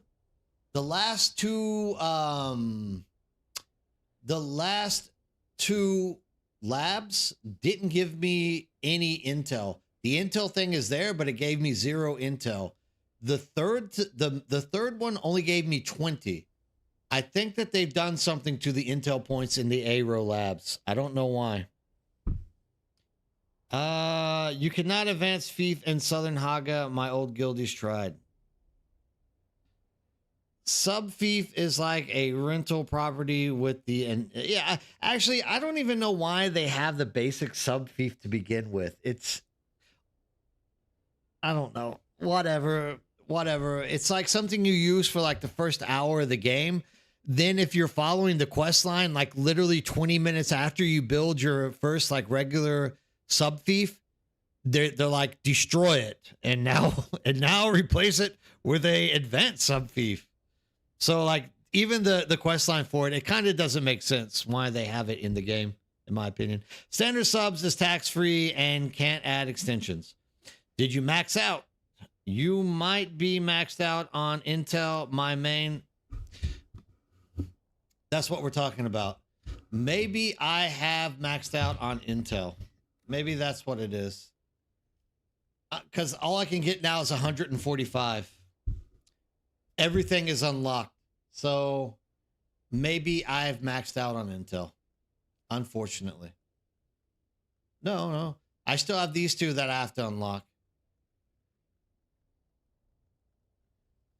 That's going to be 145. I can guarantee what it ends up being. 60, 70, 80, 90, 100, 145. Yeah, then I'm maxed out on Intel. Done. Problem solved. I was actually trying to complete that quest line on this server today. I need to get it done. You can unlock everything, Draith. That's exactly what happened.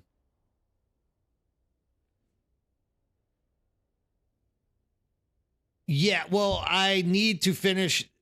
My problem is I played on multiple servers. So I played a lot of Asian server as well as NA server and OCE server a little bit. So I did most of my grinding on the Asian server, mostly because that was getting me access to the deep desert early on so I can make my deep desert maps. And so I need to actually finish all the quests on the NA. I have just about everything done. All that I have left is like the chapter 2, and actually that's, I think, about it.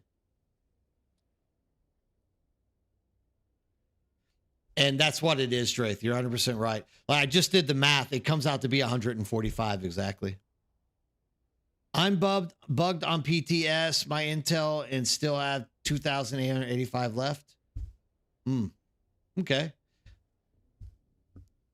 Build the base inside Hogger Rift. No storms, no power needed for shields. It would take months to decay. Yeah, but you live in the dark then, George. Like, they don't have good lighting in this game. You wouldn't be able to see anything.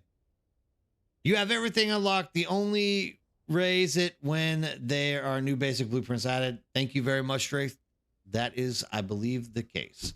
That beginning crash ship quests that lead into the one guy to get the item and do those 3 dungeons. Yeah. So I've done all of one guy's. Now I'm on to Hex or whatever his name is.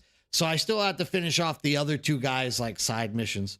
Like, I mean, literally it's bring like 10 health kits. I could actually bring it to him right now and get it done. I could have just went and picked the stuff for it as well. I'm just being slow and lazy. And I also, because I'm streaming, there might be people who haven't done that quest line. So I don't want to do the quest line on stream. That's another reason why I'm so slow to get that chapter 2 done, is I don't want to give any spoilers to people over that, any quest line or whatnot. So I'm also in between that and work. Like, you got to find time to get that stuff done. Hey, I got Saturines. Look at that. I got Tarl soft steps as well.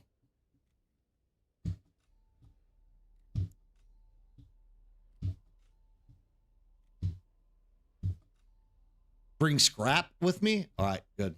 I'll do that. Thanks for that advice.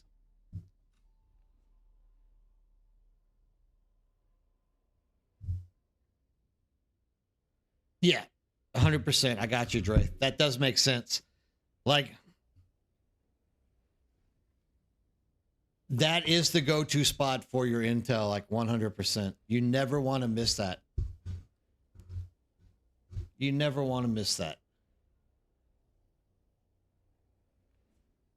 The last 19 minutes before I take my broken ass home. Oh, and my God, I can't wait to lay down in a bed. Why is it in Korea they never give you good medicine? Oh, they always give you weak medicine. They want you to suffer a little bit here. Is there anything else that we want to talk about and bring up and discuss before we close this stream down tonight? Bring it up now. This is your chance to talk. Hogger Rift Base is the perfect for vampires. Yes, George Rivera. Vampires. Absolutely. It is dark down there. And actually, I've even built inside of a little, like, it's not like a cave, but you know how, like, some of the pillars over there in that area have, like, little holes inside, like, the side? I've actually built bases in there. And like, even those are so dark, you can barely see anything. It's crazy. How many guests you got tomorrow night? Beast, we have 4 or 5, but like, I was going to do it where we all kind of got in together and talked, but I'm thinking I'm going to do it individually now. Like, bring one person in, talk, bring another person in. I don't know. What do you guys feel like doing? Do you feel like having a group, or do you feel like going solo? The only reason I'm thinking solo is it gives that person like 100% of my attention to like keep the conversation and the interview going and keeping them, you know, expressing ideas and like linking between them and chat, because there will be a lot of chatter going on in text. Whereas if you have group, I'm worried that we're going to be stumbling over each other and getting confused, and people addressing things coming out of chatter and kind of lose a little bit of control. It's nothing about me being worried about anyone like misbehaving. It's all about like being able to control the flow between chat as well as the people in there. But I mean, what do you guys think? Do you think it would be better to have group, or be better? Number one, not everyone can be there throughout the whole thing anyways, right? So for example, me and you, Beast, are on the same time basically. So I start streaming Fridays at 8 o'clock.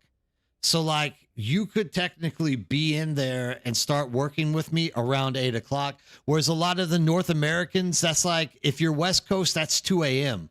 So they're not going to be up at that point. They're going to be waking up around midnight, 1 o'clock my time and your time. So oh yeah, definitely, Dre. I mean, that's what I'll be doing tomorrow before I do the stream.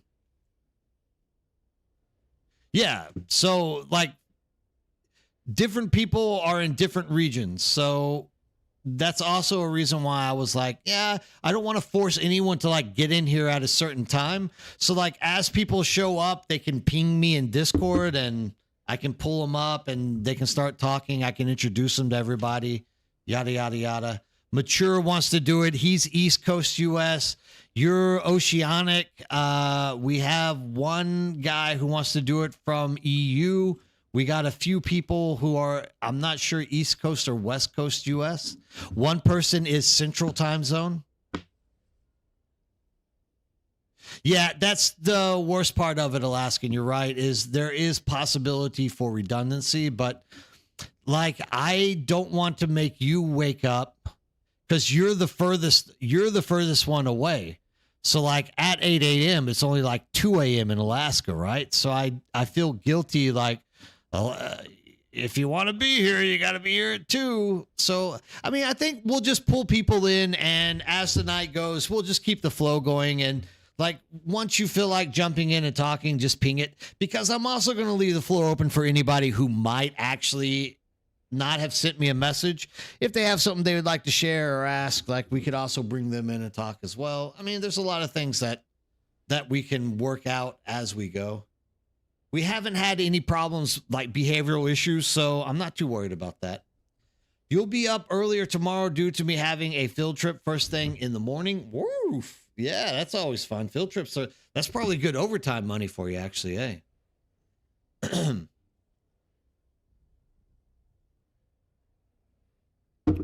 More than anything, we just want to make sure that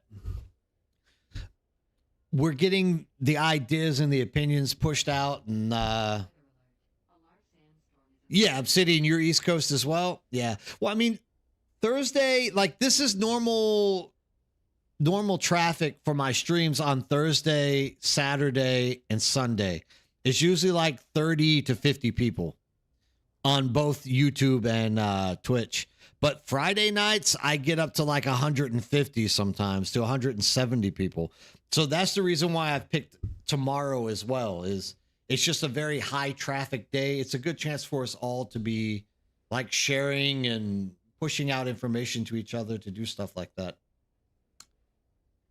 So yes.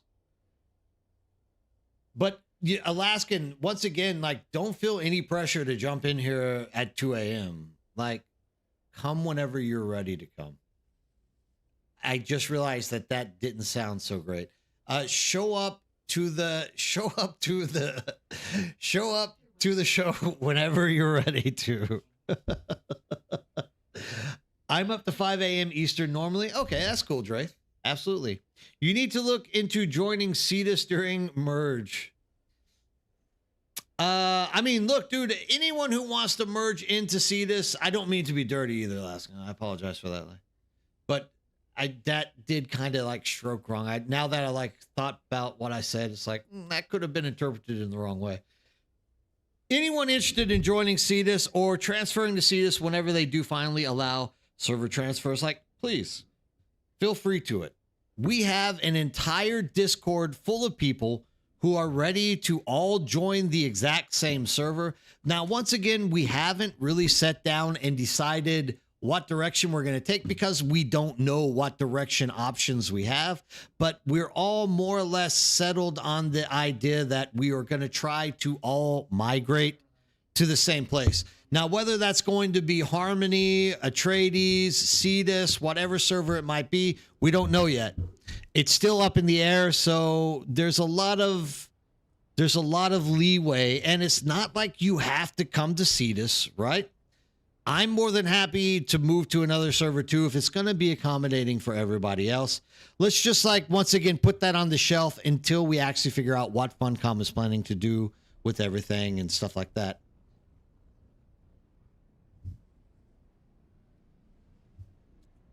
A crew ready to help you in the large spice fields. Heck yeah. I picked them up at 5 a.m. Okay, so 3:15. So that means I need to wake up around 2 a.m. to start waking up. Oof, get those stretches. Be like me and stretch your back well. Oh, because I know, Drath, you, Doctor, and your group are looking for a place to come or stay, just depending on what it is. I mean, at the end of the day, it's going to be whoever has the most numbers, and that's where the migration is probably going to happen. Harmony wouldn't be so bad. I don't know if they're going to remain keeping Harmony with 3 different deep deserts, but I mean, once again, once chapter 3 drops, I probably won't be going into the deep desert unless there are like a lot of demand for people to help fight off thugs so that they can catch up and get stuff. But like otherwise, I'm planning on spending most of my time in the overland map testing stations for the majority of the time. So we'll see what happens with that. Yeah. I mean, are you expecting all 27 of them to come back? In our guild, we have like similar numbers, but I mean, there's yesterday. Here's one he hasn't been on for like 2 months. 3 months, 1.5 months, 3 months, 1 month. So we have quite a few, and a lot of these people also are new to Cetus. They've joined in like JoJo and Mature and all of them. So they're also have alts on other servers that might, need to go some other way as well. Well, we are Red Leg. We're trying our best because look, Beast is in Oceanic in Australia. We have others that are in EU. And so we're trying to get those communities set up as well. It's just everyone is doing North America for some reason. So like I'm always telling everyone on streams, I think it's because most of the people who follow me are in NA. So we are starting to get more Europeans and we're trying to get them lined up so that EU can also like get the community working together, in which, I mean, I'll even make a alt character on EU as well. And I mean, I'll be piss useless because the ping will be like 500, but I'll definitely jump in there and like help out and do stuff if people need help and do things. But yeah, we're trying to do it. And Oceanic is also there. Like Beast is doing his best to like get people to like post stuff in there, but I think there's only like 1 or 2 people that have like replied to the OCE area as well. We need more Australians in Southern Hemisphere, Asian / Kiwis. We also need more Europeans. Spread the word, get them into stream, get them into Discord, and let's start getting everyone rounded up so that the community can expand across multiple regions and servers. 100%. I want that as well. I think that's the best case scenario as well. It's my experience. Once you get enough people together, it generates its own gravity. Yeah, I think so as well. And I think that's what's kind of happening at this point. Like the gravity is pulling a lot of these people into the NA as well, which I don't mind, but I also kind of want everyone to feel comfortable with their servers and stuff like that. You manage a server with 300 people, Europe, Australia, and all put together. Yeah, I mean, it's definitely possible, but I want people playing at their own leisures with like ping and stuff along those lines. So 5 have stopped. The rest are possible. Yeah, we'll see what happens, Straith. Like maybe people will come back. It'll be good to have numbers. Out of my main guild, it's just me and your wife. Yeah, I know that, Driver. You guys are pretty religious, you and your wife, on these things. I just don't recommend the top server like Harmony. I have a friend complaining that it's mostly dead Harmony? Really?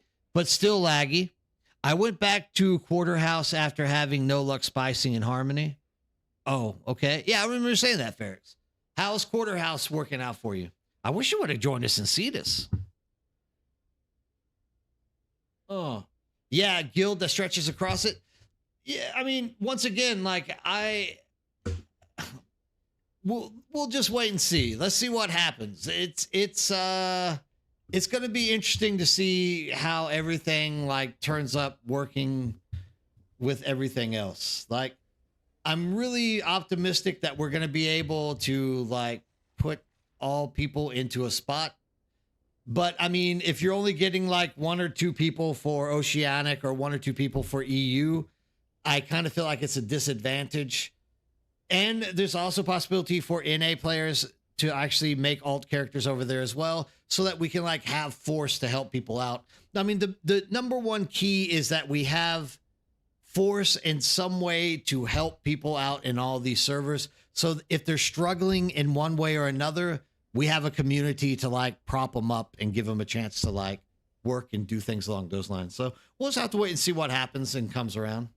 You packed up your base in Harmony, might go back, might not, you don't know.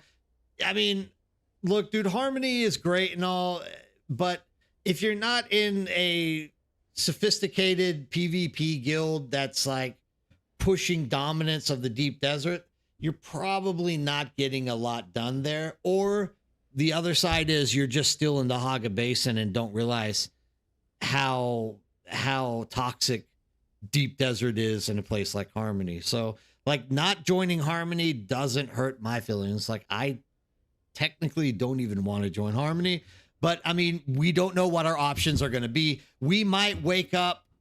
Yeah. Take it easy, Nick. Have a good day at work. We might wake up tomorrow and Funcom says Harmony is the only option we have. You never know. Had one of the masks packed up and staying in Arrakeen until the servers are on, playing EU now. Okay, yeah, sure. I'm like, just have fun. That's what a lot of people are doing on Cetus as well. Harmony is a cesspool of cheaters, dupers, and they destroy the server's economy. I know in the latest press release, Funcom claims they have solved the Solari duping, but I don't know that I believe them. They never solved any duping in Conan, even though they said forever that they did. We'll just have to wait and see if that's true.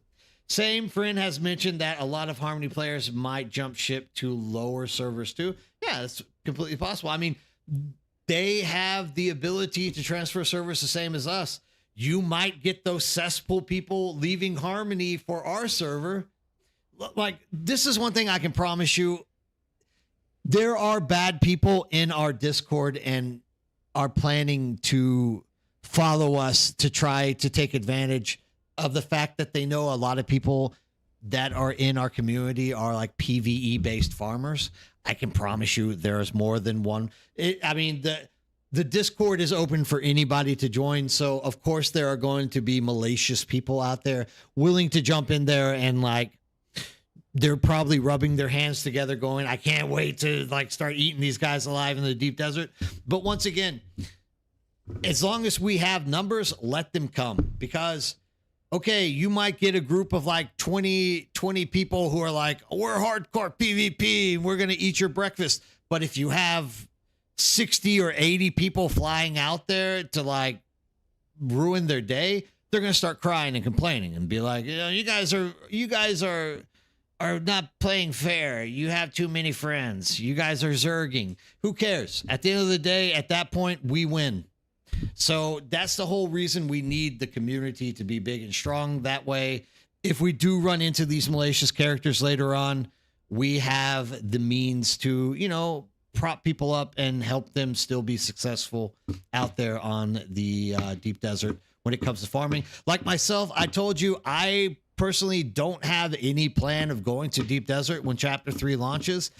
I have plenty of everything already, but once again, it is my duty more or less that I feel if people are needing to catch up still and they're getting blocked because people are literally just trolling, I say freaking mount up and let's go take control of the deep desert. You know what I mean?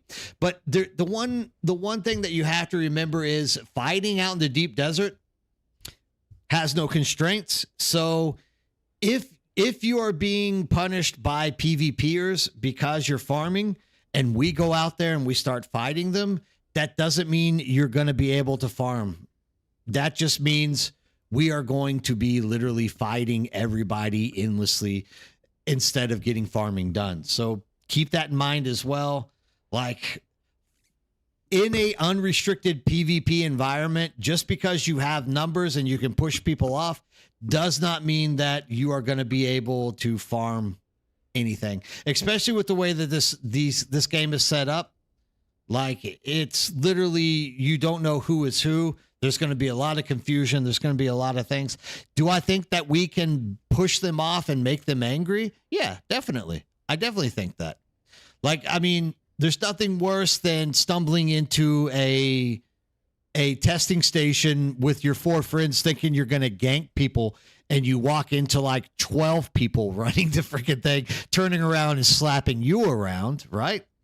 So, yeah, I mean, we can definitely control a situation, but mining in the deep desert or sand crawling in the deep desert, if we do get malicious characters, which I guarantee we are, there's going to be people that follow us. It's not going to be solved by us fighting back at them.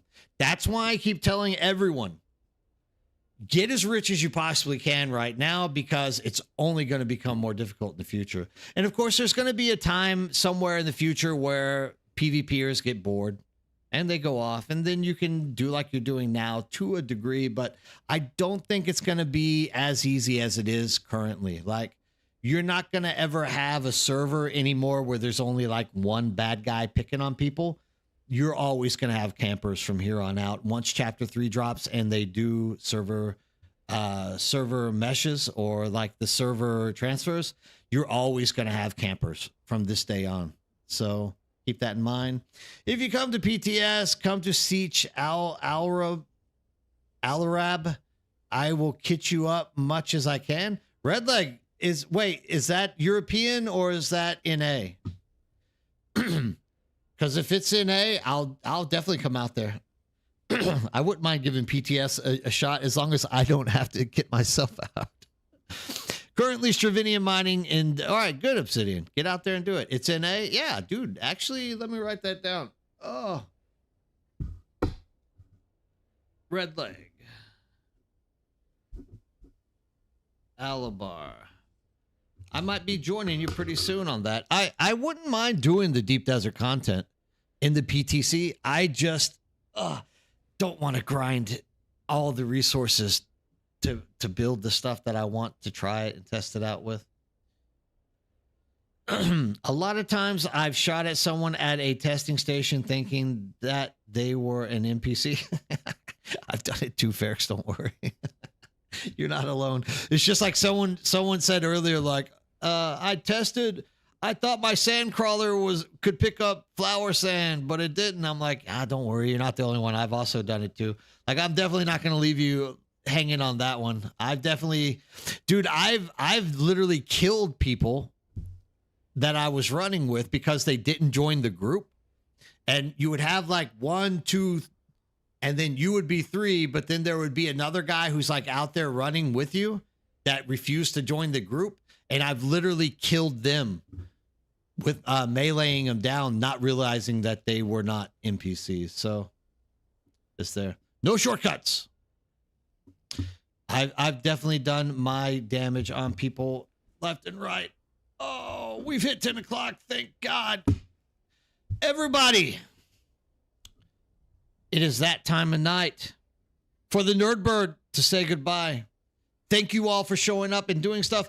If you're on Twitch, does anybody have someone they want to raid? Raiding someone on Twitch, I always ask first if there is somebody who has a friend, knows that there's somebody that they would like to see get a little bump in the... Thank you for the night as well, Rash. Ashara, I will see you again tomorrow. Don't miss out on tomorrow's show. Tomorrow we have a lot of live guests coming in, talking to us and doing stuff along those lines. So it definitely will be a good night to do. Draith, you too. Take a great night and or have a great day, I should say. Nobody has anyone that they feel like going into, because if not, we're getting put into a random person's raid. Make sure to like, subscribe, whatever it takes on YouTube. Make sure that you join and you follow me here on Twitch so that you can keep up with all the action that we get into on a daily night and day schedule. All right, nobody's saying anything, so it looks like we're going to find somebody to raid. Let's see who we have. We have Musnach in Wenig einstellen. So that's a German one. Dune Shenanigans. Dune Awakening, Deep Desert. This is Anubis.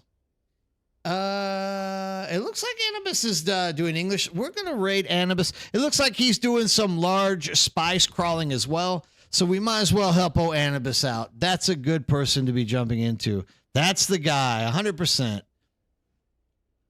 Oh, wait. Are you telling me to go to X-Sazzies? All right. Let's cancel. Back. Oh, you said that at the last second. This is XSAWSY.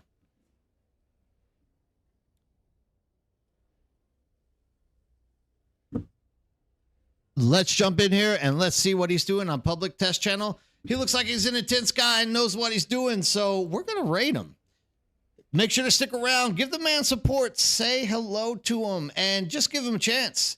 A lot of people are just wanting to grow on Twitch and they don't have anybody to do it. And our job as a community of Dune is to help spread the message and get people out there so that they can also be spreading the message more to other people. Let's jump in there now.